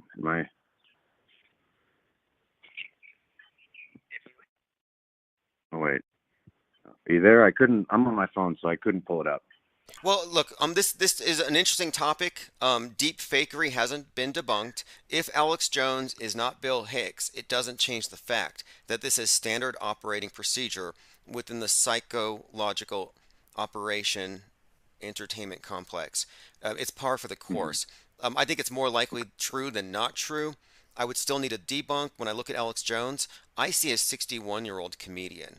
I don't, and his frame of No doubt. reference goes back that far. I don't see a 46-year-old. Have you listened to much of Bill Hicks stand up? Like, how much have you sat there and listened to? You know what's funny about this is I was listening to Bill Hicks for some time back when I was first into, I think it was Richard Metzger's Disinfo series, and I was looking into a lot of this stuff. And then I came across Alex Jones, and even before I heard the conspiracy theory, I thought Alex Jones was Bill Hicks. And I was like, why are they calling this guy Jones? So, no, I mean, I automatically thought that organically when nobody had interfered. So no, I mean, it didn't even shock me. I think it's funny that people are so vehemently against it. They gatekeep this one, almost as bad as they gatekeep some of the NASA death fakers. Like, you know, Neil Armstrong. What is it? Neil Yeah, Armstrong what was is it about clearly a Russian Yuri Gagarin. So I mean, this is not just limited to Jones or a few little comedians here and there or actors. What is it in the content of Alex Jones's conversation that reminds you of Bill Hicks? Like when Bill Hicks would tell the audience, oh, you know, you should go home and take 5 dried grams of mushroom, and then you'll realize that life is only a dream and there's nothing to be scared of because death is an illusion, and there's nothing to be afraid of because this is only a ride. When I you can hear find Bill Alex Hicks say Jones. something Look, like that, and then you yes. hear Alex Okay, Jones. let me go ahead and list. I'm gonna play this call. You hear Alex Jones's show, and you think those are the same two people? Yes. I'm going to play a clip for everyone listening here as soon as we terminate this call. It's going to be Alex Jones talking about specifically what you said. Bill Hicks would rant. He would go off about how you could transcend with drugs and see through all these things. Alex Jones has an identical thing about DMT and seeing elves, among other things. So, yeah, I'll go ahead and play this clip so you can see that, no, it's actually, in many ways, he hasn't changed all that much. I mean, I think Alex Jones is very similar. So appreciate the call, appreciate the skepticism, and I'll definitely dig deeper into this, and I'll find my best, quote, evidence, and then see what you think, and hopefully we can follow up with this later. Cool. Thanks, Tim. Hit me up with a wrench too, brother. I'm not a troll or glowing or any of that stuff. I'm just a skeptic, dude. I love your show. Cool. Definitely. I'll get around to it, and I'll get you a wrench, Philip. All right. Have a nice night. All right. So let me play this clip here. This is Alex Jones saying that the government is using DMT to talk to aliens. Is the main project site. Literally have an alien base, and they are literally communicating, and they've got like astronaut level people taking super hardcore levels of drugs and going into meetings with these things and making intergalactic deals. And again, that's what the government believes and says they're doing. And this isn't when you say the government, that's a so again, yeah, this is pretty much the same character. They cover the same topics. I don't think they're all that different. And I think Alex Jones is actually very funny if you listen to the commercials. In fact, he was just on a podcast with Sam Tripoli and Eddie Bravo and Hitler or Hibbler. And he's like, they're inviting him. They said, hey, you need to come out to do some stand-up comedy, 15 minutes. We know you're not Bill Hicks, but can you do some stand-up comedy? We all think you're funny. So, you know, I think Sam Tripoli said, people think you're Bill Hicks anyway. And yeah, okay, so it's just a coincidence that he happens to be a natural comedian, as I would say, as funny as Bill Hicks, as extreme, same histrionics. Bombshell, Elon Musk replaced. Maybe we'll look into that. I was looking into the weird story about Elon Musk's father, who adopted a girl. She grows up. And when she's 30, they have a baby. He's 42 years older than his daughter. Text messages show that Sean Hannity was taking orders from Trump on 1/6. You know when Sean Hannity got his start? I think his second day on the job. He got his start on 9/11. See, Jared Ward says, this is one of my favorite clips of Jones. Lickety Split says, thanks, Phil. Hicks is Jones. Perry is Benet. Well, really what it comes down to is burden of proof. And that's what we're fighting over here. I mean, not fighting, but, you know, we have a bit of a dispute over who owns the burden of proof. And if you default it to the media, then they get a pass on all kinds of things. If you default to extraordinary claims require extraordinary evidence, then you're left in this area, this gray area, where you have a lot of questions. But what we have found here, the common thread that connects all the death fakers, all the terror attacks, all the fake school shootings, all the hoaxes, the common thread here is that we're looking at a methodology for monolithic media control, quote, globally. That's what we're looking at. So it's not some sneaky guy faked his death. Elvis faked his death. He got sick of being famous. Jones, yeah, he's a death faker. No, it's not simple. It's not simply individuals in isolation. I'm saying this is part of a broader strategy. And as I got into the call with Slave Rescue Hunt, I kind of brought up this Moonchild thing that Aleister Crowley and company are part of. And I think that might be a key to seeing what they're actually about. When you look at the significance of death dates and birth dates to these various cult members, it all kind of makes more sense when you think about lives planned in advance. We have predictive programming showing that Donald Trump was going to be Donald Trump and that a Donald Trump was coming, that this character was going to be on the world stage fulfilling this particular role. And this stuff goes back 60 years. Elon Musk is in a book called Mars, A Technical Tale, about Elon colonizing Mars, written by the Nazi and pal of Walt Disney, Werner von Braun. Nothing questionable about von Braun being friends with Disney. Let's see, a commenter says, I have never called, but I will when Vegas comes into the conversation. If you talk about the Vegas hoax, I'm always open to talk about that. The most interesting thing about the Vegas hoax, 50 of the people that were shot at again, exactly 13 months later. And that doesn't shock anybody. In a different state, no less. On the night that crisis actors were doing a drill based on Vegas, down the street from where these people were shot at again. Media calls these eerie coincidences. We know it's scripting. Somebody had sent me an email comparing Rupert Murdoch to Darth Schwab. They do look alike, but I don't think it's the same person. It's another one of these instances where you get to a certain level on the Illuminati dung heap and everybody looks related. Breaking news, the owner of Las Vegas drops bombshell, announces they will welcome Colin Kaepernick to join the Raiders. He deserves a chance because he, quote, sacrificed. We'll see how that turns out. A lot of interesting meta-scripting there. Here's another one is Jimi Hendrix, 27 Clubber, actually Morgan Freeman. Is Rush Limbaugh, Jim Morrison. Is Amy Goodman, another one of these 27 Clubbers. We have probably about half a dozen of these various 27 Club members that all kind of fit the same template, where they went from kind of hippie or rock and roll, kind of extreme, I guess counterculture, right on over to doing media. That's kind of the story here. So of course, Jim Morrison, 27 Clubber, coming back to do Rush Limbaugh, right wing. Janis Joplin dying, coming back as Amy Goodman again. We're talking about media gatekeepers. All right, let me see here. Going through my Twitter feed, it's Real Tim Osman. Infinite Plane Saturday will be tomorrow afternoon. We'll have open phones, a lot of topics. If you want to get on the newsletter, I'm going to be sending out a newsletter tonight, probably in a few hours here, just kind of updating everybody on where the channel's at. We're live on Telegram 24/7. We're live on Rumble.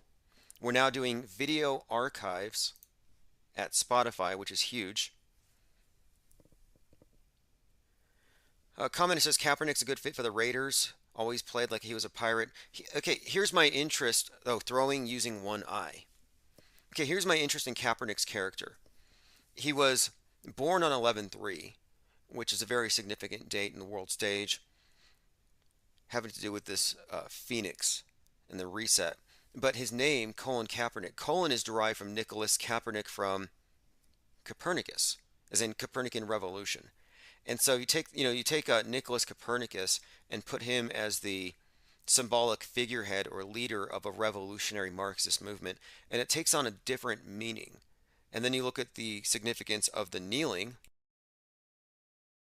which has taken on greater meaning since Derek Chauvin kneeled on George Floyd. Again, that is an event which ties together many other psyops. It was a 9/11ing of America. His kneeling, also his blackballing from the football field, has actually been blamed on Trump in many ways. And so you have this Trump versus Kaepernick dynamic here. And, to me, I think that his role is more than just a ball player. I think his role on the world stage is far more significant. And then you find a lot of interesting things when you look into, for example, his show on Netflix, Colon in Black and White, and how his co-star, Chesley Christ, again, interesting name, the beauty queen, jumped from the Orion building, 29 floors, and landed on 42nd Street, 7:13 a.m. as reported by TMZ. Anyway, there are just so many connections between him and the PSYOP entertainment complex and BLM. It's almost deserving of its own mind map. But anyway, what I've taken from this is that his role is far more significant than merely being a ball player. He's calling out this notion of systemic racism is what kept him out. That's what's being pointed out here. And his role on the world stage was strongly foreshadowed at Super Bowl 47 in 2013 when he was quarterback for the 33 minutes of darkness. Beyonce was performing at that one, but you had 33 minutes. They called it the Blackout Bowl. And I think there's something coming up too. So the Blackout Bowl had 33 minutes of darkness. What were they doing? Pizza party beneath the bleachers. I don't know. Power outage stops Super Bowl for 33 minutes. So my take on this, though, as far as the subtext, is he's the quarterback during a game where it goes dark for 33. Now you see him kneeling. And what is he doing by kneeling? He's standing, well, he's kneeling, everyone else is standing. It represents, I think, somebody standing against the darkness of the world. He's taking a stand against what he sees as a principal evil. So, like, the idea here, of course, is Jesus dies at 33, and he's standing up against the world of darkness. And he, of course, is crucified. And so I look at Kaepernick kneeling as symbolic of a period of crucifixion, of being a living testament to the evil of the world. And the evil, or the concept of evil, has been reintroduced in our modern paradigm as systemic racism, systemic oppression. They've reintroduced sin, with the idea of the carbon footprint and the virus, but evil as a concept has been reintroduced in a way that they can diagnose it. They've taken it out of the religions and they put it into mainstream society. And I think that's his role here. I think his role on the world stage is to be a martyr for this particular cause. And it's very layered when you go into his character and the world stage. Like, check this out. Again, I already mentioned his name being significant with the context of revolution, but Colin Kaepernick's bloody gloves. So this is, again, a connection to his world stage persona. His bloody gloves were auctioned. Well, if you look at his gloves, it says here, game worn, blood stained. So if you look, it looks like they have blood on the palms. Think Jesus, stigmata, nails through the palms. Then you have St. Francis. Like Kaepernick, St. Francis took a stand against the world and materialism and worldliness, and he gave up all his wealth and he became this austere monk. So you have this idea of sacrificing everything. And then if you look at Kaepernick and his role and his persona and the word sacrifice, he's part of this Nike campaign. Here we go. Kaepernick sacrificed his career. He sacrificed it all for this moment. Kaepernick Nike ad here where he says, believe in something, even if it means sacrificing everything. Now, the interesting thing about this one, too, is that this ad was 30 years old when he put his name on it there. But this ad is something he won an Emmy for. And it was produced by somebody with the last name Kennedy, which stands out for a few noteworthy reasons. And also, if you look at this Nike ad campaign, you find a lot of Christ-like symbolism. You have I think it was a soccer player with this, where he has his arms out and he's covered in blood. Very common theme here, sacrifice. But anyway, my point being, it's all ritual drama, world stage characters. These names are probably chosen for them before they're, these names are chosen. These are roles that are laid out for them before they're born. All right, I'm going through your comments. Someone says, question, are the ceremonial connections typically Western, or is there significance via Eastern or Voodoo? Well, you'll find that the classical astrology, the planets, the associations, they correspond across the board for the most part. Good question, though. And that was one of the things that the New Age movement, and Crowley in particular, were focused on, was amalgamating all the different traditions and then putting them underneath one umbrella, universalizing it, which they've done.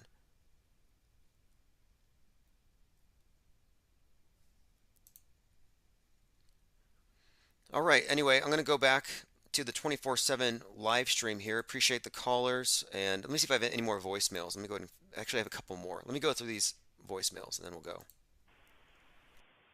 Hey, IPS, is it ready or not? First time I called in, but I just wanted to give my take and opinion on something. You were talking to fakeologists, talking about how movies represent the bigger picture of what's going on. And the Foo Fighters recently lost a bandmate. But when I was going through Fandango looking for movies, came across a movie called Studio 666. It's about the Foo Fighters moving into a Encino mansion to complete their 10th album. Once Dave Grohl is in the house, he finds himself grappling with supernatural forces that threaten the completion of the album and the lives of the band. It's kind of weird and eerie that the bandmate just died and this movie was released in 22. So 2022, the guy dies right after they release this movie about the band being possessed and being haunted or whatever it may be. Optics are pretty strange. Just wanted to give my take on that. Maybe you look into it, see what you come up with. All right, appreciate the call, ready or not. And yeah, that is a very interesting story there. So David Grohl and Studio 666 has some interesting coincidences. Beyond coincidences, though. So this movie corresponded to the death of their drummer. And so this is, again, one of these instances where you see a blending of the world stage and what's on the movie screen. And this is an intentional merging of the two. Taylor Hawkins, here we go, joins his bandmates in Studio 666 in the film. Grohl gets possessed by an evil entity and attacks the other members of the group. Hawkins' death is the most memorable moments of the film. Okay, now Taylor Hawkins' death and its disturbing links with Studio 666. Also, the imagery of Studio 666 has there's an album that's released in the movie, and the album actually has the six-pointed thelemic star on it. So it's not your usual hexagram. It's the same basic symbol, but this is drawn with one continuous motion, not two intersecting triangles. And the significance there is that when they're doing invocations and evocations, summonings and banishings, they're tracing these symbols in the air. And so it's kind of hard, I would imagine, to trace a six-pointed star without lifting your pencil off the page, so to speak. And so they make it unicursal. So they're using true to form, true occultism, in these movies, or in this Studio 666. The Foo Fighters movie is about a blood sacrifice to the devil who rules the music industry. Also note that David Grohl is associated with Nirvana's Kurt Cobain. who may or may not be Rivers Cuomo. Kurt Cobain, another 27 clubber, to bring that up again. And some believe that he is Weezer, Rivers Cuomo. And recently, Rivers Cuomo was on a podcast with Rick Rubin, the producer. And they were talking about this. And Rick Rubin actually said, hey, let's just do this interview as though you are a death-faking Kurt Cobain. Like, they openly just talk about it. They address this as though it was no big deal. And maybe it's not. Rick Rubin interviews Rivers Cuomo as if he were really Kurt Cobain. And I played some of these clips. It's pretty good. And he actually does throw in some breadcrumbs there. He's like, well, if you look at In Bloom, you can see I'm already wearing the glasses. So they played into it. Is it real? Is it legit? I think part of the rationale he explained in this hypothetical interview, just kind of freestyling, I guess, or spitballing, he said that it would make sense to change genres into something that has more longevity than Nirvana. So is Rivers Cuomo a squeaky clean version of Kurt Cobain? Interesting question. But anyway, back to David Grohl and Studio 666. This is from Vigilant Citizen. This is talking about the death of the drummer. And let's get into the connections to the movie here. Okay, here's David Grohl with Taylor Hawkins. And here he is with Kurt Cobain. And if you look at these pictures, it looks almost like the same picture. Similar. Repeated story. Okay, so let me find out what the other links are between the two. Okay, so why would Taylor Hawkins be killed? Some might respond it was a blood sacrifice carried out by the occult elite. Of course, this might sound crazy to some. However, when you look up to the context to this event, things take a disturbing turn. They released a horror comedy called Studio 666 about blood sacrifices to get into the music industry. Watching the movie is now surreal. It blatantly exposes the occult mindset of the music industry and depicts the gruesome murder of Taylor Hawkins by a demonically possessed David Grohl. The premise is simple. Grohl wants to do something different for the Foo Fighters' 10th album. So they go to a mansion to record it, and they were unaware that in the 90s, another band had recorded there. Okay. So that's the basic theme, and he gets possessed, and then of course the person from Vigilant Citizen points this out. If you know a bit about occult symbolism, you'll recognize the universal hexagram. Although the symbol is quite ancient, it is popularized by Aleister Crowley, prominent member of the OTO, Golden Dawn. In short, the presence of this symbol on Studio 666 is not random. It's an extremely deliberate choice, and it points to real occult concepts. That was my take on it. That's not cheesy, that's not accidental. Okay, after murdering, okay, this fits in with 2022. All these people are like up in arms about Disney grooming kids, and it's like, well, now they're preparing people for cannibalism. As David Grohl becomes increasingly demonic, he starts killing his band members in gruesome ways. After murdering Chris Shiflett, Grohl eats him. The occult elite is truly obsessed with cannibalism. While the rest of the band doesn't understand what's going on, the neighbor of the message sends them a message. The sacrifice feeds the book. So these murders are literal blood sacrifices. A book made of living human flesh. The premise of it sounds just like a knockoff of the Sam Raimi film, Sam Raimi's Evil Dead. So it's probably not even all that original. Now this has got to be hard for the family to watch. Imagine, you watch this because the guy's actually dead now, but he was killed with a symbol being tossed like a frisbee, and it decapitates him. It says once Hawkins is done recording, he's decapitated using a symbol. In light of what happened to Hawkins 1 month after the release of the movie, this scene takes on a disturbing meaning. Nate Mendel gets stabbed in the eye, and for 1 or 2 minutes gives the one-eye salute. So, okay, anyway, this is pretty much in conclusion here. The forces and symbols displayed in Studio 666 are not fictional. These are real occult dates. His death was on the vernal equinox. Appreciate the voicemail. Let me go to the next one. And that again was from Ready or Not. A rooster is called a cock, and a cock goes. Okay, I'm going to go ahead and cut off that voicemail until I can preview it offline. I don't know where that was going. All right, this has been great. I appreciate the calls, everyone. Get on the newsletter if you're not on it. We will be doing Infinite Plane Saturday tomorrow.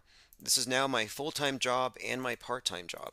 I'm not doing anything else. My attention is not at all divided anymore. I think I need to be increasingly immersed, especially as we go deeper into clown world, a world where it's entirely plausible, and it actually should be expected that at some point the furries are going to rise up and demand equality in the restrooms, and they're going to demand litter boxes in every public restroom.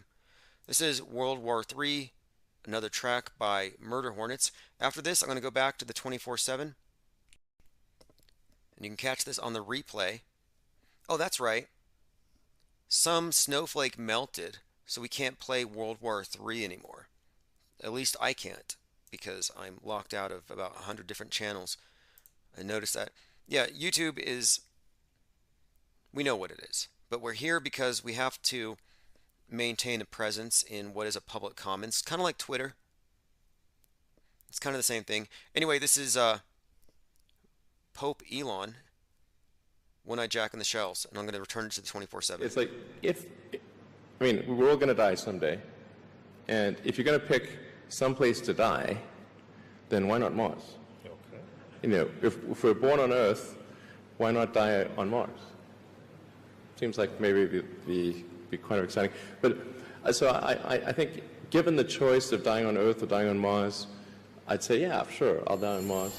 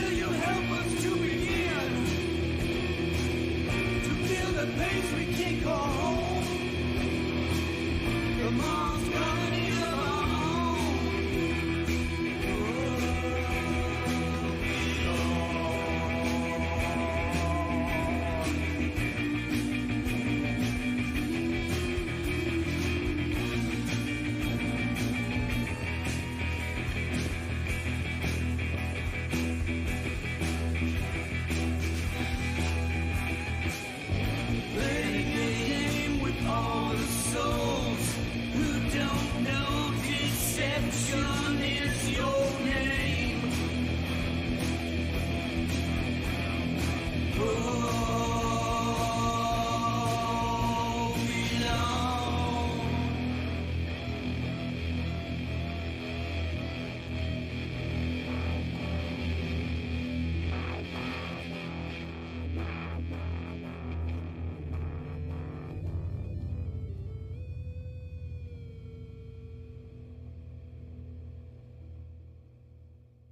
And you can tell it's real because it looks so fake. There they go.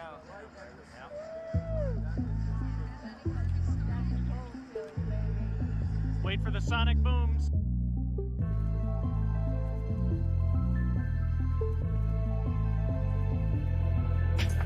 Fuck with your deception, keep it real, that's a profession. Like the whole world is pretending, found the truth around the penguin. Get a gang on with a blessing, all the other gang are stressing. RPSC on a nesting, only real ones gonna get this. Fake ones don't accept this, they can miss some message. Timbuktu got bodies, yeah, find them in our records. Auto host a message, squad are represented. Killing you with knowledge, yeah, the uppers getting dirty. Oh, you're so affected, cause we're so effective. Let go of your worries, yeah, the whole thing is a stutter.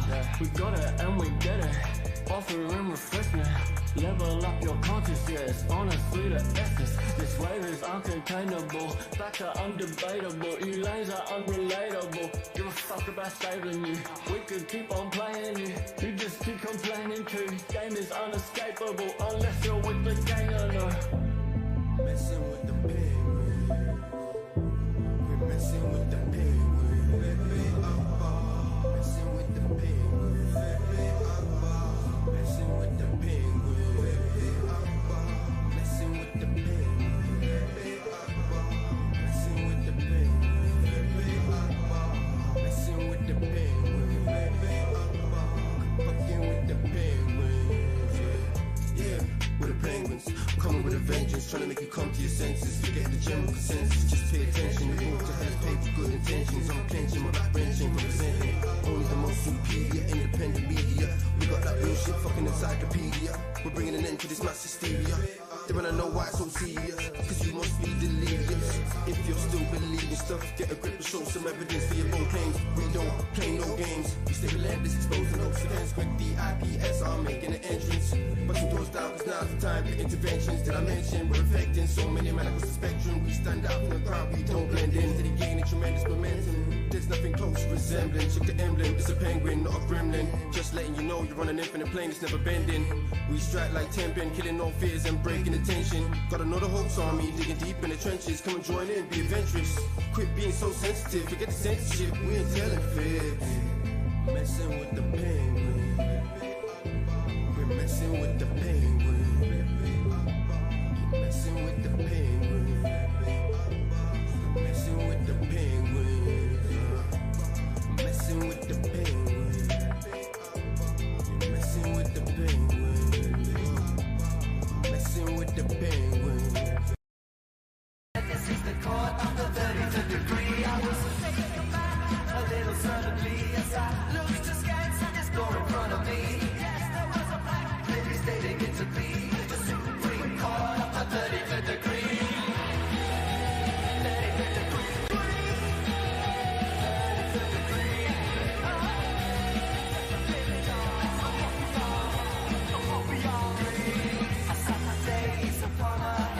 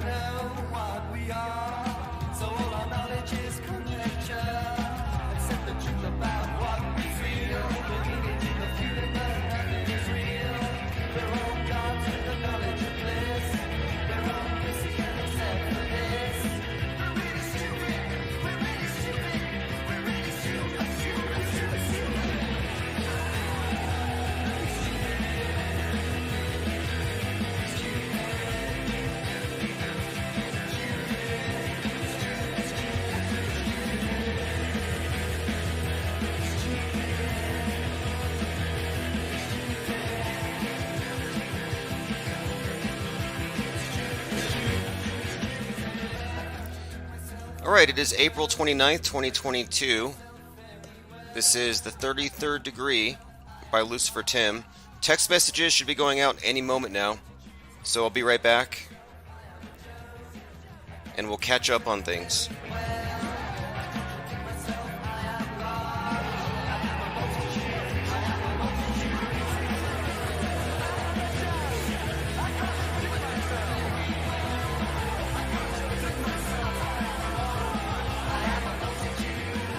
Okay, text alerts will be going out, so expect a raft of penguins to arrive momentarily, fashionably late. Okay, A. Woodward, 7899, just got the text. Okay, excellent. So assuming you're on the same timeline as everyone else. Tim Osman in the chat mentions that Biden is seeking $33 billion for Ukraine. Just ask Bezos. He made $33 billion during the first quarter following the novel crown, the new crown being installed. The pandemic. $33 billion. Speaking of 33, if you were paying attention to the Brooklyn subway shooting, which was staged and fake, it was basically, I would say, Boston bombing light, and it paralleled the new Batman movie and the Riddler character. Not a coincidence. But anyway, the gunman was able to fire off 33 rounds, striking 10 people on the N train. Another 33 for you. Tyson Luke Fury had 33 fights as a professional. He's 33 years old. And I'm pretty sure that's also just a coincidence. So many coincidences out there. That's what we do here. We're coincidence theorists. Zareth the Alchemist says, mind blown, 5 minutes ago I was just thinking about you. I thought you were permanently banned. Yeah, actually, I'm still trying to get your coffee mug out to you. I haven't been banned. I actually took a job, and I waited. I stuck with the job even though it took, 3 weeks to get my first check, and I did the math on it, and it turns out, even though it was a part-time job, I was making probably $8 an hour when I factor in all the time. And it was time away from this, so it actually didn't pay off. And I realized this because I was getting paid 32 cents per mile, but I wasn't getting paid for the actual work. For example, and I think it really hit me the other night. I was at some small town funeral home, and leaky bag. I shouldn't even say this, but it just goes with its job description. The job description includes these things. So I'm just mopping up blood by the warmth of an open crematory. And I'm rearranging things because there's not enough shelves for all of them, so I have to put one on a gurney and slide it in. And I'm like, I'm not getting paid for any of this stuff. I'm just getting paid for my foot on the gas pedal. And when it comes down to it, $8 an hour, it's not worth it for these types of liabilities. Things go wrong, bloodborne pathogens, I don't know. Not to mention the disruption of my life. And so I was getting an impinged shoulder from driving for 7-8 hours at a time. Anyway, no complaints here. I'm not complaining. I'm just saying the job didn't fit. I thought it would be a good fit. I could listen to podcasts on the road and stuff, which was kind of useful. And I did listen to a lot of things. It was kind of useful because when I'm at home, obviously I want to listen to things that I want to listen to. I don't want to do controlled opposition research. But when I was on the road, I was like, oh, let me see what Dearth is doing. What's going on at the Mandalards. So I used the opportunity to listen to things. I have a few podcasts from the Daily Beast, unlistenable garbage. And I listened to it to see where they're at. Kelly Weil, the one who did the book on Flat Earth, Off the Edge, she's got a podcast now, and I believe it's called Fever Dreams, and it's all about conspiracy theorists going crazy. But they never talk about the conspiracy theorists on their side of the political spectrum. The climate change conspiracy theorists. Now they're saying that climate change is going to spread new viruses, that climate change is the cause of pandemics. These aren't considered to be conspiracy theorists. All right, let me go through some comments and see what's going on. But yeah, for the record, I waited it out for one check, and I just did the math, and I realized it's not worth it. I'd rather spend an additional 4 hours a day here. Not necessarily here, but on Discord or working on related projects. And so I decided I'm just going to focus more on things that we're already developing. I'll just double down on Infinite Plane Radio, and I'll work on wrapping up a lot of projects, things that we've been kind of putting on the back burner. I mean, South Pole is doing very well, but it needs to be more frequent. Thank you, Phase Polarizer. Appreciate the support there. Don't know why the Godzilla noise isn't on. I'll get it on there. JT33 says dead people are so unappreciative.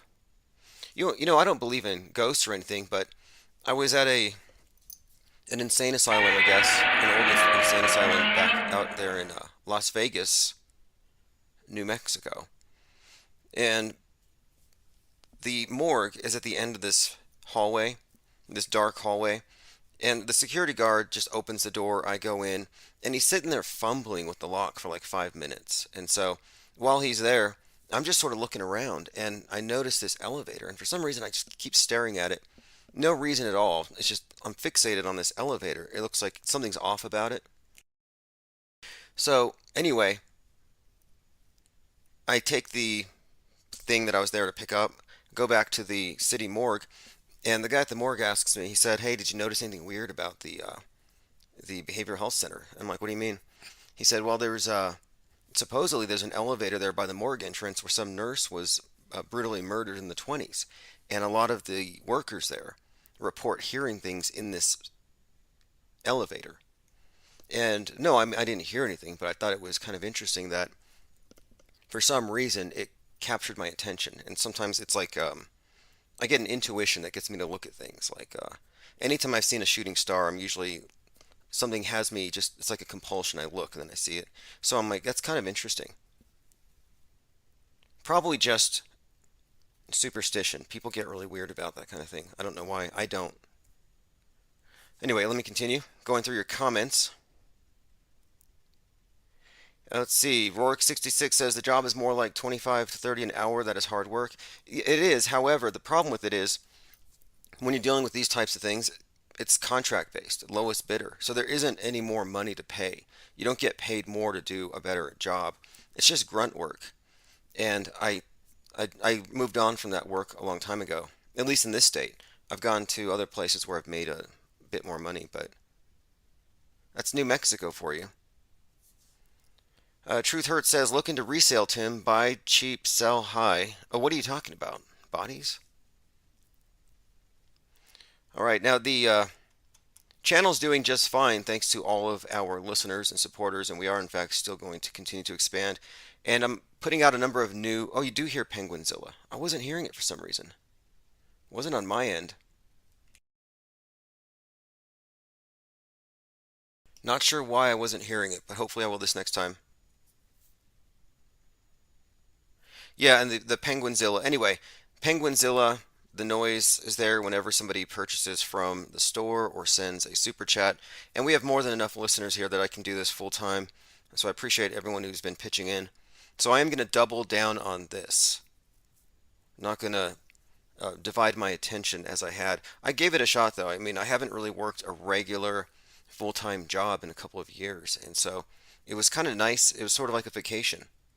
A vacation that left me tired, in pain, and somewhat disgruntled for a minute there. I mean, I just came to appreciate how good of an employer Walmart was, or DirecTV. A lot of these companies, they get a bad rap, but when it comes down to it, there's a streamlined nature to it all, where they do, in fact, kind of pay you for every second. Everything is, everything is pretty transparent. But here, I don't know, all kinds of things that you just wouldn't expect. But that's the nature of the job, and I've left it before for the same reason. All right, let me move on here. Officer Hayden's deposition in the Amber Heard Johnny Depp case was recorded on 3/11 and mentions the officers are en route at 8:46. Interesting. These are all PSYOP codes. Amber Heard and Johnny Depp. This is sort of a parallel story, I think, with the Marilyn Manson and Evan Wood. And I think they're both likely fake. Johnny Depp is very suspect. friends with all the people on that side of the curtain. They're all world stagers, backstage characters. They know about the psyops. We'll look into this though. I saw an image of Amber Heard walking with Elon Musk, and he had looked like a black eye. And I was like, did she slug him in the face? And I think that's the case. Here it is. Old pictures of Musk and Heard resurfacing. And I've seen this before. I figured she was some kind of higher up Illuminati initiatrix. And that, they have somebody's got to be doing these bruisings. All these people getting their heads punched. The Black Eye Club. Have you looked at all the different people in the Black Eye Club? The only person who doesn't have a black eye that I can see that I've noticed is the Queen, which led me to think maybe she's the one slugging everybody, but maybe it's Amber Heard. Whoever doesn't have the black eye is suspect here. But here's just a collection. You can see anybody who's anybody: Kanye West, the Pope, Ben Affleck, Richard Branson, Robert Downey Jr., Madonna, Adam Sandler, all of them. Black eye. Oh, Prince Philip. And shouldn't he have reincarnated by now as some kind of virus? I always thought it was weird. One minute he's like, I want to die, come back as a virus, and wipe out the human race to save the planet. And the next minute he's like, get your vax. It's like, which is it? Do you want to save us or kill us? Oh, let me give you one more point here about the job, since I can say this now that I don't work there anymore. So we've been talking on this channel about the empty hospitals and this big psyop and how they managed to basically bamboozle the world. Well, I know now one of the ways they pulled this off is, I believe they probably did this everywhere. Here, they closed the morgue in the hospital for the duration of the pandemic. So all of the bodies are handled outdoors in one of these reefer trucks that's really noisy, and you can hear it from the college. So it gives you the impression that the hospital's full because they have these cases outside. The news media can scope and they can say, hey, look, there's some COVID patients. Well, those weren't COVID patients. They were just regular deaths, misconstrued, because it's all theater. So a little behind the scenes there. Tim and Vic says Amber Heard was born on 4/22, known as Earth Day. Yeah, Earth Day started by Einhorn, the guy who recycled his girlfriend. Now that's green. The Unicorn Killer. In fact, I was looking into this new form of... Let's see if I can find it. I have a stack of papers here. I had this catalog, and one of the things it talked about was this business that was going to do human composting. Anyway, it was connected to Earth Day. And I'm like, wow, the founder of Earth Day composted his girlfriend, I believe, in the trunk of his car. Yeah, the Black Eye Club. I called Amber Heard an initiatrix. I believe that's a word. Isn't that the word for the female that initiates with the... I have this book on...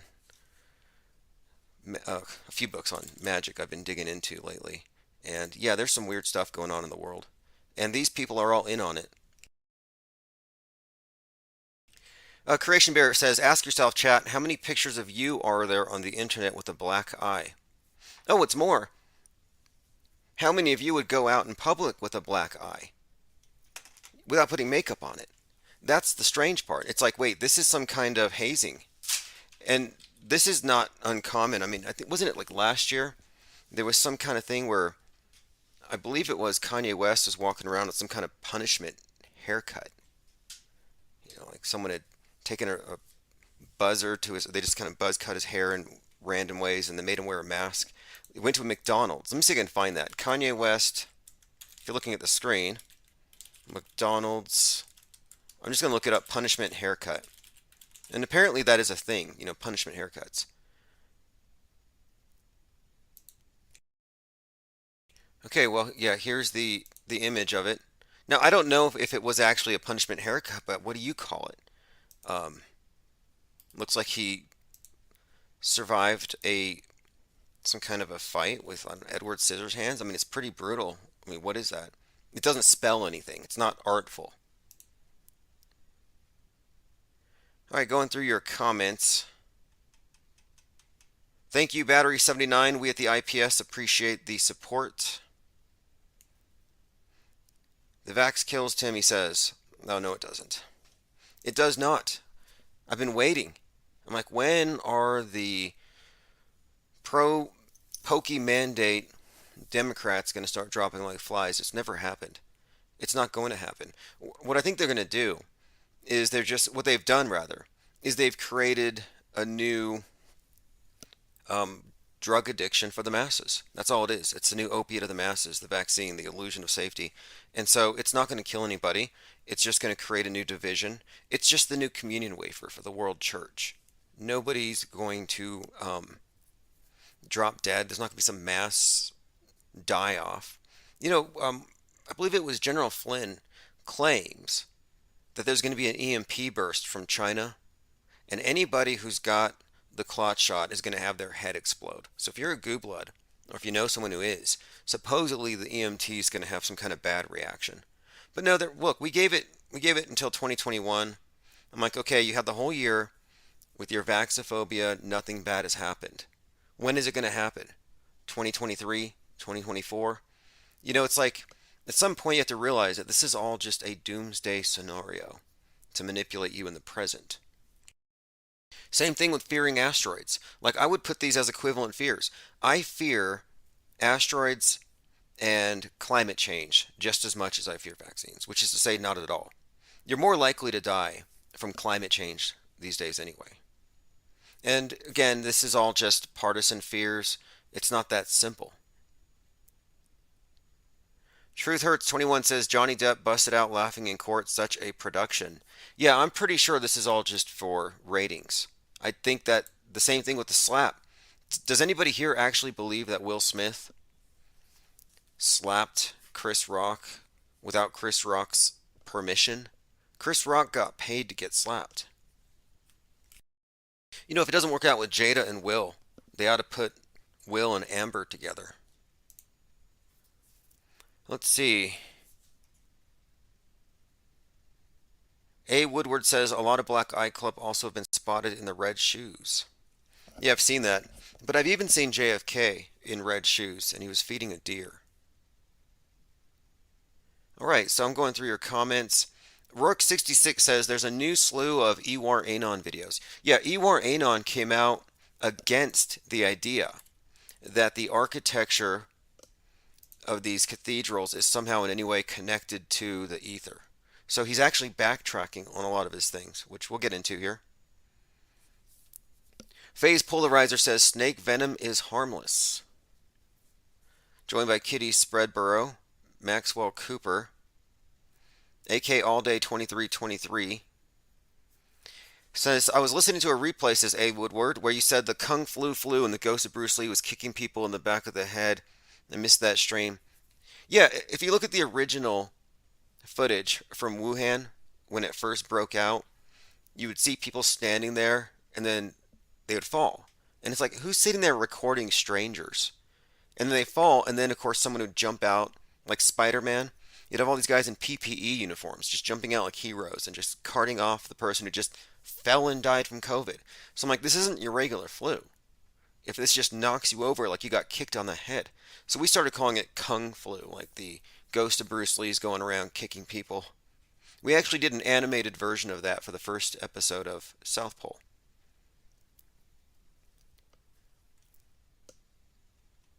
Alright, let us continue. I can't believe still, even to this day, people still think that there's some kind of causal link between that underheated bowl of bat soup and what you got, or what your neighbor got. And people have hypochondria. That's what spread. A mind virus called hypochondria. And it spread through the screen. A lot of people claim it. Let's see here. Let's go. Oh yeah, crisis actors in China suck. I mean, their space program's graphics are terrible compared to ours. Say what you will about NASA and their cheesy special effects. They are the best out of anyone there. And this creates a real conundrum. I'm not sure what's going to happen, but Tom Cruise is going to go up to the space station to film his movie. On the space station, Axiom is building an actual film studio. So you have a film studio in space on the ISS. The problem is the ISS is itself a film studio on the ground. So here's the huge conundrum. This is the problem. If Tom Cruise goes up to the fake ISS into its film studio and produces a movie that looks realer than what's in the ISS, it's going to create a problem. And it will, because the ISS stuff is just so outdated special effects wise. So this is why I think that they've made the decision to probably pull the ISS. They'll say, yeah, Russia shot it down with Satan 2 or whatever, but it's because of the special effects have become a limiting factor on how far we can go out into space. Yeah, Satan's been in the news a little bit here. The headline or the title of today's live stream kind of reflects that. The Satan 2 missile is being talked about. I think Putin made some joke about Boris and getting rid of the Boorish UK or something. So then you have Marjorie Taylor Greene says that Satan's controlling the Catholic Church. So yes, Satan falling to earth. And I was thinking too about Pluto return, how it corresponds to the year 1776. So 1776, the number, not to get too deep into numerology, but we are going to be talking about Zach Hubbard for a moment, so I'm going to talk about this for just a second. 1776 is 888 times 2. 888 in Christian numerology is Jesus, or Christ rather. So 1776 is kind of code for second coming, or a phoenix, the rebirth, etc. So it's noteworthy here that Hades has returned, or Pluto has returned to where it was in 1776. Just bringing that up, an interesting connection there, among other things. But let me finish going through some comments here. Once I'm caught up, we'll go into this thing here. This is this new rumor about Zach Hubbard. Knight Rider says, Tim, back in the saddle. Yeah, I really haven't missed much. I've been following. I just haven't had time to be live here. I thought I was going to be able to maybe even chat live at work, but no, I just can't be distracted. If you're driving with that kind of cargo at those speeds. And plus, I was driving at night. All right, look at this on the screen here. Let's get into this for just a moment. This is Zach Hubbard, and that is also someone known as Josh Greenberg. Interesting little theory here. Let me go ahead and bring up everything I have on this particular thing. This was sent to me via email, and apparently there was an individual named Josh Greenberg who had a mysterious death. And when I say mysterious death, even the autopsy couldn't figure it out. So this is what I was sent by someone anonymously. Check out Zach Hubbard's old role. Now, I don't know if this is real. I'm just reporting it. It says here, now known as Dromitra Truther, the deceased Groove Shark founder Josh Greenberg died a mysterious death after many lawsuits filed against him. So Greenberg was found dead in bed by his girlfriend in July of 2015. The Gainesville police stated that neither foul play nor suicide was suspected despite dying for unknown reasons. His mother said he was in full health at the time of his death. A later autopsy failed to determine a cause of death. So no cause of death for this person, and it is believed by a few people that this is actually the person we know of as Zach Hubbard, and this is being posited as the explanation for why he doesn't talk about the actor-based reality, death fakers, people playing multiple roles. That would be one explanation. I don't know if anyone has anything to say on this. I mean, I can basically just show you the pictures. You can compare the voices for yourself. Is it conclusive? I'm like 80% on it.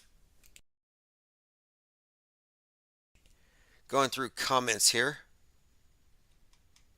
Zaret says always check the ears. See, I think so. I think there is something to that. However, there's so much they can do to even the ears and the nose. And you're also looking at a period of time. Wee says, I don't know who Zach Hubbard is. Zach Hubbard's with Geometry Effect News, Truth Frequency Radio. This is new to me. Is it a big deal? No, although it does kind of explain something, because some people seem reticent to talk about the death fakery. People who are proximal to death fakers generally won't talk about it. All right, let's continue going through my Twitter feed here. Twitter is at Real Tim Osman. Last week, the last time we spoke, we talked about Dr. Evil erecting the Tower of Babel in Virginia. And this is a reference to Jeff Bezos building his Amazon Helix headquarters in Virginia that will look like the Tower of Babel. And I've been describing for some time how the space program really represents this Tower of Babel concept. How this is a concept of too big to fail, this hubris meeting with reality, the Titanic hitting the iceberg, the Earth being hit by the comet because the Earthlings want to mine the comet instead of deflecting it like the scientists say. So when you had Bezos flaunting his wealth on his mega yacht, that's to call to mind the Titanic. Bezos poking his head into the heavens. You know, he's looking up there down from space at the Earth that he and his companies helped to really pollute. I mean, he's one of the least sustainable human beings on Earth. And so, building his rockets, going up into the heavens, this incursion, it really fits with this idea of the Tower of Babel. And a lot of the predictive programming is about this thing falling, the space station falling. The fact that he launched at 9:11 a.m. figures very prominently into this story. And of course, Dr. Evil, the man who fell to Earth, and I believe there's a few different personas that give you Jeff Bezos. In fact, I watched the first episode of the new version of The Man Who Fell to Earth, and I have something of a review on it. It's pretty terrible, though, to be honest. Space derps. Some clueless guy from another planet can't even communicate right at first and does some really bizarre things. I'm like, am I looking at a lunatic, or someone who's just sick? Or it's just bizarre. I mean, it's not my cup of tea. But again, a lot of the science fiction is really just insane on purpose. I think it's meant to be absurd. Absurdist. Like the Hitchhiker's Guide to the Galaxy, it's so absurd to me, it's unwatchable. It's like a bad acid trip. I'd rather take bad acid than watch that again. Same thing with space. I mean, Spaceballs at least was kind of funny. In fact, it was the movie Spaceballs that inspired Elon Musk to sell flamethrowers.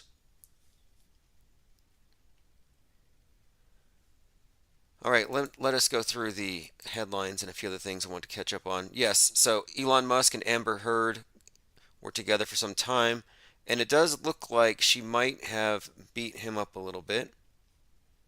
Marjorie Taylor Greene wrote a letter explaining her stance on the Catholic Church being run by Satan. Apparently, this is really offensive to a lot of Catholics. And the Catholic League's Bill Donahue accused her of slandering Catholics when she said that it's controlled by Satan. But this does raise an interesting point. You know, everything that you hear the QAnoners say about the Democrats and the trafficking and their abuse of kids, they say this stuff, but where's the evidence? Well, you can find plenty of evidence that this is done by the church. And when I think about it in this perspective, it kind of makes sense that maybe there's something to a lot of the idea that there is some kind of systemic psychopathy at the top of these institutions. And if the media has replaced the church, why would it be any different? It's probably, I mean, you got like the Cuomo, Don Lemon, all these people. When you dig in, you scratch, you see, okay, these aren't isolated sickos. You'll notice that they all move in groups. If you see one, it's like, it's like that commercial about roaches, that roach spray. You see one, there's probably 1,000 you don't see, and they protect each other. So anyway, I don't think she was wrong when she said the church is run by the devil, but I think she should have said the media is also run by the devil. And when we say devil, I'm assuming she doesn't mean literally. Maybe she does. Phase Polarizer says the Blu-ray version of The Man Who Fell to Earth with Bowie is on sale, 33% off on Amazon. David Bowie, DB42. A lot of interesting connections there. David Bowie is correlated with David Bowman from Space Odyssey, guy who merges with the monolith and becomes a star child. This connects to Starman. Let me go ahead and play this clip of Marjorie Taylor Greene invoking Satan as an explanation for what's wrong with the church. I'm going to play this clip, not all of it, but I don't think she's wrong necessarily. What it is that Satan's. But I think it's funny how loose people are with the word Satan. They just talk about it like it's just a thing now. Like, yeah, climate change, it's pretty bad. Satan's pretty bad. It's like it's not even a laughing point. You just bring up Satan. And now the new missile that's going to kill Boris, the one that Putin's sending, is called Satan 2. And it's hilariously like black and white checkered. Like it doesn't even look intimidating. What it is that Satan's controlling the church.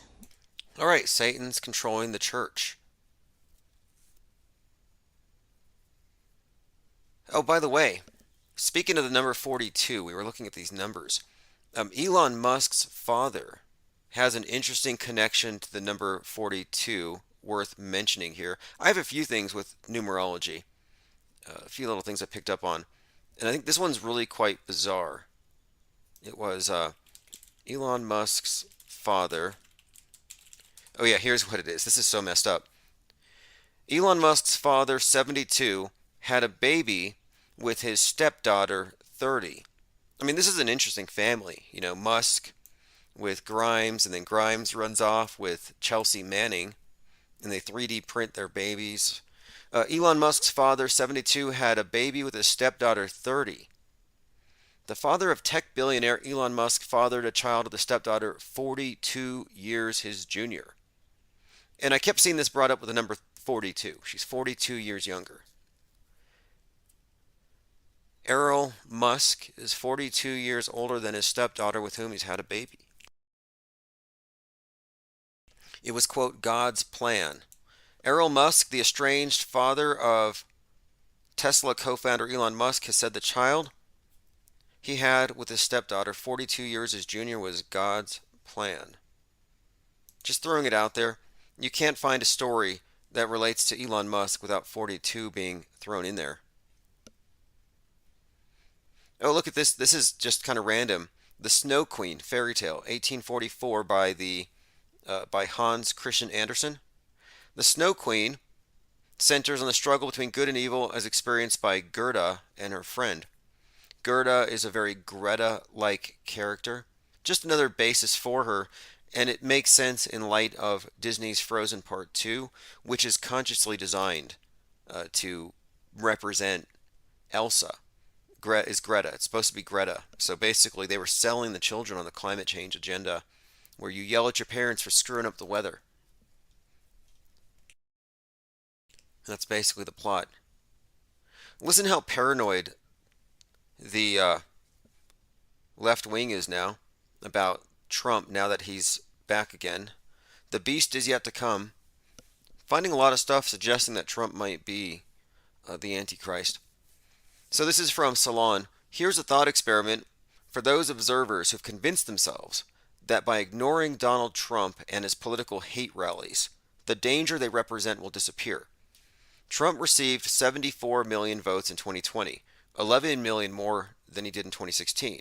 If only 10% of those voters are willing to obey his incitements to political violence, that's 7.4 million people. A potential force so large, it would throw American society into chaos and destruction. So if a tenth of a percent of Trump voters embrace political violence, that's 74,000 terrorists, an insurmountable problem for law enforcement. I mean, look at what they're just suggesting here. This is insane. This is like saying 8% of Americans don't believe in the moon landing. And if they arm up, it's going to be insurmountable for law enforcement. But paranoia. Commenter asks, is MTG... No, that's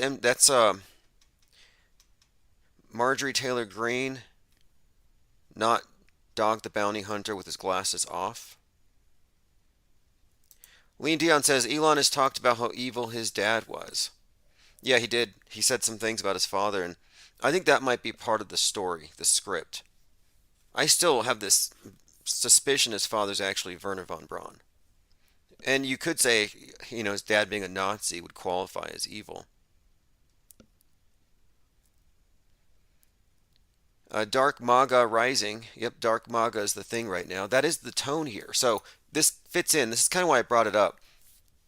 Before the summer of 2020, we had the fall 2019, Joker comes out, and it kind of foreshadowed everything that followed.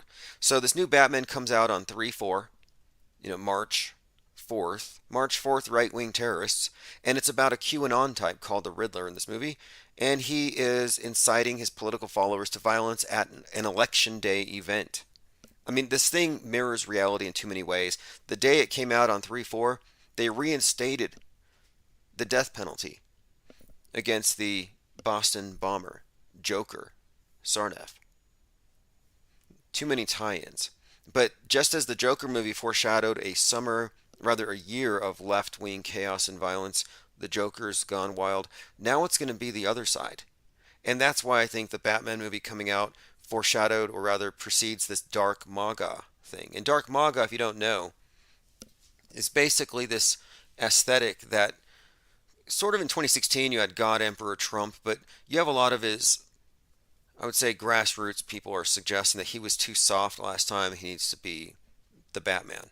And the Batman archetype has been associated with him quite a bit. And a few people here have noticed that on this channel I've been talking about how they're going to they're going to kick down your doors at some point very soon. The Chinese troops, the UN troops with the blue helmets, and they're going to take the question marks off your keyboards because they don't want you looking up alternative facts, is what they call them. And I've been saying this for a little while, and now they're actually at the point where dangerous misinformation is at this point where they're making this argument that maybe it's time to get rid of question marks. Pretty much. And I think that's what was symbolized by Batman going after the Riddler. The Riddler with the question marks. Another tie-in, by the way. In the movie, the Riddler has beef with the local mayor and he kills him. In real life, this guy is putting out a YouTube video about the mayor. I mean, there are so many parallels here. But also, so you had the Riddler and the Penguin. So, if there's a couple of things here, it's like, wow, what are they conveying? Like the new enemy, the new enemy here, and this is why I think they had to do the subway psyop, is these Riddlers, the questioners, and they're everywhere, and they're organizing. And the Riddler in the movie even had a moment where he talked about the importance of his online community, and they all followed him out there to go do some mass violence. It's totally unbelievable, but now that people have, seen it in the news with the psyop, and they've seen it in the movie, now they're going to be a fixture. They introduced the school shooters, the bowl cut shooters, they introduced these various villains, while the Riddler's the new one. And the movie also had a tie-in with the mask agenda, where he was all about unmasking the political elite, just as the unmasking was occurring. And this was about 10 days ago, the 19th or so, when they took the masks off at the airports. Corresponded with the movie perfectly.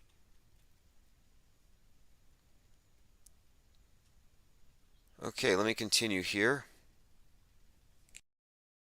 Cubstar says, I think Elon has only 41 chromosomes. Originally, check this out. I'm pretty sure they're doing this to bury this ability for us to reverse engineer their scripts. They've become too obvious. If you look up $42 billion in Musk, originally he was trying to buy Twitter for $42 billion. Somehow, it went up to 43. I'm like, how did that happen? A $1 billion error? But anyway, he did include the $54.20 per share, still has the $4.20. And it's not about weed. I mean, it kind of is, but not necessarily. It ties into the same earth god, the green god, the god of recycling, Saturn, this cult of death and resurrection. And that's ultimately what 42 is. If you look at the number 42, and compare it to the symbol of Saturn. And what you'll see, and this is the symbol for Saturn is a sickle and a cross. Saturn was the god of seed sowing and time, god of the harvest, the reaper with the sickle. Well, if you look at the sickle and the cross that comprises the symbol of Saturn, well, the cross is really a way of representing the number 4, the 4 seasons. And of course, this ties into the idea of the cycle and the harvest. And the reverse S, that would be the sickle. It looks like the number 2. And what I've noticed here is that in all of these major psyops, where Saturn is being represented, their god, their main deity, the god that they also represent by the black monolith, by the way, you'll see they'll use the number 42 as a way of representing Saturn.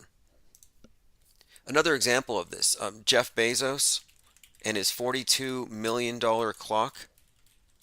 Well, the clock, of course, Chronos, another way of representing Saturn, their god of time. It's a 10,000-year monument to long-term thinking, this 10,000-year clock.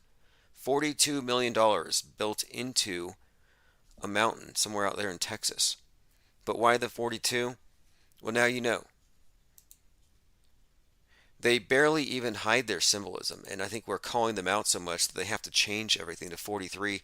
This really started last year, no, in 2020, when Chadwick Boseman died at 42. They bumped it to 43 because it was too obviously connected to his role as Mr. 42, his Operation 42 for the COVID thing, the Mamba Week celebration of the posthumous birthday celebration of Kobe Bryant, 42. There were so many connections to that number. The MLB, everyone was wearing 42s on their shirts for Jackie Robinson, unrelated to Chadwick Boseman's death. And it was just so obvious that we were looking at a whole lot of staged psyops that make use of these very specific numbers and symbols that I think they had to kind of try to hide it a little bit. But I think it's a little bit late. Battery 79 says Elon is a useful idiot. Well, Elon is a scripted character. I don't know if he has that much autonomy. I mean, maybe he writes his own tweets, but he's still in the billionaire blimp club. By the way, has anyone checked on Alex Jones's neighbors? I remember 6 weeks into the pandemic, Alex Jones was talking about eating his neighbors.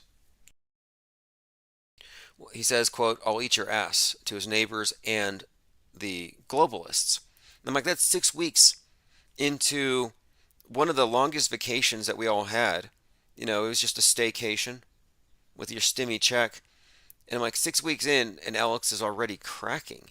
I thought he was in it for the long haul. Now he's cracking fast. And this is somebody who actually has MREs stashed in his own home. So I thought that's kind of strange that he would immediately leap to that. But now it seems like they're apparently, if you look at the headlines, and I can't play the clip of Jones ranting about eating his neighbors because the account got suspended.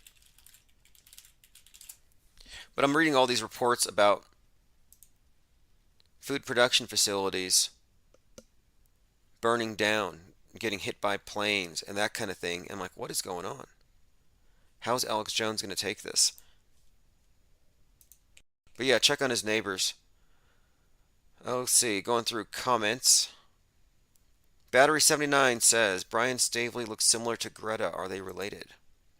Speaking of, Brian Stavely actually mentioned this channel. He said he's coming back from his vacation on May 1st, and he's going to put all the Mandela effect deniers into their place. A commenter, on the screen, a donor says, "Thank you. We at IPS, we appreciate the support." He says, quote, "The vax kills Tim. That's why Prince Philip advocated it." Appreciate that. Okay, this is Alex Jones threatens to kill and eat his neighbors and feed them to his daughters. I'm literally looking at my neighbors now and going, I'm ready to hang them up and gut them and skin them and chop them up. You know what? I'm ready. My daughters aren't starving to death. I'll eat my neighbors. I swear to God, if it's the last thing I do, I'm going to get my hands around your throat And you know that's why you're begging for peace right now. You should have thought about that when you turned down Christ a long time ago. Wow. Okay. I haven't heard that part. You know, this mixture of politics and Christianity, it's toxic in a way. And that's the truth of it. At the end of the QAnon road, and they do kind of fit the mold. They're not quite Christian anymore because now they worship the Kennedys, but at the end of their road is a bloodbath where they murder all their political opponents. Phase Polarizer says Novak Djokovic is 34. Well, you'll notice a lot of these world stage characters take the spotlight at 33, even if their main move happens later. Like the one who did the unmasking, her name was Muzzle or Mazel, the one who unmuzzled everybody. She was 33 when she was appointed, and it was said even then she was unqualified. Code Monkey Z, insurrectionist. Owen Schroyer / the QAnon shaman, 33. It's everywhere. And I said it a couple years ago. It's like, let's just go ahead and quarantine the 33-year-olds for 2021 and keep a calm. You just keep everything calm for the whole year, no agitation. And 6 days into the new year, 33-year-old with a spear runs into the Capitol and ruined everything. Zerat says 10,000 days is how many days it takes Saturn to circle the sun. Fascinating. So 10,000 days would correlate, I would say, to the 10,000 year clock, the secret altar to Saturn that Bezos built in his mountain. Akanukum says, what's up with the weather? It's making me sick. I would say, and I saw an article about this today, that you're suffering from climate change, more than likely. So, blame Republicans, blame capitalists, blame anybody to the right of Mao for that. I mean, that's really what it's about. It's not about saving the planet. This whole environmentalist thing, it's about scapegoating. Greta was introduced to have people scapegoat the older generation because no, you can't blame the kids. Their parents did it. That's kind of the story of Frozen 2. And of course, that's why they introduced these characters. Greta was introduced to turn your kids into communists, and it worked. And how serious are they anyway? We can dig into these characters later, I suppose, but there's some interesting correlations here. But you can actually find an article in this one, like we're not even just connecting dots. Disney actually said that Elsa is a hero for the Greta generation. Like they actually brag about it. Frozen, here we go. Yep.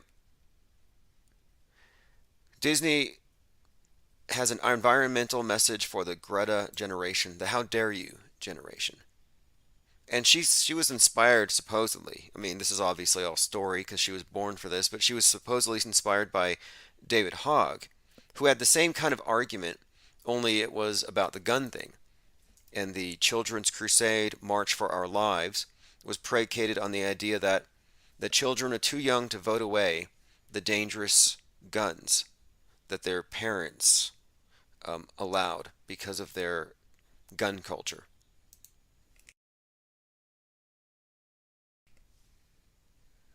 All right, let me see here. Going through your comments. T-Dog135 says there is an Eat My Neighbor's parody on AJ's A Shill channel. Yeah, I was thinking he should sell some beef jerky or some jerky rather. Just call it Neighbor's Ass. But I see these food plant fires and these planes crashing. Yes, Iopsicle says the food plant fires and plane crashes are surely a result of climate change. Well, now they're blaming the Kung Flu on climate change. So what caused what? The climate change caused the bats to move close. I mean, they make these correlations. And they say that we're the conspiracy theorists. Like on Twitter, you can't buy ads calling climate change a hoax. On Pinterest, you can't post memes about climate change being a hoax. They're not going to allow it to happen anymore. Once Upon a Time says the blah, blah, blah generation. You know, I looked into the gematria, not that I'm really all that into it, but blah in gematria it adds up to 11. So when Greta's out there saying blah, blah, blah, I think it easily could have been a shout out to their club, Club 33. Here's a clip from an episode of Star Trek where you have these children who are like 300 years old, but they're still children, which kind of in a way connects to Greta. And all they do is they chant blah, blah, blah at any adult. Here's a clip. And Captain Kirk has to try to calm them down. Listen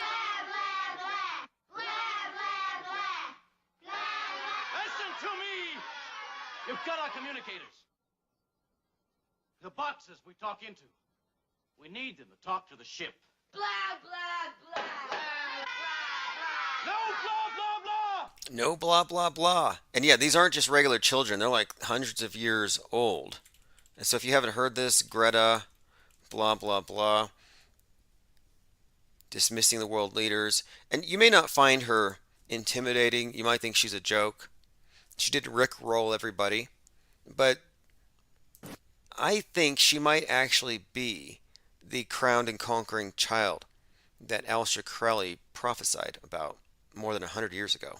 There is no planet blah, blah, blah, blah, blah, blah, blah. And they clap. Amazing, right? Akanukum says, we missed you, Tim. Yes, Mom with Son says, so good to have the IPS up and running. Yeah, and you can thank everyone who's contributed to the channel. I was working on a separate job, but I decided to quit that and double down on this because I have to stay immersed in it. That's something else I noticed.